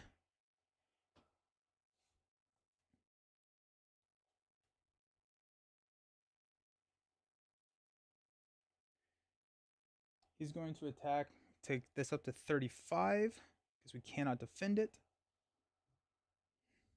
Probably going to lose there. We're showing 2, 5. We just need to quest for 7 plus whatever comes out.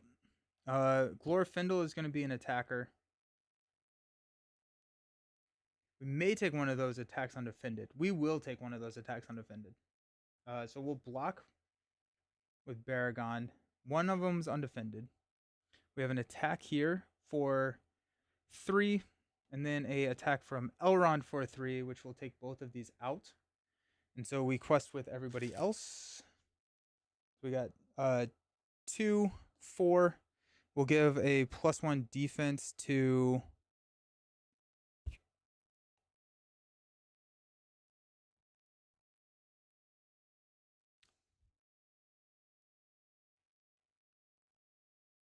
we'll give it to Elron, just in case. 2, 4, 7, 11. We're showing 5, 7.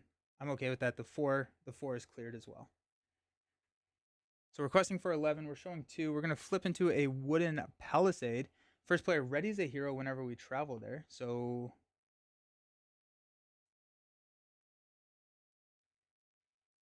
we're gonna hang on to that. So showing 4, 11. We clear here, and then we clear this. So now we can defend against those attacks. This goes to 2. And then he's about to start attacking us each round. So we need an unexpected courage fast. Or we just need to stop. No, because we're gonna flip the deal damage, so we have to be ready for that. First attack. We will defend with Baragon. Destroys a character, does not. Second attack, we'll take undefended. Excess damage from this attack is dealt to the hill. We'll throw 2 of that on Elrond. And we will increase our threat and stand up. Oh wait, no, we're attacking. Just kidding. Take those out. And then we will I forgot that we actually can do damage. We'll draw into a quick beam. Pass out money.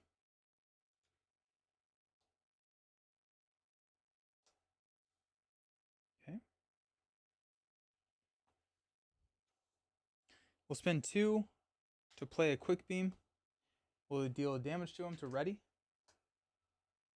We'll hang off on Warden of Healing because we're about to defend against his attack with Baragon.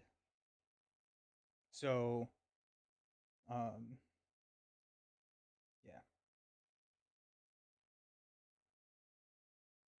Let's go ahead and Villia Unexpected Courage to Citadel Plate here. Stargazer, we got Legacy Blade, Sneak Attack, Galadriel's Greeting, and a shield. The shield is everything that we've ever wanted and needed in our lives. Other than Unexpected Courage, of course. So let's draw into the shield. Then we have the Greeting, then Blade. Okay. We have a Test of Will in our hand. Okay. Let's defend the attack of 7 there. We will exhaust Raven Winged Helm. So we defend it for 4. We take 3. We only take 2. Actually, technically, this comes out first. The end of the quest phase. Do that. Okay.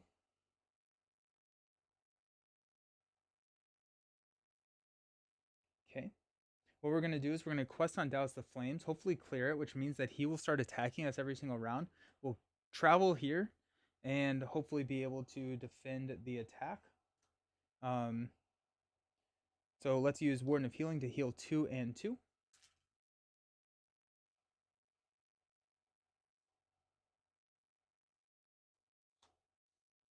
Okay.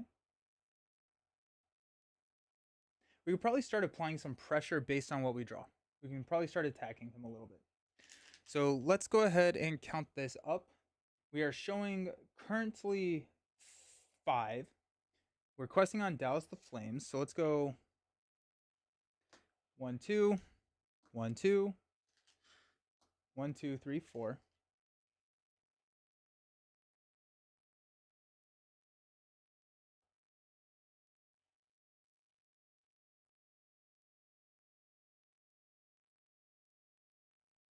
That puts us at 8. We need to quest more. 1, 2, 3. 1, 2.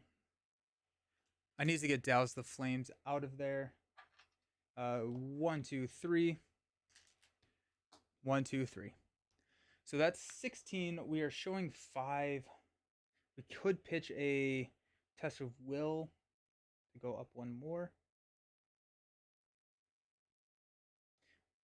Okay, we're gonna flip into Orc of the Flame. Deal 2 damage to a hero, or yeah, we'll throw 2 damage on Elrond. And that is 2, 4, 7. So we do clear Douse the Flame. We remove 10 damage here, down to 25. We will travel here, which will ready Baragon. He engages us.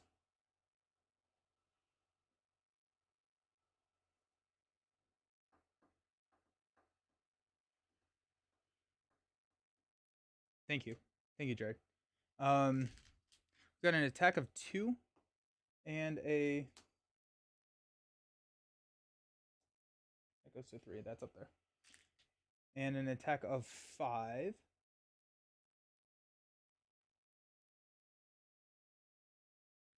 And he does get a shadow card for this one.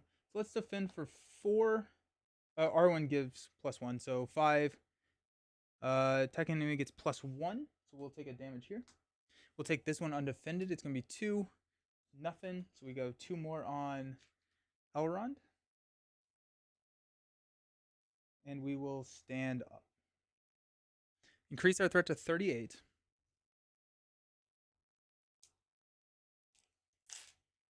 We need an unexpected courage.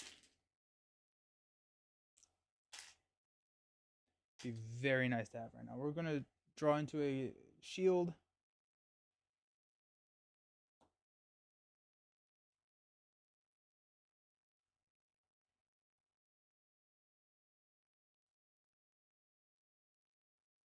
We increased our threat.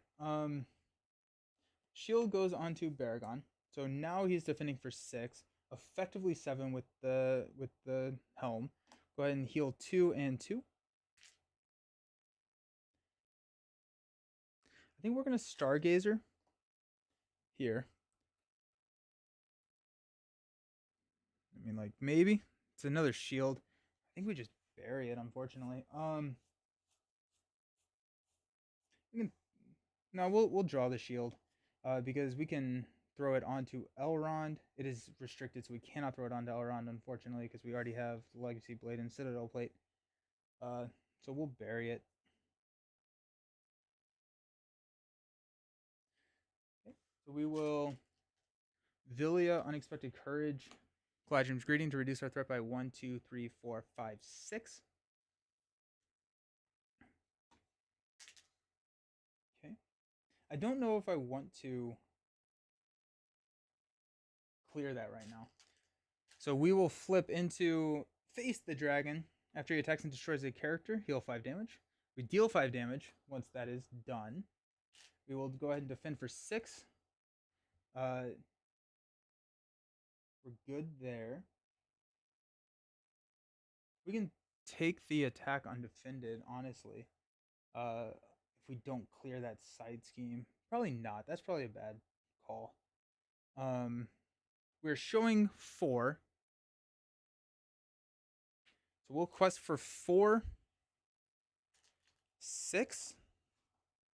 No, we'll quest for 6. And we'll give a defense to Elrond. So he's at 4 defense. Showing 4, requesting for 6. We got a 3, Dark Black Woods. While it's in the staging area, no more than 1 progress can be placed. So we actually raise our threat by 1. That's okay. Combat phase. We'll take this one undefended. No, that's crazy. We have plenty of attack. We'll go ahead and defend with Gildor. It's going to be 2, no damage to Gildor. And then the attack up here is 5. We will defend with Elrond for 4. Add Stray Goblin to the staging area. So we take 1 damage here. And then we will swing back for 3. Do I not have... Oh my gosh. What did I do? Oh, there it is. I thought this was a an exhaust to take out here. We will stand up, increase our threat.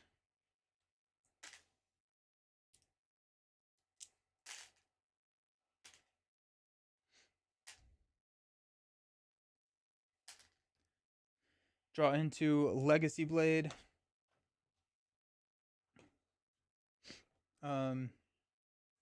That goes there. Pass out money. I'm sure I've missed one of those triggers at least once. We will use Stargazer. We got Northern Tracker and an Unexpected Courage. That feels very good.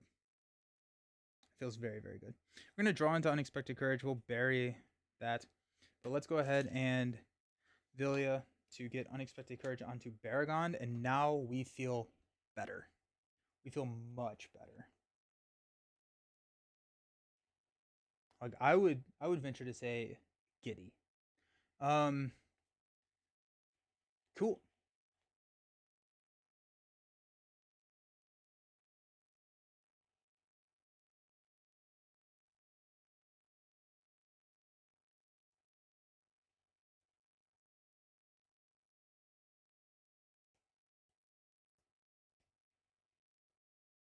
Alrighty. Sick. This is going to be the one where we cannot reduce our threat. I think at this point we don't know if we care about that until we get a card that can reduce threat. So I think we're going to probably quest here. Alrighty. So we'll flip this. Hey, we can't reduce our threat. Oh, and then when we defeat it, we reduce our threat by 5. So that's nice. He's going to attack for 5. We'll go ahead and block. Take no damage. We're going to quest here on Rally the Woodsman. At this point, we're going to be able to clear that if we can. We're showing 4, 7, 8.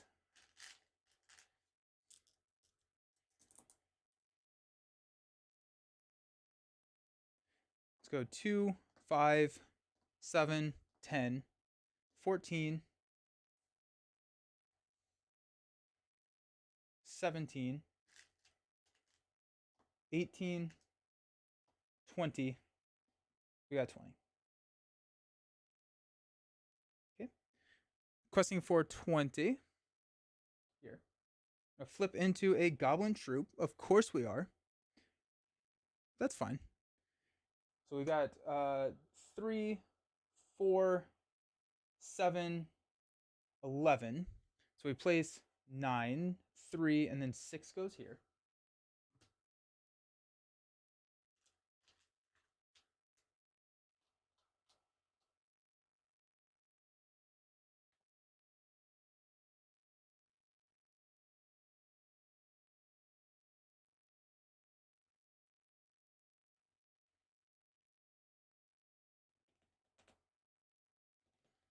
Do we risk the... Yeah. We'll travel here. We'll discard this card. It is not an ally, so we don't engage it. That feels good. Okay. He's going to attack. We'll block with Baragon. It's going to be 7. It's +2. So he attacks us for 9. We have 4, 5, 6. That's already exhausted, so we take 2 damage.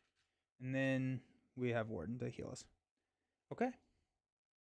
Let's stand up, increase our threat to 35, which means that that goblin troop is going to come hang out with us, unless we can figure out our lives.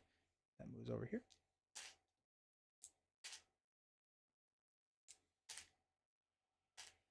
Okay. We'll draw into the Northern Tracker. We'll pass out money.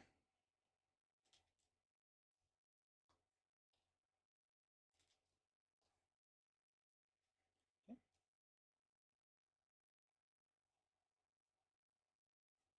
We'll spend 4 to play Northern Tracker. Also a nice attack. Let's use Stargazer to look at the shield, sneak attack, unexpected courage. That's probably worth in a Master of the Forge. We'll go ahead and draw into Master of the Forge, and we will throw another unexpected courage onto Baragon. So let's go ahead and Villia unexpected courage here to drop a unexpected courage onto Baragon. Okay.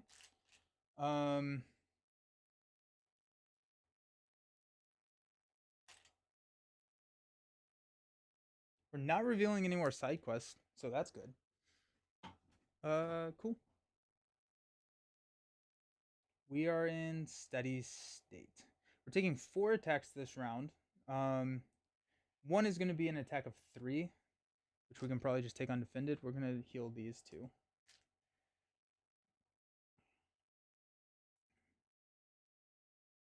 Because we're going to engage both of these guys this round. Yeah. We're going to go ahead and throw the Legacy Blade onto... Nope, that's a restricted item. We can't do that. We need our... we need Caleb. Where's Caleb? Since we're going to be taking both of those... Elrond can attack for 4. No, 5. Elrond can attack for 5. I think we need to take out the Goblin Troop. So that needs to be 10. Elrond, Glorfindel, and Gildan can take out the Goblin Troop. And then once we take out the Goblin Troop, we can have Quick Beam take out the other guy. So Elrond attacks for 5. These 2 attack for 5. That attacks for 3. So we can quest with everybody else. We may leave the Northern Tracker out of the questing. So what game is this? This is Lord of the Rings, the card game. This is published by Fantasy Flight Games. Yeah, this is published by Fantasy Flight Games. And we're playing heroes taking on a giant dragon. Forgot that you can... Yeah, let's go ahead and just pay 2 resources to ready Warden. Good call. Alrighty. So we are showing 4, 5, 8. We're going to quest here.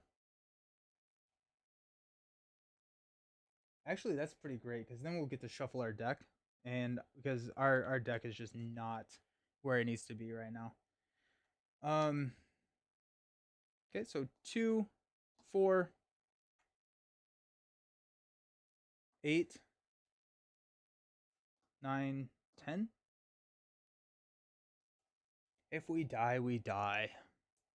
Questing for 10 on 8. We're going to flip into when revealed. Each player discards each resource. We're going to go ahead and spend 1 to test a will that, so we don't do that. And we place 2 here. We're going to pitch Legacy Blade to clear this. Place a 3rd there. Okay. We are at 35 threat, so these guys will engage us. Oh wait, we never did any of the attacks. So he's going to attack for 7. We will defend for 6. We will exhaust this to prevent one of those damage, so that's good. Now they're all going to attack. We will ready. We will defend for 6 against the attack of 7. It does not destroy a character, so we take 1 damage. Boom. We will ready. We will defend against the attack of 5. No shadow effect. We're good there. And then we're going to take this attack of 3 undefended. If it destroys a character, it does not. So we'll go up to... We'll take that here on Elrond. Okay. Then we have Elrond. These to clear here. And then Quick Beam clears here.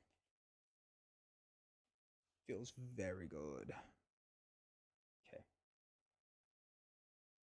Stand up.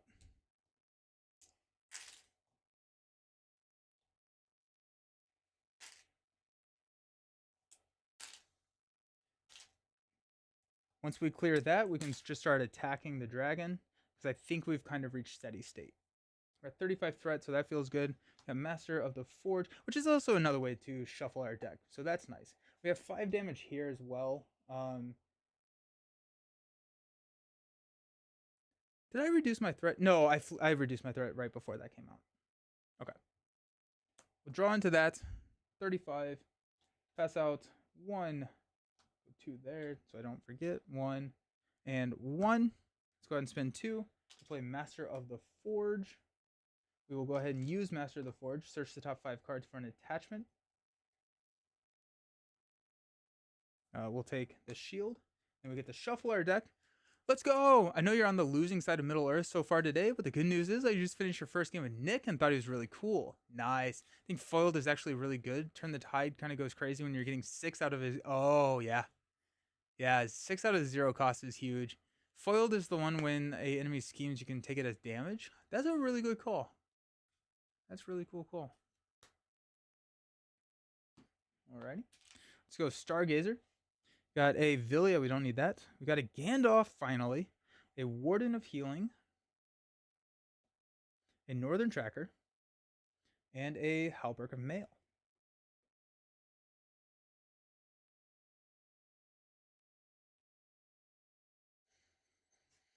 Okay.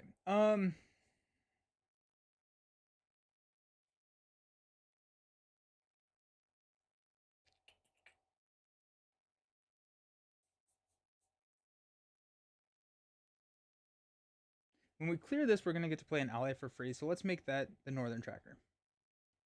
Foiled is one when enemy schemes, you cancel. Oh, yeah, that is good. Sick. Nice.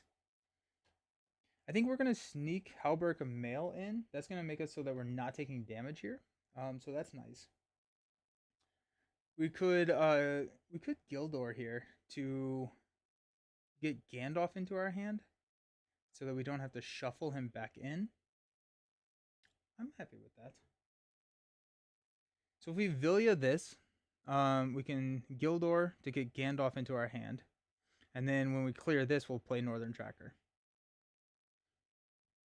I think Justice is Nick's best aspect. He needs a lot of threat mitigation because enemies are scheming on him so much.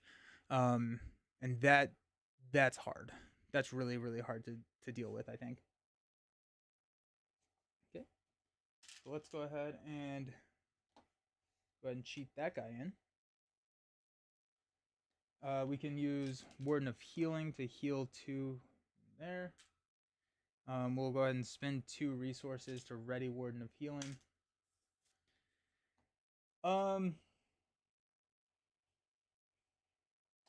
This is what we're gonna go Gildor.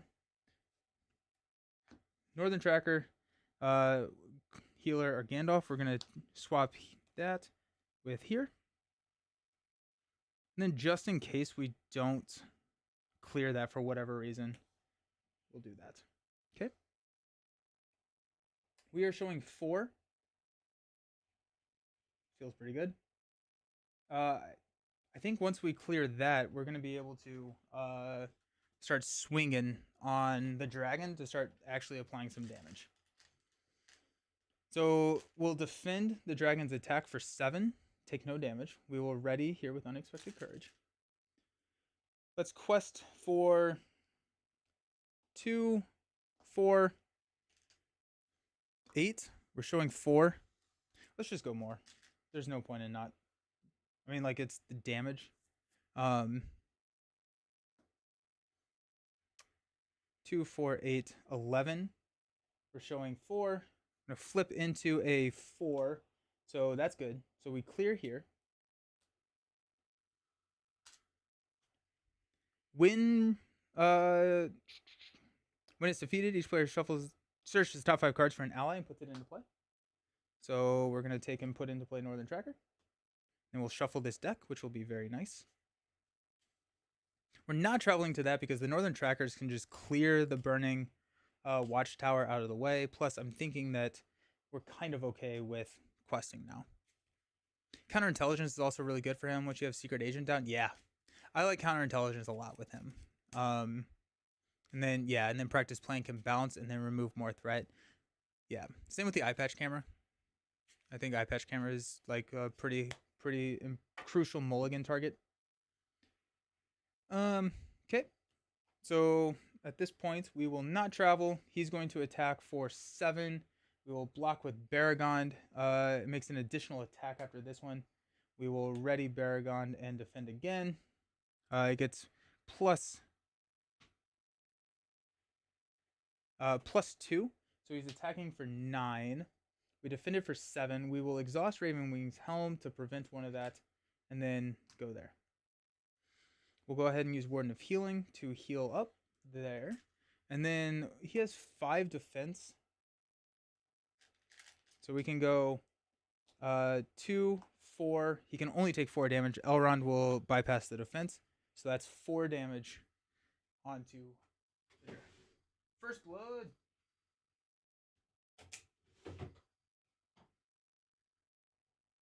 Actually, I think the first time in 5 hours that we have damaged him. This is also one of my longest streams I've ever done. Alrighty, let's stand up.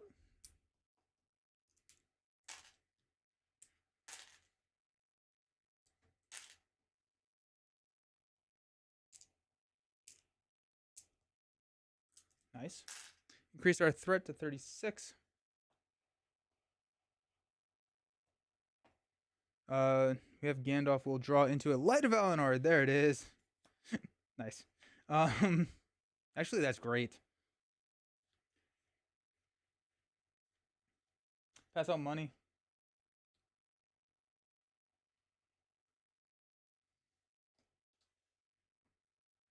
Okay. We will Stargazer. We got Villia. There he is, Thalion. Villia. Test of Will. And a Warden of Healing. Let's go Thalion. We'll draw into Test of Will. Yeah.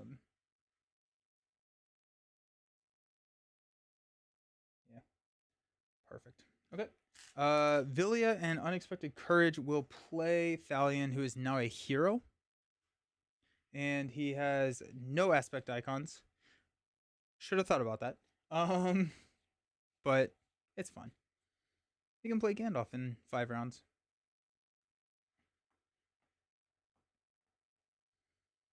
We'll go ahead and spend 1 to play Light of Valinor on Elrond. He does not need to exhaust a quest anymore. I swear I see surges all the time until I put... Yeah, once espionage is on the table, you're guaranteed to never surge again. Yeah. It's one of the rules of Marvel Champions, yeah. Okay. Okay.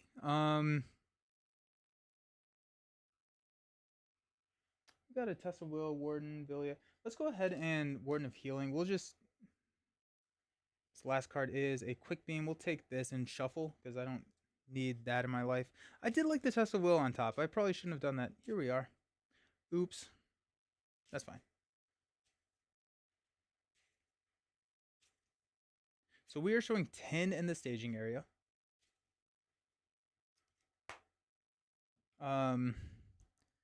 He's going to attack. We will block here with Baragon. It's attacking for 7. We're defending for 7. No shadow effect. We're ready with Baragon. We will... let's quest on Face the Dragon.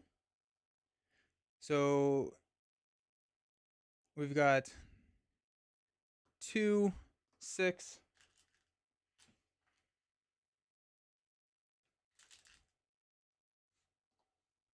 9, 8, 10, plus 1 to Baragon, 12, place 2 here. We're showing 10.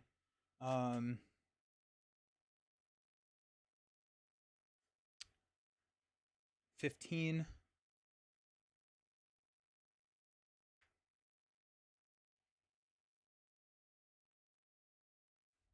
18,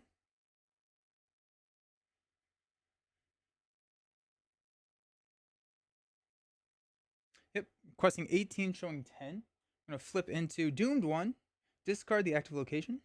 If there is no active location, this surges into a Town Gate. Travel, he makes an immediate attack against the first player when you travel here. Okay. So quested for 18. We're showing 14, or 13, sorry. So we place 5 on Face the Dragon. We'll go ahead and travel. He will attack. We will block with Baragon. Makes an additional attack. Okay, that gets a little scary. Okay. We will ready. We will defend again for 7. No shadow effect. But now we are tapped out.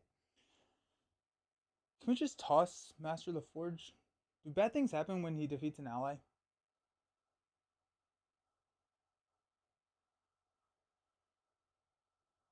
We heal 5 damage from him? That's annoying. We can just. Oh, that's annoying. Okay.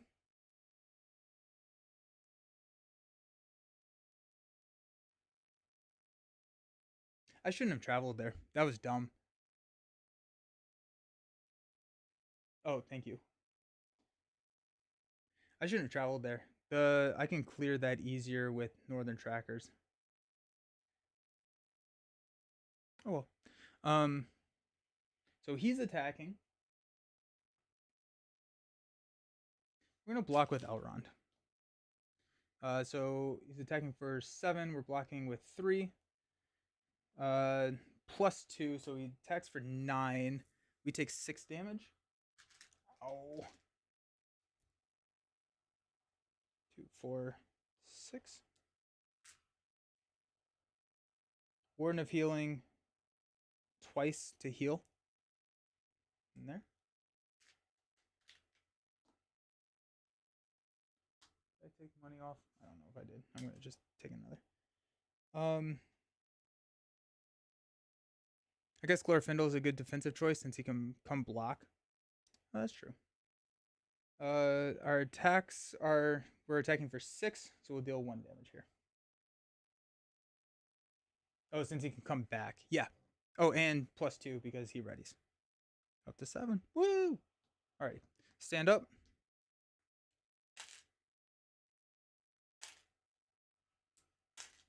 The good thing is we just tanked. What was that? 1, 2, 3. We took 4 attacks from the dragon this round, and was fine. We didn't even lose an ally, so that's good. Stand up, increase that to 38. Draw into a sneak attack. Alrighty. Okay. We will pass out money. Don't forget that.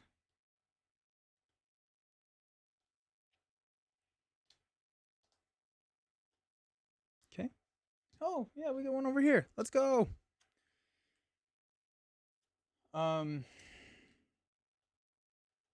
Let's Stargazer.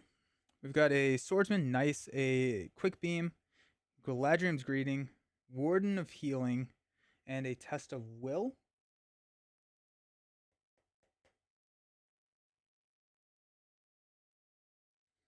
I won them all. Okay, so let's grab a Test of Will to our hand using Gildor. And we can sneak, or we can use Villia Unexpected Courage, I guess, for Gandalf if we wanted. And then we can draw everything.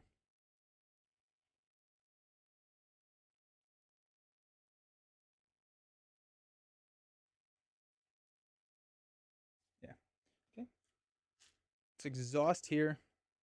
I'll draw 1 or 2, 3. We're going to swap Sneak Attack with a Test of Will. And then we're going to put Swordsman. No, we're going to put. Yeah, we are. We're going to put Swordsman on top. I think I would rather Sneak Attack Gandalf next round. Villia Unexpected Courage to put a Swordsman onto the table. That feels pretty good. Now we have a Test of Will. We have a Gandalf. We're feeling good. Okay.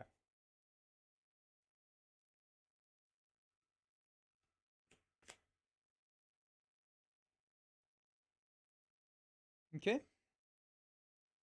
He's going to attack. We will block with Glorfindel for 7. He does not get a shadow card, so we're good there. We are showing 10, 14. Get the quest onto that. Let's count down. We got 2. There. We've got 1, 2, 3, 4. 1, 2. 1, 2. We'll give the bonus defense to Elrond. Quest with Elrond for 1, 2, 3. 1, 2, 3. 1, 2, 3. That's showing 19. It's not perfect. It's not great, but it is okay. Let's go Quick Beam for 1, 2. Let's go 21. We're showing 9, or we're showing 10. We're gonna flip into Orc of the Flame. When revealed, the first player must either deal 2 damage to a hero he controls. We'll go ahead and deal 2 damage here to Baragon. Okay, so that shows us 12. We quested for 21. That's 9. Or yeah, so that takes us down to 9. 4 goes here. That's a perfect clear. Let's go. So this goes away. We go to 5 here. That clears, and we deal 5 damage to him, which takes him to 12 damage. Okay. Cool. We're ready here. Let's go ahead and Warden of Healing to heal these two. This guy engages us. We will just decked out. We will defend his attack for 7. Gets +1 for each side quest in the victor display. That's horrendous. So he gets +5. So we take 5 damage on that attack. That is good to know that is in there. That is very good to know that that is in there. Holy cow. Okay, well that's scary. We will ready. We'll defend against this one for 2. Gets again. So he attacked for 7. Good thing we have 7 defense. That's terrifying. That's a scary, scary Shadow Guard. Cool. I think we attack. We ready here. He doesn't scare me too much. So let's attack for 5. 8. He can take 5 total damage. So that takes him to 17. We'll stand up. We'll increase our threat to 39. Good thing Baragon's a monster. Yeah, right? How sad would that have been if we just lost Baragon right there? I think we probably still would have been okay. It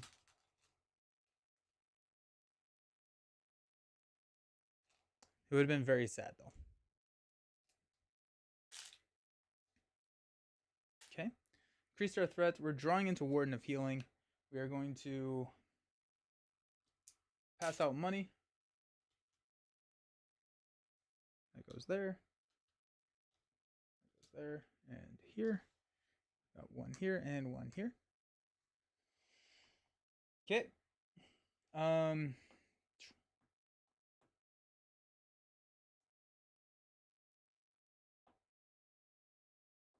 So as long as we can attack him and deal, we should be okay. This round, we should be.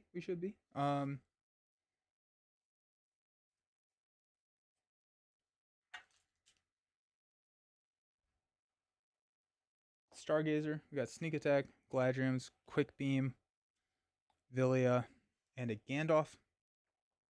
Let's throw Gandalf on the top and we'll draw into a Galadrium's.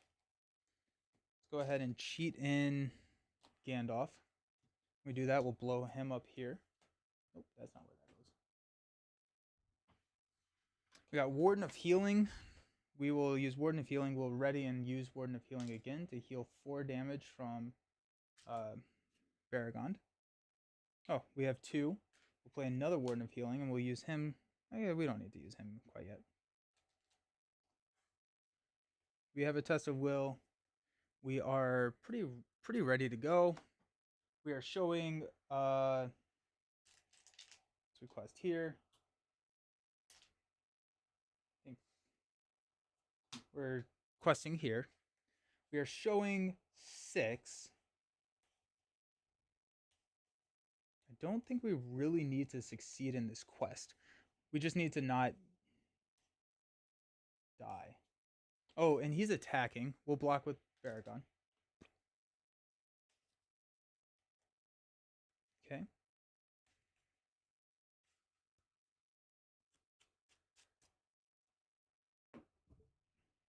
So we're questing for 1. This is a battle for the ages. It's crazy. We're going to go 4, or 3 more here. And go 4 more. 1, 2, 3, 4. That takes us to 8. We are showing 6. Let's go ahead and go 1, 2. So we should be fine. We'll flip into. Actually, let's quest with Arwen for 2 and give a +1 defense to Elrond. We'll flip into a straight goblin. So progress gets placed, but it does not matter. We will defend the attack for 7. Gets +2, so we'll take 2 damage on Baragon. We'll exhaust Ravenwing's Helm to prevent 1 of that damage. But then we will swing back for everything we have to kill the dragon. Goblin surges into a goblin troop. Jeez. Okay, so the goblin troop will engage. We will block the goblin troop with a Master of the Forge. Makes an additional attack after this one. We will block with Gandalf. Gets +1. It does not destroy a character. Gandalf is exhausted. He's going to attack for 2. We'll take that undefended. We'll throw that damage on Elrond. Then we will swing back and kill everything. Jeez. This quest was intense. This quest was a lot. There's a lot going on there. Oof.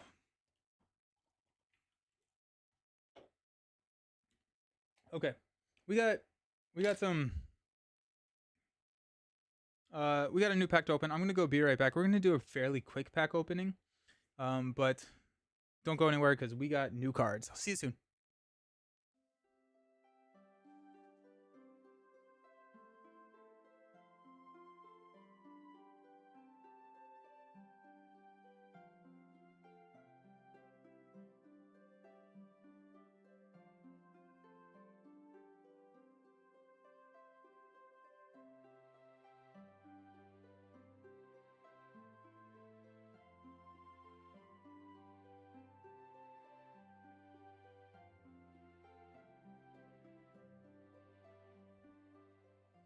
Alrighty. We've got the Ghost of Framsburg. So we're going to open this. This is the next quest in the Arid Mithram cycle. Thank you, Gorismo. Thank you, Jared. Yeah, let's go. Oh. Open this guy. Pull out our rules insert because we need that. I understand why they stopped packaging this way, but it is so much fun opening these little packs. They're just fun. They're just fun packs to open. We've got a Spirit Dwarf Hero. I am all about that strategy. Excited to see what he does. So we got Dane. Okay, so it's Dane. It's Dane, but not Dane. I was curious if this is going to be good enough to actually run. It's at an 11 cost. 1, 2, 3, 5. Dane. He's a noble here, so that's nice. In my printing of the card, he's not noble, but in New Dane. But in I think the reprint of the dwarf packs, he is a noble. This guy has to be in your top 5 heroes. Okay, well that's super exciting. So we've got Dane here for yep. While Dane Ironfoot is defending, we can discard the top card of your deck to give him +1 defense for the attack up to 3 times per phase. That's really cool. Okay, so what's nice about that is dwarves are all about like the discarding synergy. You have hidden cash, you have the miners. I think you have another thing that discards stuff, which is really nice. You can also do this after you've seen the boost card, not the boost card, but the shadow card. So like if you see someone attacking for 3, they get +2. I can then discard 2 and then just not take damage, and then get all of the benefits of the discarded cards in it. That's really cool. I like it. I also really like Dane as a blue hero. I like a blue dwarf hero. We do have the one that destroys orcs and reduces your threat, and then also the one when you play dwarfs, you reduce your threat. But like this feels like it can be like a mono, or like you can like run very specific and run like a dual or a 2-spear, a bi-spear deck with Dane. That's really cool. We got another dwarf. I'm here for the dwarfs. I am here for the 5-cost dwarf. That's a scary cost dwarf. 5-cost dwarf. We got 0/3/3/3. As an action, we can discard the top 3 cards of your deck to ready him. Okay, yeah, that's good. 5 cost is a lot. 5 cost is a lot. We could use a very good tail to try and cheat him in. 5 cost is a lot. I guess we do have Narvi's belt, so we can resource fix fairly fairly easily. Um, if you have leadership Dane, he's a 4 attack, which is kind of crazy. He's also a really good target. Oh, he's a really good target for a very good tail. If you play him, you can very good tail and pretty much play any ally, and then you can discard 3 cards from the top of your deck and ready him to attack or defend. And you don't actually what's really nice is you can very good tail, and if you don't have anyone engaged with you, you don't have to trigger the action to ready because he may not need it. That's pretty cool. Play only if no other copies of Man the Walls have been played this round. It's a 0-cost leadership event. As a planning action, reduce the cost of the first ally play by each player this phase by 1. Those allies cannot quest this round. Seems like a pretty decent multiplayer card. I don't know if it's worth. Yeah, I don't think that's worth it in the first or in one player. There are other cards that can get me more resources than 1, but in 4-player that's really cool. But I not the biggest solo fan. We've got our Woodsman's Ranger. This is the Mirkwood Hunter. These are really expensive cards. We got well, I guess that's 0, but it's a 4-cost lore ally. 2/2/2/3, very good stat line with ranged. Reduce the cost to play Mirkwood Hunter by 1 for each attachment on the active location. That's fun. Because we just tried that strategy, I think, last time, where you just throw a ton of attachments on that location, and then you have a lot of things that can benefit off of that. And so, like, if you're playing this guy for 2, you're feeling really good about yourself. So that's fun. We got the Familiar Lands. Each location with a player card attachment gets -2 threat until the end of the phase. That's okay, I guess. I'm sure there's some sort of synergy that we could find to trigger off of that, but typically I'm only throwing the my attachments on the active location. Maybe that's a invalid strategy on my part, but if they're the active location, they're not contributing threat to the staging area. So kind of interesting. Yeah, I don't know about that one. Warrior Sword. I really like this art. This is a really cool piece of art. Attached to a tactics or warrior character. They get +1 attack for each enemy engaged with you. Ooh, we got the Dunedain. Dunedain are happy. Dunedain thrive off of having enemies engaged. Oh, that'll be really cool. That'll be fun.